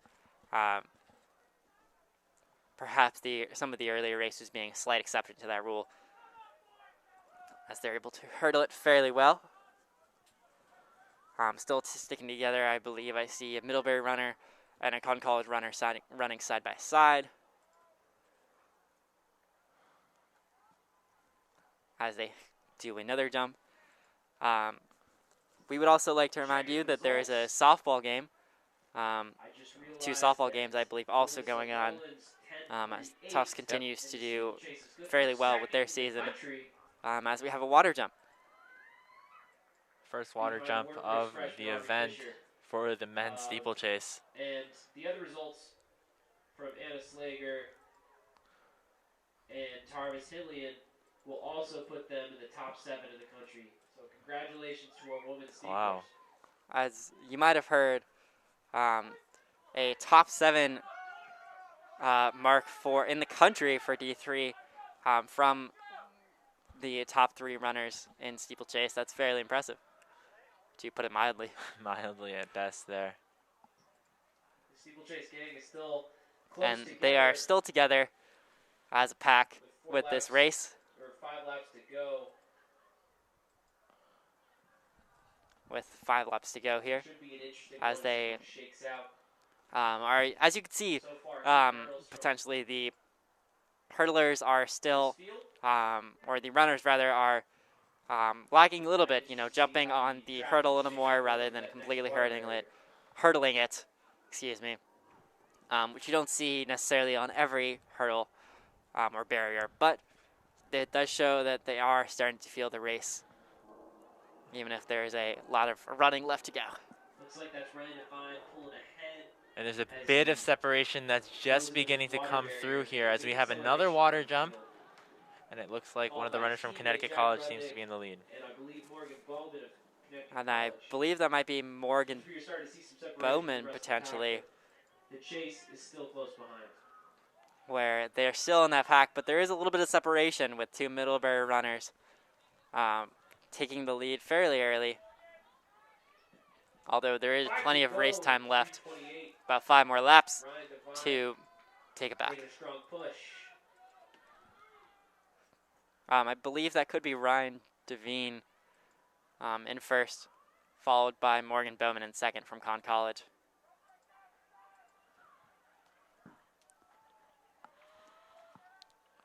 As once again, seems to be a bit of a common theme here. What starts off as a very contested pack begins to sort of separate out, and much like the beginning of the women's steeplechase, Cougar, we're seeing 3 runners in this lead pack, as it looks like the top two are starting to separate a little bit from the third. As you do see that separation, as you just mentioned, from those Middlebury runners. They were seated top two here, as they're still able to manage the water jump fairly well. So I guess they're not too exhausted, but as that trio, 2 from Middlebury, 1 from Connecticut College, begin to pull away from the rest of the pack and stringing out. the pack is definitely stringing out at this point. Even within these first two, it's no longer, or these first three rather, it's no longer as tight as it perhaps used to be, as there is a gap remaining between, as we have 4 laps left, so 1,600 meters, I believe. Morgan Bowman from Connecticut College still putting up a fight. But Morgan Bowman still in second place here, Poised well for the rest of the race. likely following Ryan Devine or Jack Rudnick from Middlebury in this close top two. There is probably a 5-meter gap between the top two there from Middlebury and Conn College and the runner in third place from Middlebury, along with the Middlebury runner in fourth currently. But it's difficult to say what's going to happen with the rest of the race here. It's going to be another great race, as a few of our runners are fighting. As you can see, there's the another water jump there. Qualifying times. Oh, a bit of a stumble up front, but very calmly and collectedly recovering. And it looks like that pack of Devine, Rudnick, and Ballman are still kind of connected and looking to continue to make this push. It's only a few laps remaining, and it looks like a bit of separation might be unfolding between the top three. Obviously, if you're that Middlebury runner in third place, your immediate thoughts are, wow, I should get up with that pack, which you're probably going to see him do, likely soon after this jumps, as you, there's sometimes a bit of a strategy of trying to get up with the rest of the pack. As you can see them take that back jump fairly well.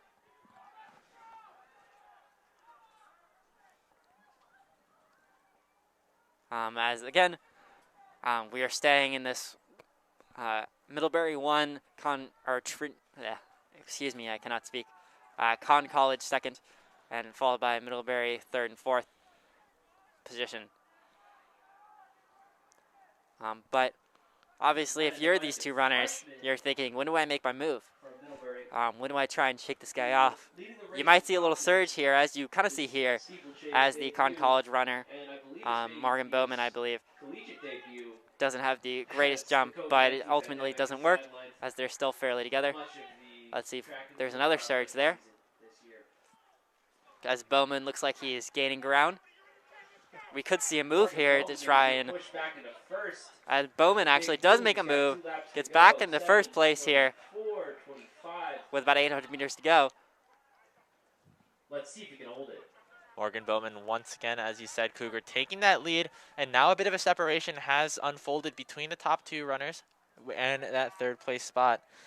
And so with Bowman in front, it'll be interesting to see if any more packs will start to be formed or separated, as the top 5 are sort of kind of encapsulated within this first 100 meters of separation. Absolutely, though.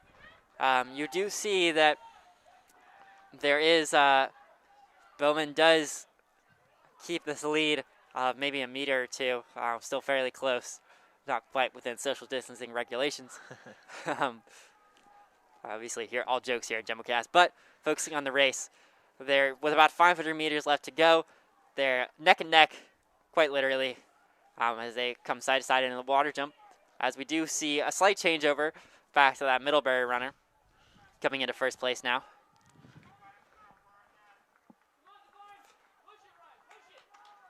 And it's going to be Ryan Devine there in first place, trying to make a move. As with 400 meters left, you never know what's going to happen. Who's going to make a kick? Who's going to win? Let's find out. And there's still the chance for Rudnick, who's sitting comfortably in third right now. Anything can happen here. And the separation is not that bad, as he has to make a push very soon in order to try to catch up. As we are going to focus on this first two here. And here comes Divine, separating a little bit from Bowman. And this is the push that has to be made. Can Bowman catch up, or will he remain in that silver medal position? Right now, it looks like Bowman's struggling to keep up, but we're going to see what happens on these final 2 jumps, as the gap just does keep increasing with Ryan Devine flawlessly doing another jump. Obviously, he only has 2 more, that famed water jump and the final one, so we're going to see if he's able to maintain this lead. And it really looks like he's going to. Divine looking very, very good Finishes into that the water final jump. water jump. Bowman's going to finish that cleanly as well. But as we head into the final 100 meters, it looks like it's going to be Middlebury in front. It looks like Devine has just this final barrier, and he gets it. Can he get sub 10 here? 53, 54, 55, 56, 57, 58, 59. Oh, man. Nearly on the dot. He might have gotten it, but I'm not sure if he did. I think it might have just been a little over. As Jack Rudnick comes in 3rd place there, a little over 10 minutes. It'll be Devine, Bowman, and Rudnick to round at the top 3. A bit more separation, I would say, Cougar, than the women's top 3, but still, the pack definitely separated itself from the rest of the runners in that top 7. So, as the rest of the 7 runners finish off for the men's steeplechase, we'll prepare for the 5K. Certainly, as we do see this, what I believe is the final runner here in the steeplechase. This Con College runner running it in, cheering on by his teammates, put in the work to finish in approximately 10:51.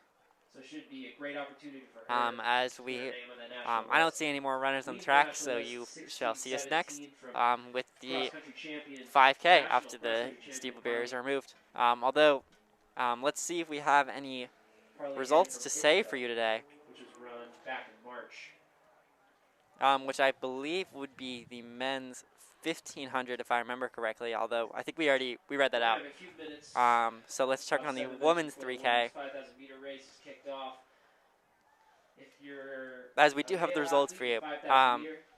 So Melissa Rowland from Tufts gets a 10:48, which is one of the faster times in the country at the moment. And for the 2nd place, it was actually Tarvis Hinland winning by 0.08 of a second. Wow. With a 10:55.27 for 2nd place, followed by Anna Slager in 3rd with a 10:55.35.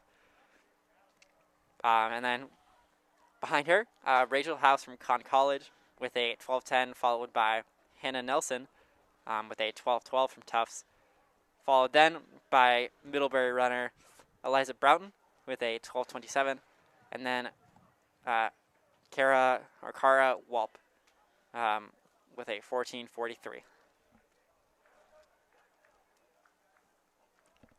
So that would be your results for the women's 3K. Next, we do have the 5K, which should take off in a few minutes after the steeple barriers are removed, which we will announce when they begin.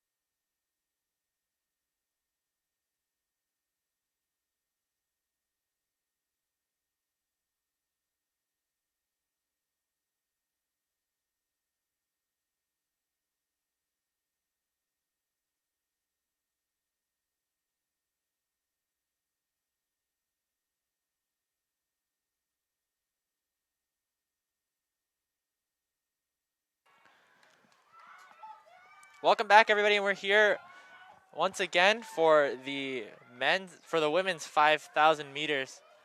I'm Andrew Howe, bringing you coverage here of this Tufts University track meet. Just off is the women's 5,000 meter race. The timer on the screen is a little bit off. We will continue to update on the amount of time that is actually on the clock here. But a lot is on the line here. 5,000 meters, about 3 miles coming through from a lot of these runners. Second time in the nation is 17:38. And after Danielle's stellar low 35-minute performance in the 10K, she seems well poised to put herself in the top 10. The 5K certainly a different race than usual. And then what we've been seeing here, as you can see some of the scores on the board right now. Headed into the second lap of action. Danielle's got a current PR in the 5K of 16:51 from back in the day in one of those December 2019 BU meets. Joining her in the race is Sophia Walmer of Amherst, looking to break the 17-minute barrier, so she's right up there as well. And Megan Davis of Tufts, who was also with Danielle in that great 10K effort for our third seed. Looks like right off the bat, Walmer and Page are pulling away. Looking smooth as they clock these splits. There's no pacer in this race, so these women will have to work together and find a way to get themselves under some of these national times. 2 minutes here as we finish the first 2 laps of this 5K. Other jumbos in this field include Sarah Sanlow, the sophomore from Tufts, and Alexandra Walter, the junior from Tufts, wearing the hats on the track.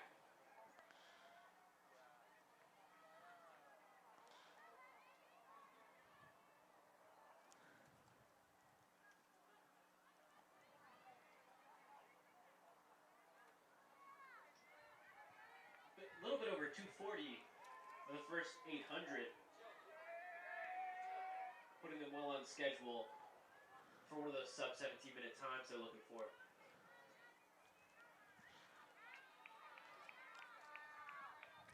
"14 runners here in this women's 5,000 meter race as we continue to see some of the runners pushing down here.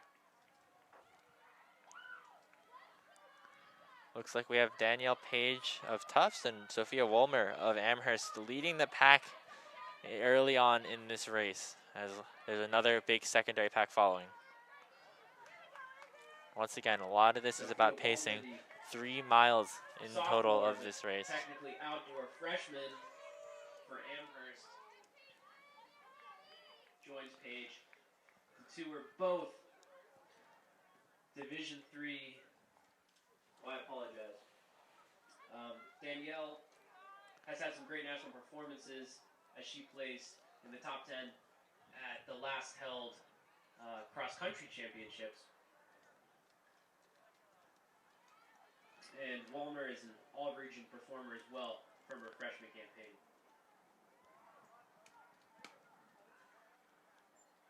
We still see Page and Wolmer in position at the top.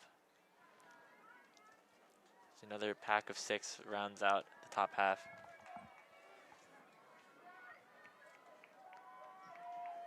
All right, giving you some results from the recently completed 3,000 meter steeplechase on the men's side. Rounding out the top 3 was Jack Rudnick of Middlebury with a time of 10:10:02. Second place, Morgan Bowman, Connecticut College, 10:04:48. And our winner, Ryan Devine, freshman from Middlebury, Hello. 10 flat 1-2. And we have Daniel Mahoney joining us here for the final 2 races in this track meet. Cougar unfortunately did have to leave us, but we've got still some important events to finish out this meet. Quite some distance on the Yeah, I field. wanted to give you some company, you know. It's always tough being alone here in the booth. Doing camera directing all at the same time. Oh, yeah. Of what is to come for the last 2 miles in this 5,000 meter race. We're going to give another call There's a lot for of the men's 5,000 meter race. If you're in the men's 5,000 meter race going off at 6:35, please check in on the infield. Once again, with these 14 runners in this race, it looks like the top half has really separated from the rest. with the top two separating from the remainder of that half as well. 5:26 for the 1600 split. I'm not sure if I believe the results What's the were run on the also schedule for that 60, just came in from the 60 two 45 steeplechase races. which will throw them For the way women, up on the Melissa national qualifying Rowland boards. took the win there from Tufts at a time of 10:48. Followed closely, very close actually in second place. I remember that one came down right to the wire. Yeah. Coming back from Sub-17 Connecticut performance is College usually a was shoe-in for the national Tarvis Hintley, championships. who ended up Both managing usually second place with a look time of hungry 10:55.27. Followed get one of by those Anna marks. Slager of Tufts at 10:55.35.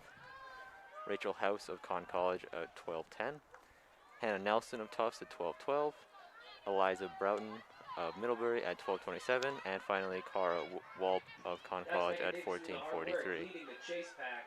And on the men's side, Aggressively put on some distance. Ryan Devine of Middlebury barely missing out on breaking that 10-minute barrier with a 10 minutes and 12 hundredths of a second, earning 10 points for Middlebury there. Morgan Ballman once again finishing in second place at 10:04. Zach Rudnick rounding out the top three with a 10:10, and followed by Nicholas Hill of Middlebury with a 10:17. John Fuller of Connecticut College with a 10:28, and Spencer Crow rounding out the pack with a 10:50.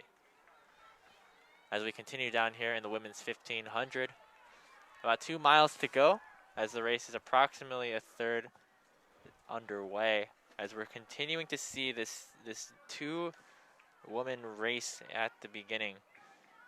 In the lead, it looks like it is Danielle Page and Sophia Wolmer trying to battle it out here.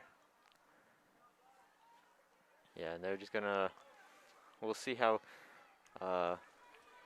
Paige is just gonna try to set that pace and basically force a Wolmer to keep up with her. You know, it's a very long race, but they have quite a bit of a lead over anyone else in the pack, and we'll see how long they're able to stay together.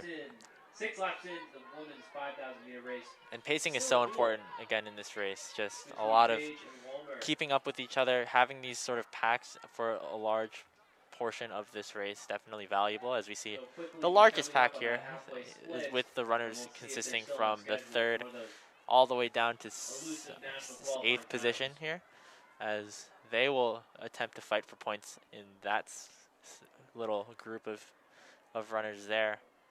Yeah, I mean, and there you see the contingent. You got 3 Wesleyan runners there, as well as, I believe, a pair of Conn College Camels in that second group.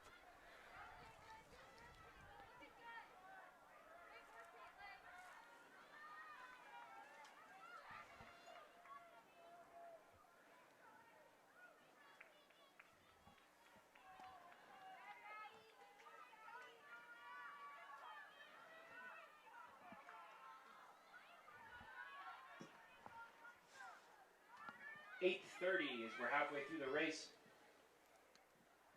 We'll see if they can pull out the negative split. So they're going to be right there looking for that 17 flat. Amherst, I think, making their first appearance of the day. Yeah. With Sophia Wolmer coming in. Yeah, I'm not really sure how these meets get set up, because in the early session 1, with all the field events and the shorter distance running, there was just those four teams with Tufts, Conn College, Wesleyan, Trinity. But then for session 2, we see Middlebury is here, and they've had some competitors. We've seen a few of them in the steeplechase and the 1500 as well. But now we have one Amherst competitor in Wolmer, and I believe there will be one as well in the men's side, which will be coming up after this, as well as one person who is listed, at least currently on the schedule, as unattached to a school. So don't know what that means. Michael Schmidt, unattached for the men's 5,000 meters. Will be interesting to see how that one ends up, as he is seated rather high in the 5K. So yeah, potential to definitely, make some moves here for the unnamed team, so to speak. Yeah, is it like instead of being attached to Russia, they're just like the Olympic athletes from Russia or something like exactly. that? Megan Davis, the redshirt freshman. Interesting to see how that ended up happening, but yeah. Looks like this pack of 2 still remains. Yep, as we just crossed the 10-minute mark, right before COVID will be struck. 5 laps to go for the leaders. And it looks like she's working hard. see get herself into that 18 And barrier. you know, still Especially very after impressive her that they're big able to 36-45 keep together. 10K Their lead is now breakthrough about at the Con 150 College meters Quad Meet maybe. the other weekend.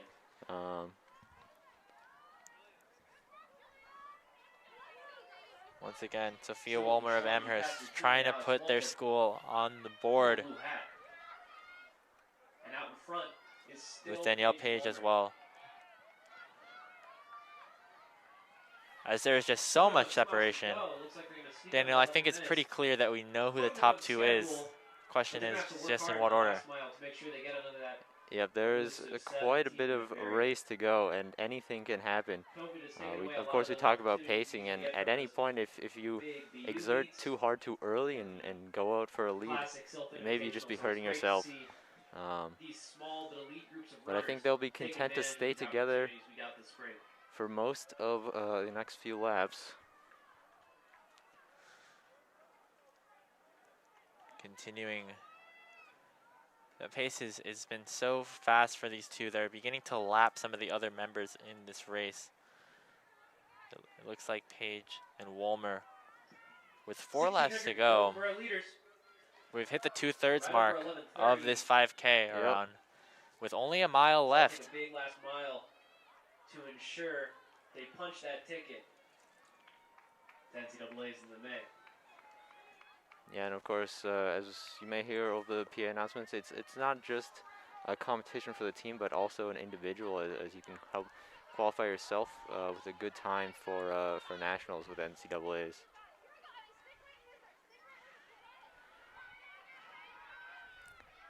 As we have been focusing on these top two, might be nice to try and shift the focus a little bit.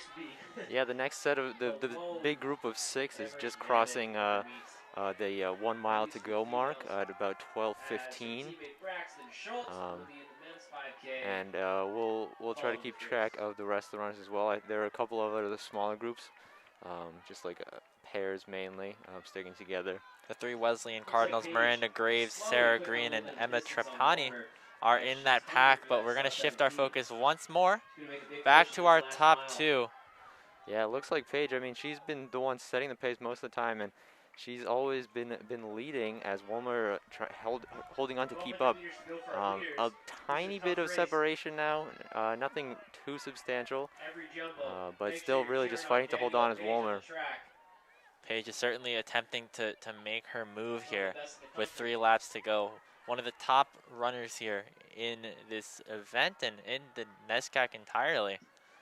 And she is certainly looking to earn that first place position in this 5K. And do that grueling 10K, 5K double out in May. I'm not sure where the championships will be held this year, but it'll be great to do a little traveling out of region for the elite group of NESCAC runners. They get to make that championship. There's a lot of bragging rights on the line this Also, season. just to note, our clock, I believe, is about 10 seconds behind the official clock. We just have an unofficial one on our stream, but we will keep you updated with unofficial times as we see them, and then official ones as they come in after the race ends.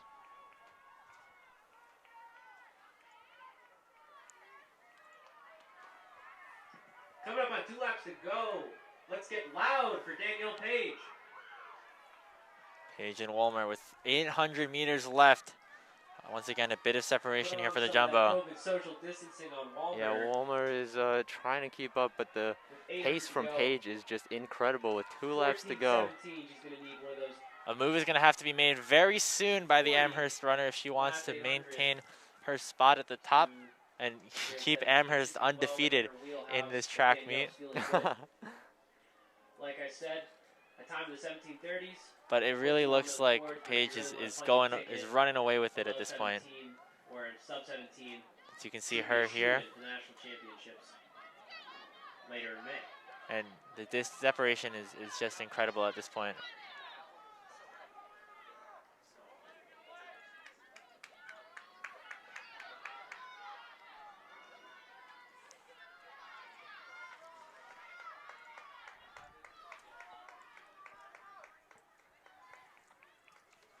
And this is Page's race to lose, as there is 600 meters left in the women's 5K. Yeah, just for reference, Paige last year at the D3 Indoor Women's Championship achieved a 17:12 in the 5,000, and her PB in college is a 16:51, and she is doing very well. Now with 1 lap to go, she'll be crossing at about a 15:40. A 79 to sneak under 17 minutes. Reminder, PR is 16:51 from one of those BU meets, but a solo performance like this bodes well for Danielle's fitness. Keep an eye out for other jumbos working hard. Sarah Sandlow, Alex Walter, Megan Davis. And the separation is imminent here for Danielle Still 5 Page, PRs. sitting at about 25 meters ahead of Wolmer at this point. She is certainly in position to take home first place in this women's 5K once again. Go, ladies and gentlemen. Yeah, as I'm looking up Women's 5K. Sophia Wolmer stats from Amherst, I don't see any stats of doing the 5K actually. She's done some 4K and 6K in the cross-country season. But as far as I can tell, this is her first 5K in her college career. And we're at the point where you can barely contain the two runners in first and second place in a single camera shot as we head into the final 100 meters. Certainly looks like Page is going to take it here. Danielle Page sprinting down, rounding out the 5K. Will she break the 17-minute barrier? It is very close, and it looks like she will. Just barely at 16:59 unofficially. Based on my eyes. And that's going to be good for 9th in the country, ladies and gentlemen. Wolmer will finish in second with a 17:09. Great position for a national chip for the 10K and the 5K. Now, let's cheer on the rest of those jumbos. That's Megan Davis fighting for that PR of 18:10 from last indoor season. Just going to the arms, kicking hard. We see some more runners, of course, still out on the course, finishing out this very grueling race. As we see, I believe coming in for third will be a runner from Wesleyan. This is from the pack that was together for quite a while, now spread out a little bit, but it looks like Wesleyan will take the third position with a time of about 17:49. She's looking to break 18 and she smashes at 17:53 for a big 15. And we do see 4 more runners, in fact, come in underneath the 18-minute mark. 2 for Conn College, 1 for Tufts, and 1 for Wesleyan. As we round out the women's 5K, just impressive showings here from all of the runners, as there's only about 4 or 5 more left to finish. That big men's 5K. Been looking forward to it all day. But after this, Daniel, is the men's 5K, and that is a considerably larger race than this one. Yeah, so originally on the schedule it was listed as 2 heats, so I'm not sure what they'll be, if they will be in fact doing that, as we see another couple of racers coming in to finish. A nice push at the end there from the Tufts Orange finish about 18:43. Certainly. As we have just a handful of runners now left out on the course. I believe there are 4 athletes still out there.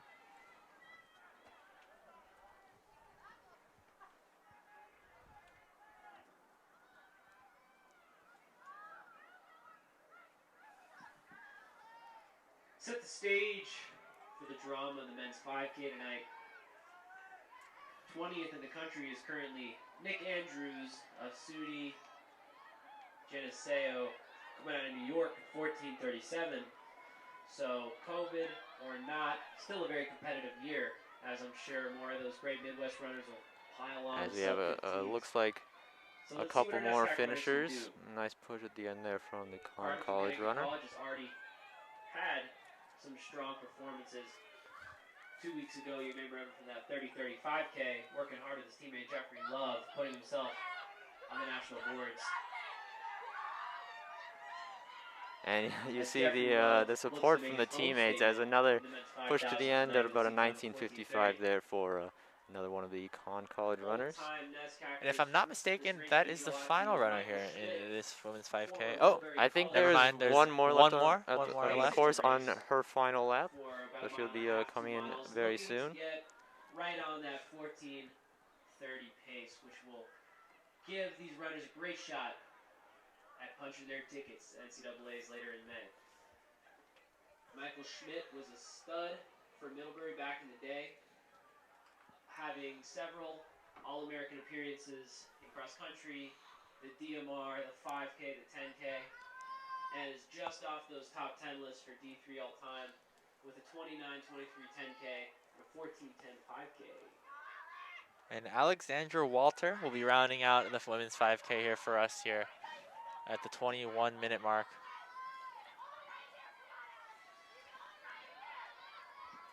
Yeah, I mean, you see the support from her teammates.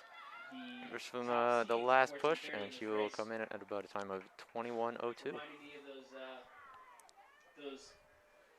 that college trio led by Price Day a few years ago in cross country.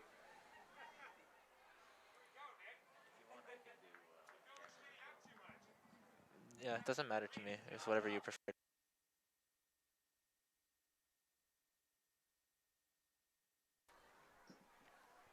Joining those connected college runners I was talking about will be Braxton Schultz, hailing from Amherst, the lone male mammoth, looking to replicate Do you want to swap or? by his female teammate, Sophia Walmer.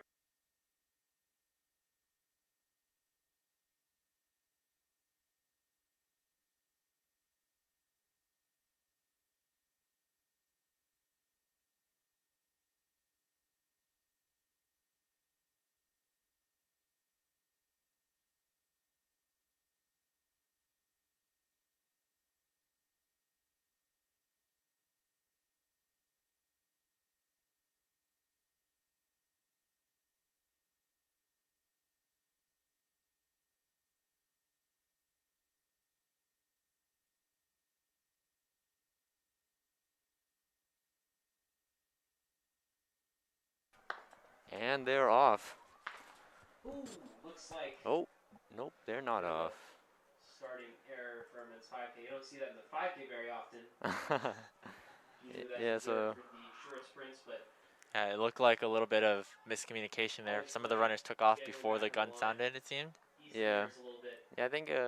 Well, I don't know. I won't speculate, but they'll reset. Be ready for take two for real this time. It appears only half of the runners are here for this first part of the men's 5K, so it looks like we might be having two heats here.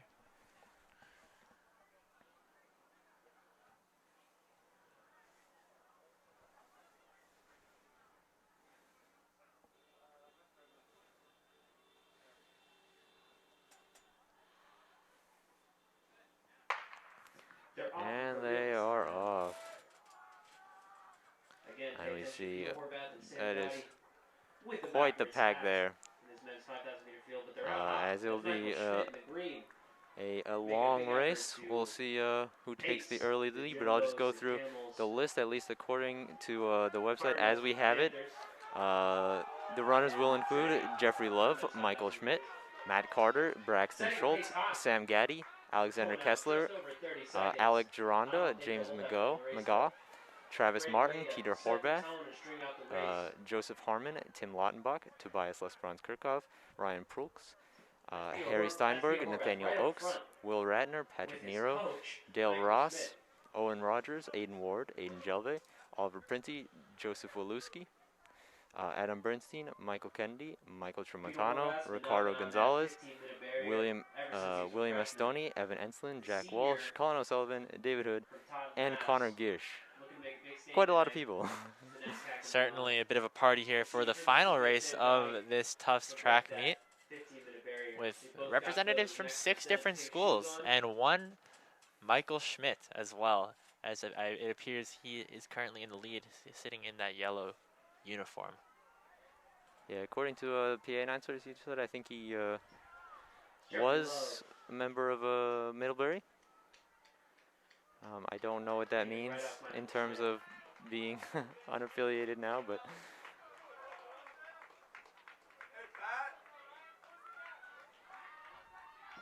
the race is out hot for a lot of these runners. They're looking to cross that 15-minute barrier.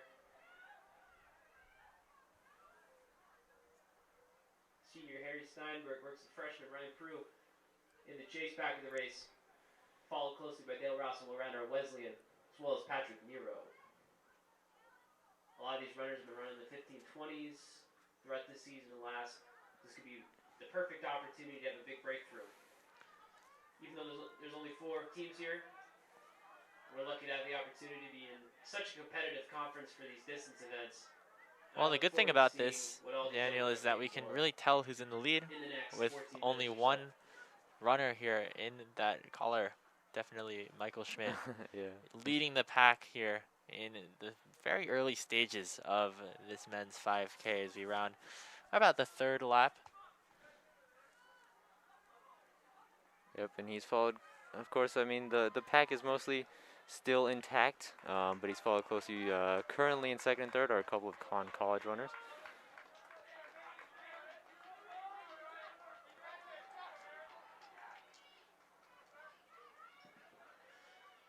So these runners are going to be looking to fall right into that 70-second 400 rhythm, 440 miles in order to hit a 14:30 5K time.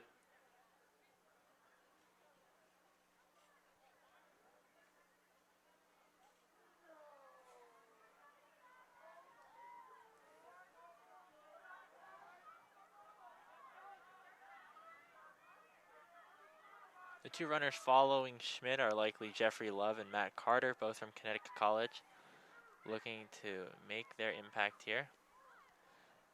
Add some more points to the Connecticut College men's track team, which has done much better in the 2nd half of the day than the 1st half, I would say. Yeah, I guess the long distance is their forte. A lot of Sylphin Invitational vibes. Hopefully we can go back to it next year, where you get that premier. And a string of Tufts runners will follow the top 3. The pack still remaining rather consistent. Has separated out a little bit as there's a couple people that are trailing behind by a few meters, but very exciting stuff here. You can see in that purple jersey is the lone representative from Amherst, Braxton Schultz. Yeah, he looks to be in about 7th right now. It comes up on 1 mile. We'll see if they're running those 70s. And we'll see if he can match up to his female counterpart here in the 5K. With Sophia Wolmer earlier posting that 2nd place finish.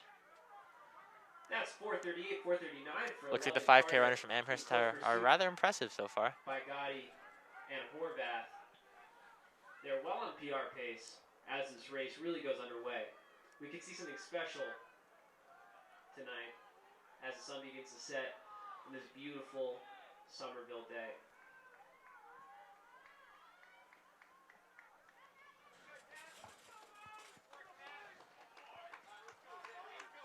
Once again, the endurance is so important here, as well as maintaining your pace throughout. Moving up to the 5K.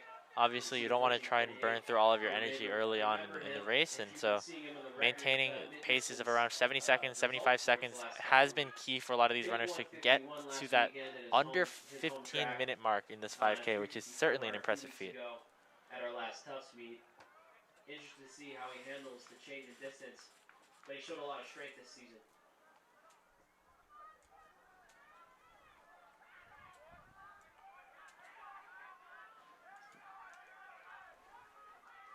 5:46 through 2K, easily into that 70-minute pace. Michael Schmidt still put on a clinic of 69s.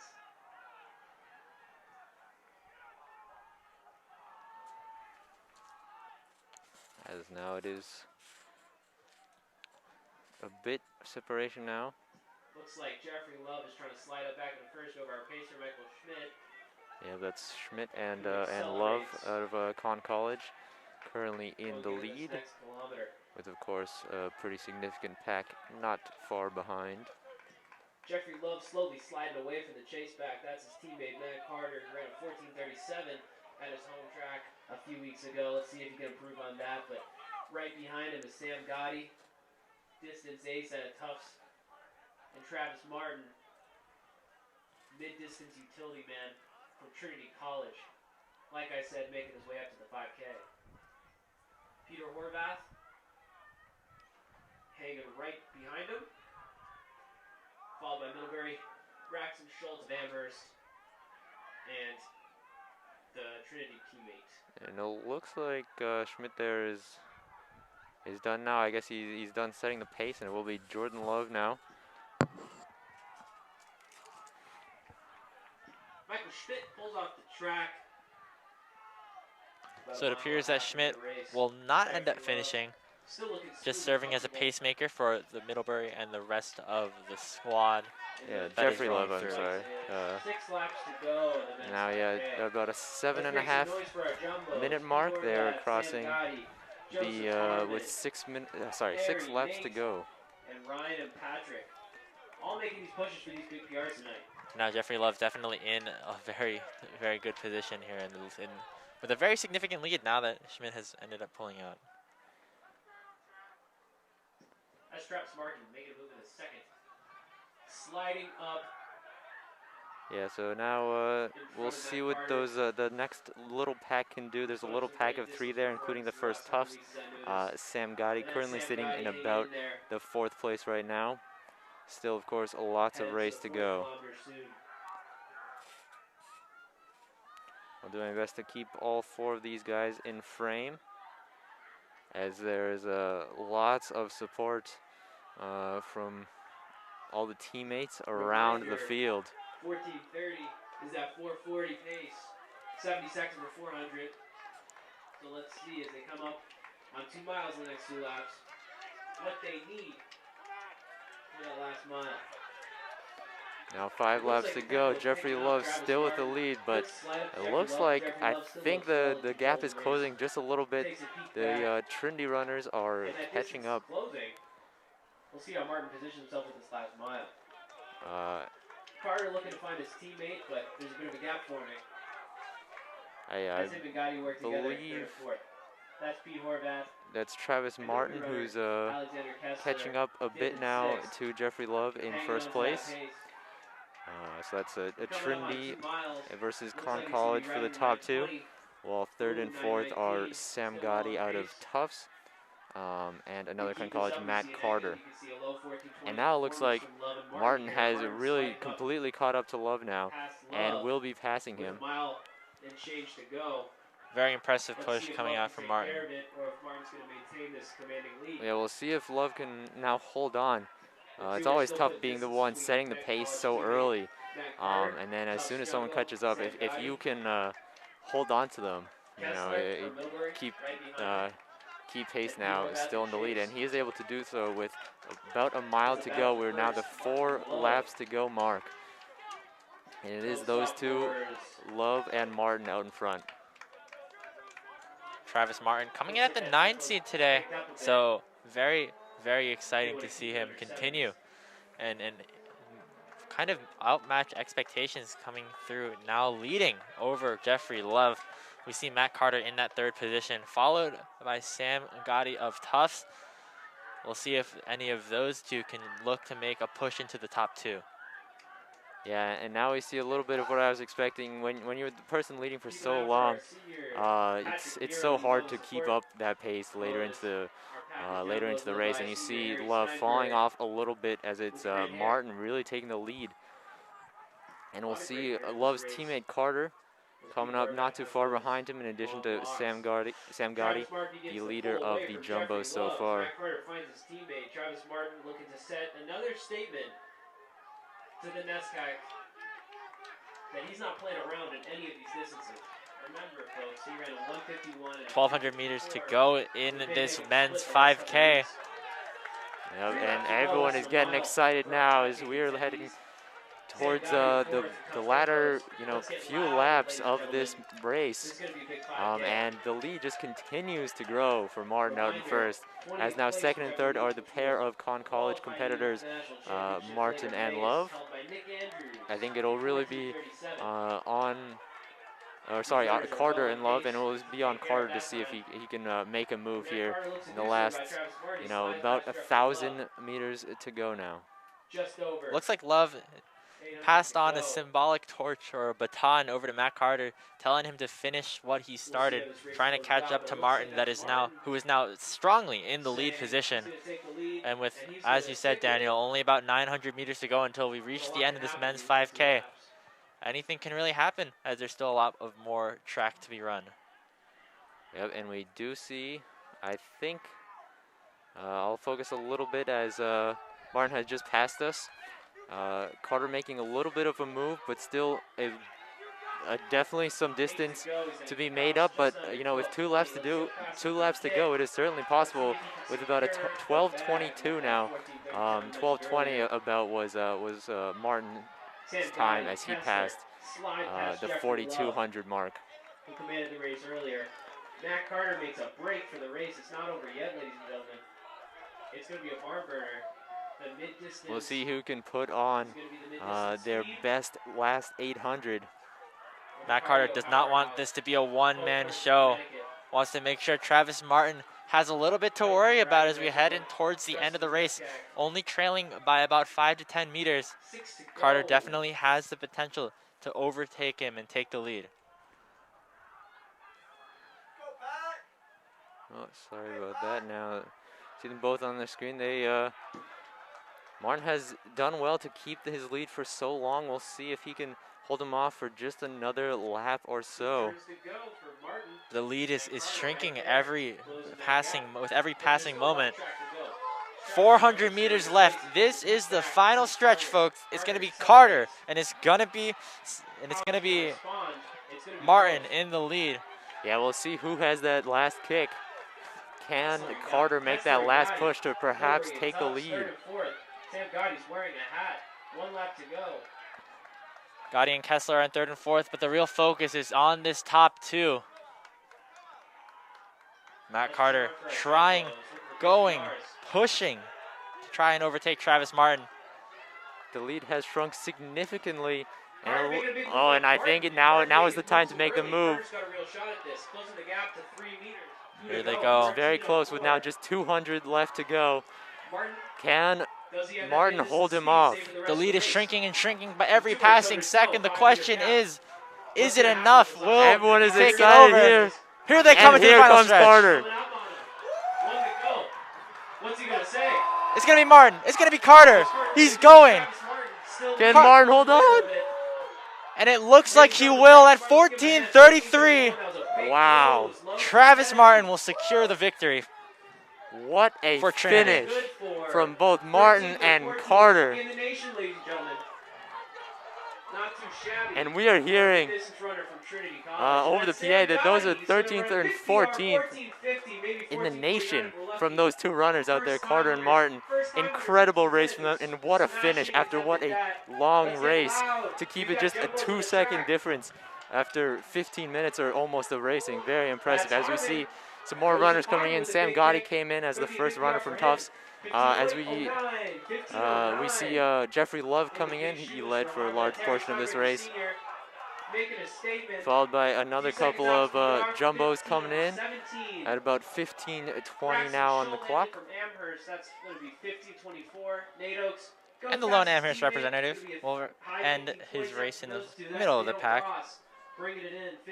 Braxton Schultz. Yep, and I think these are the last couple of runners finishing off, coming in now at 15:40. Just an incredible race, an incredible pace set by all these runners here. What a great way to finish it off as well. What a race, ladies and gentlemen.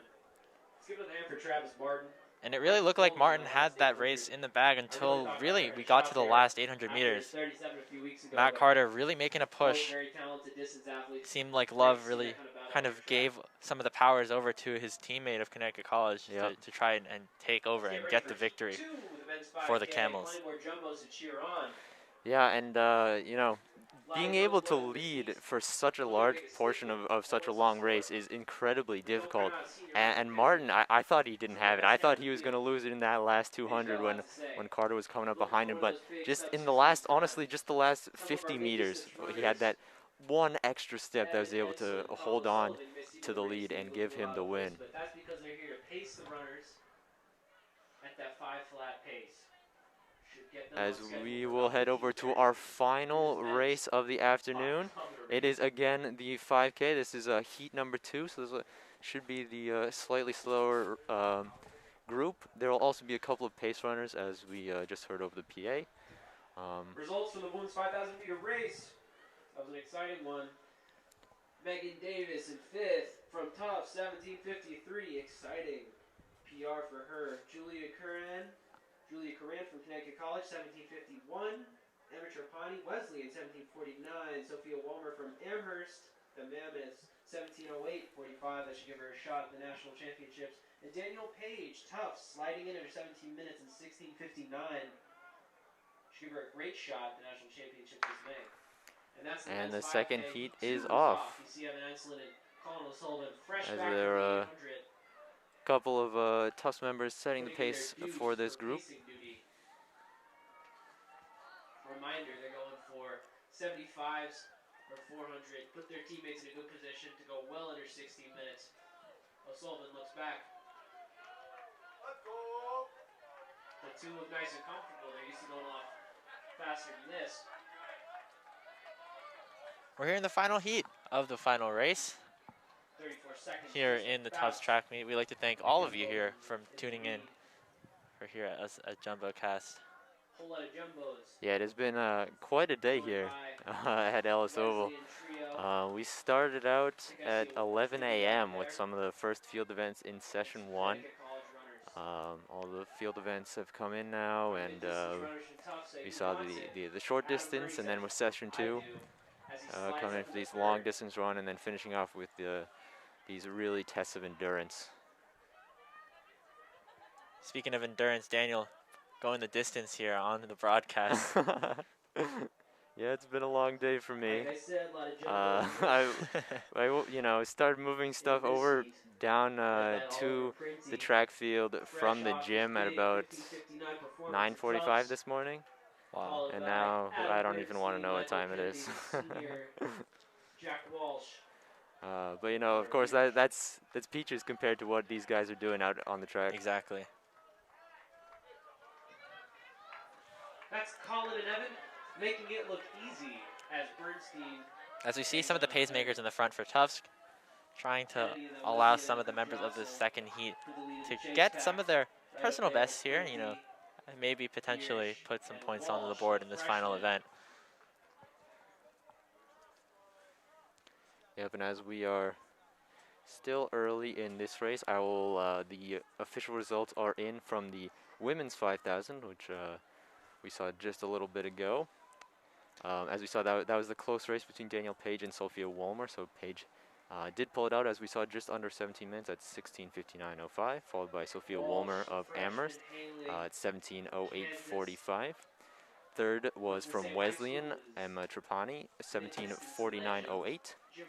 Fourth, Julia Curran out of Conn College with a 17:51.20. Following in fifth, Megan Davis out of Tufts, 17:53.50. In sixth, Emmy Schwab out of Conn College at a 17:55.39. Followed by Miranda Graves out of Wesleyan, 18:24.57. And then we had Sarah Sanlow in eighth out of Tufts, 18:43.86. Followed by Sarah Green of Wesleyan, 18:45.53. Running at the top 10, Caitlin Horgan out of Conn College, 19:32.65. Followed by Isabel Maggioni out of Trinity, 19:38.66. And the final two rounding out, Maddie Taylor out of Conn College with 19:54.60. And then Alexandra Walter out of Tufts with a 21:02. Wish a happy birthday to Stephanie Mataz, the sophomore from Tufts.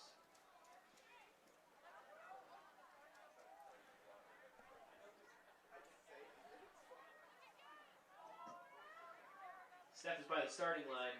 Happy birthday, Steph.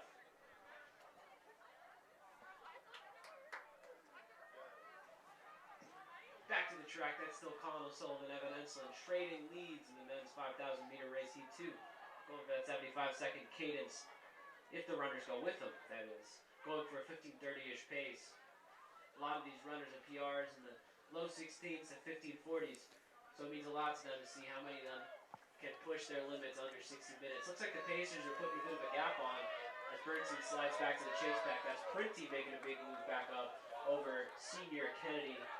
Yeah, so outside those two pacemakers, we do see group of about 6, including 4 jumbos and 2 cardinals out of Wesleyan. And it looks like the heat of the second heat here, the lead is primarily in the jumbo's hands. A lot of the Tufts members are in that top pack as well as 2 runners from Wesleyan. As we'll see if any of them begin to separate like we saw in that previous race.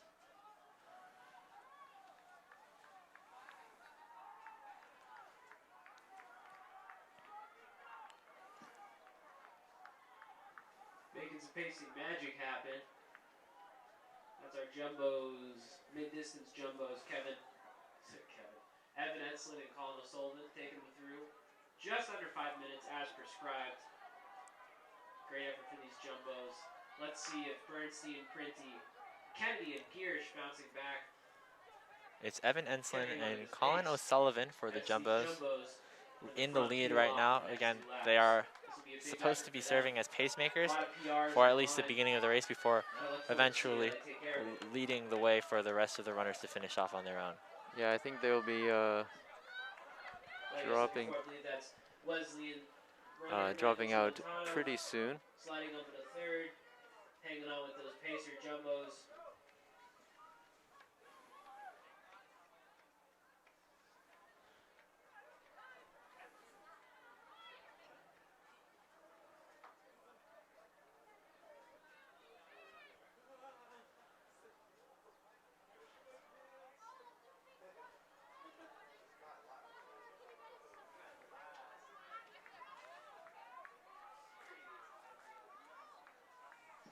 A little bit of separation. Tramontano. Teammate behind him in 4th. Working together with these Tufts Pacers. As Printy moves up ahead of his teammates and says, I want to stick to this pace.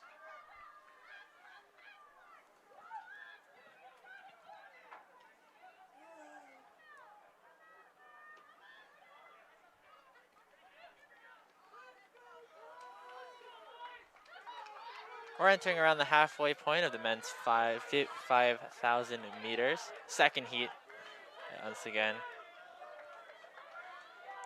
If you did end up missing it, the first heat was won by 9th seed Travis Martin out of Trinity, followed by Matt Carter of Connecticut College. And now the remainder of the runners will try to end off this meet with a bang.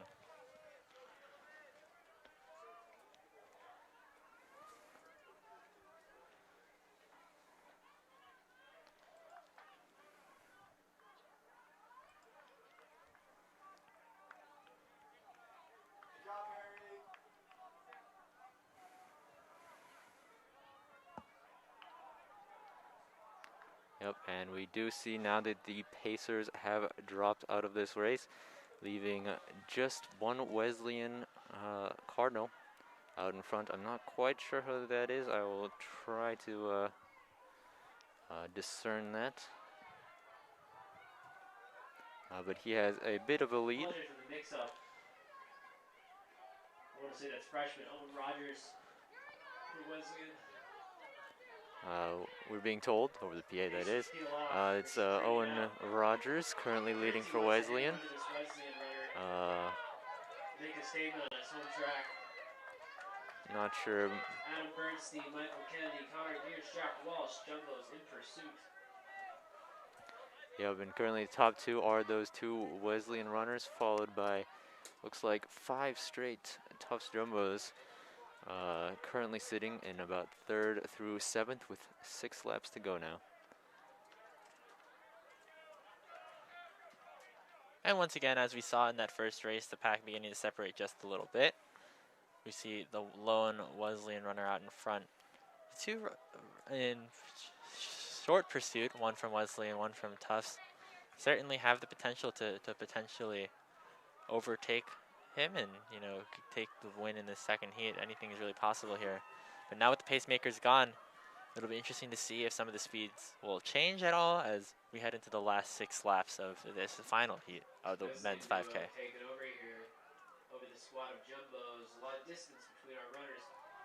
Same as before, we got Princey leading the jumbos before his freshman teammate And at about a 9:24, that will be the 3K mark, so that's 2K left to go. And it looks like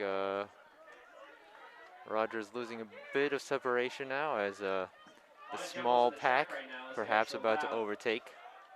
For Jumbos in the men's 5K, Heat 2.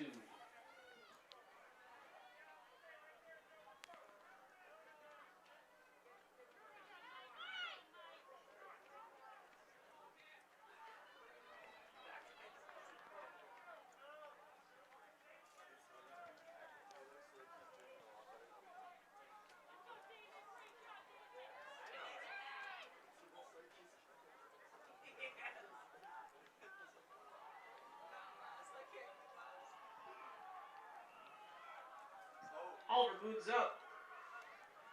Says, this is my track. Slides into second. Positioning himself really well, and that's him going There's into Jumbo that first. takes the lead, and Showing him who's boss on the Baronian track. Yep, and this small group of three will stay together. Of course, it's still a long way to go with still a mile left. And we'll see who is going to try to make that move first. But perhaps, more importantly, who can keep up with the move and perhaps respond to it. So if he positions himself well in these next couple laps, he has the opportunity for a big PR.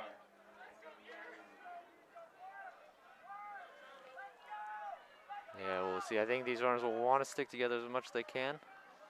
Of course, the power of the pack. We'll see now, I Looks like believe. that's Owen Rogers, Aiden Ward of Wesleyan giving chase. The printer says, it's all mine. With a bit under a mile to go in the men's 5K Heat 2.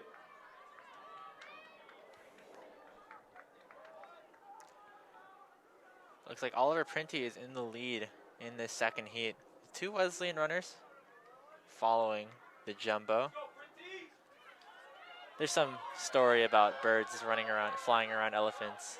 I don't know if it's a real scientific thing, but it is metaphorically sort of what we're seeing here in this final heat. Yep, and it is certainly just a three-horse race.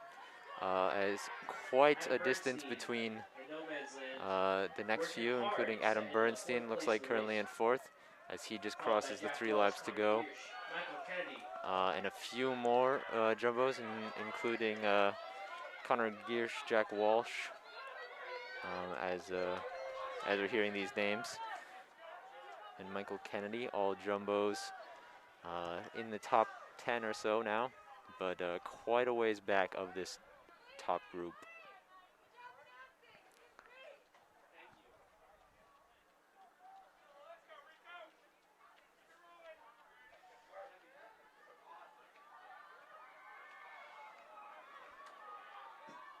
It's getting dramatic. Just over 800 to go. And surprisingly, that pack of three has remained very, very close to each other, as there's only 3 laps to go. Yep, we are heading very closely to the last 800, as Printy will try to get the Jumbos a win here in this final heat of the day. 800 to go as the official gives him the horns. Let's see who places himself in a better spot with a bell lap. That's Rogers. See if anyone tries to make a move. Rogers thinks about it. Ward, Aiden Ward, still hanging on as well, also at a Wesleyan.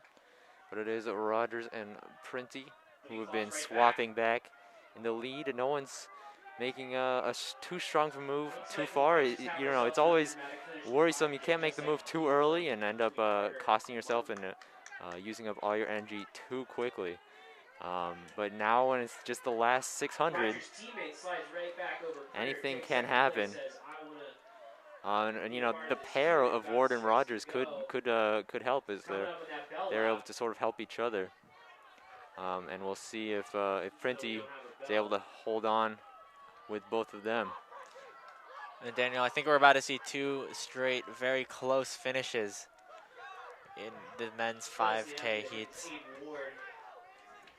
We have 1 lap to go. Here's the last 400. Printy is going to try to maintain his space in the pack, but the Wesleyan Cardinals are trying to pull ahead. Yeah, it's Ward who's making the move now. He was sitting behind the other two for a good portion of that period, but he is the one making the move, is making a little bit of distance now, and Rogers and Printy aren't keeping up, at least right now. In the last 400, there goes Aiden Ward. Wow. What Really a kick. making the distance here.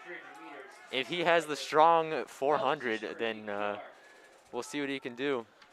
But of course, there's still 200, 250 to go. We'll see if Printy or Rogers can, kick into an extra gear. And any final push is going to have to be made right now, as Yep. it looks like it's going to get pulled away. Yeah, as Ward enters the final turn. Wow, what a kick he has. He really turned it on, just sitting behind those other two for a large percentage of the time. But here comes Aiden Ward, pushing through that last 100 meters. It's going to be no question he's going to end up in first in this heat. The question is, where will the rest finish? Yep, and he will finish at about a 15:38, as it is Rogers coming in not too far behind him at a 15:41. And then it is Oliver Printy coming in at 15:45 as the first jumbo to finish in this heat, and he will finish in third. But Bernstein powers home. Bernstein, injured early this season, did a great As job we'll working stick hard. near the finish line, as you see a last kick for Max Bernstein, finishing his race at 16:13. The freshman from Massachusetts. And that's Jack Walsh, the only guy on the team from Kansas, as far as I'm aware. Gets in the lane too, with those bright green shoes. Powers down the home Another stretch couple kicks all as the Conn way. College has their first finisher Good for a from the heat. 16:36. Jack Walsh also finishing right around the 16:30 to 16:35 mark. Both closing hard. A couple more jumbos finishing off the race here at about a 16:45, and we have just a handful of runners left out on the course.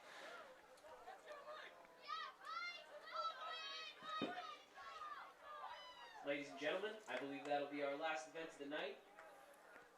Thank you for joining me. Michael Tramontano will round out the race here for Wesleyan. As there's just only a couple more runners left on the track to finish off the men's 5K. And finish off this meet. Yep, and there's the last finisher looks like for Trinity, and I believe we have one runner left coming in now.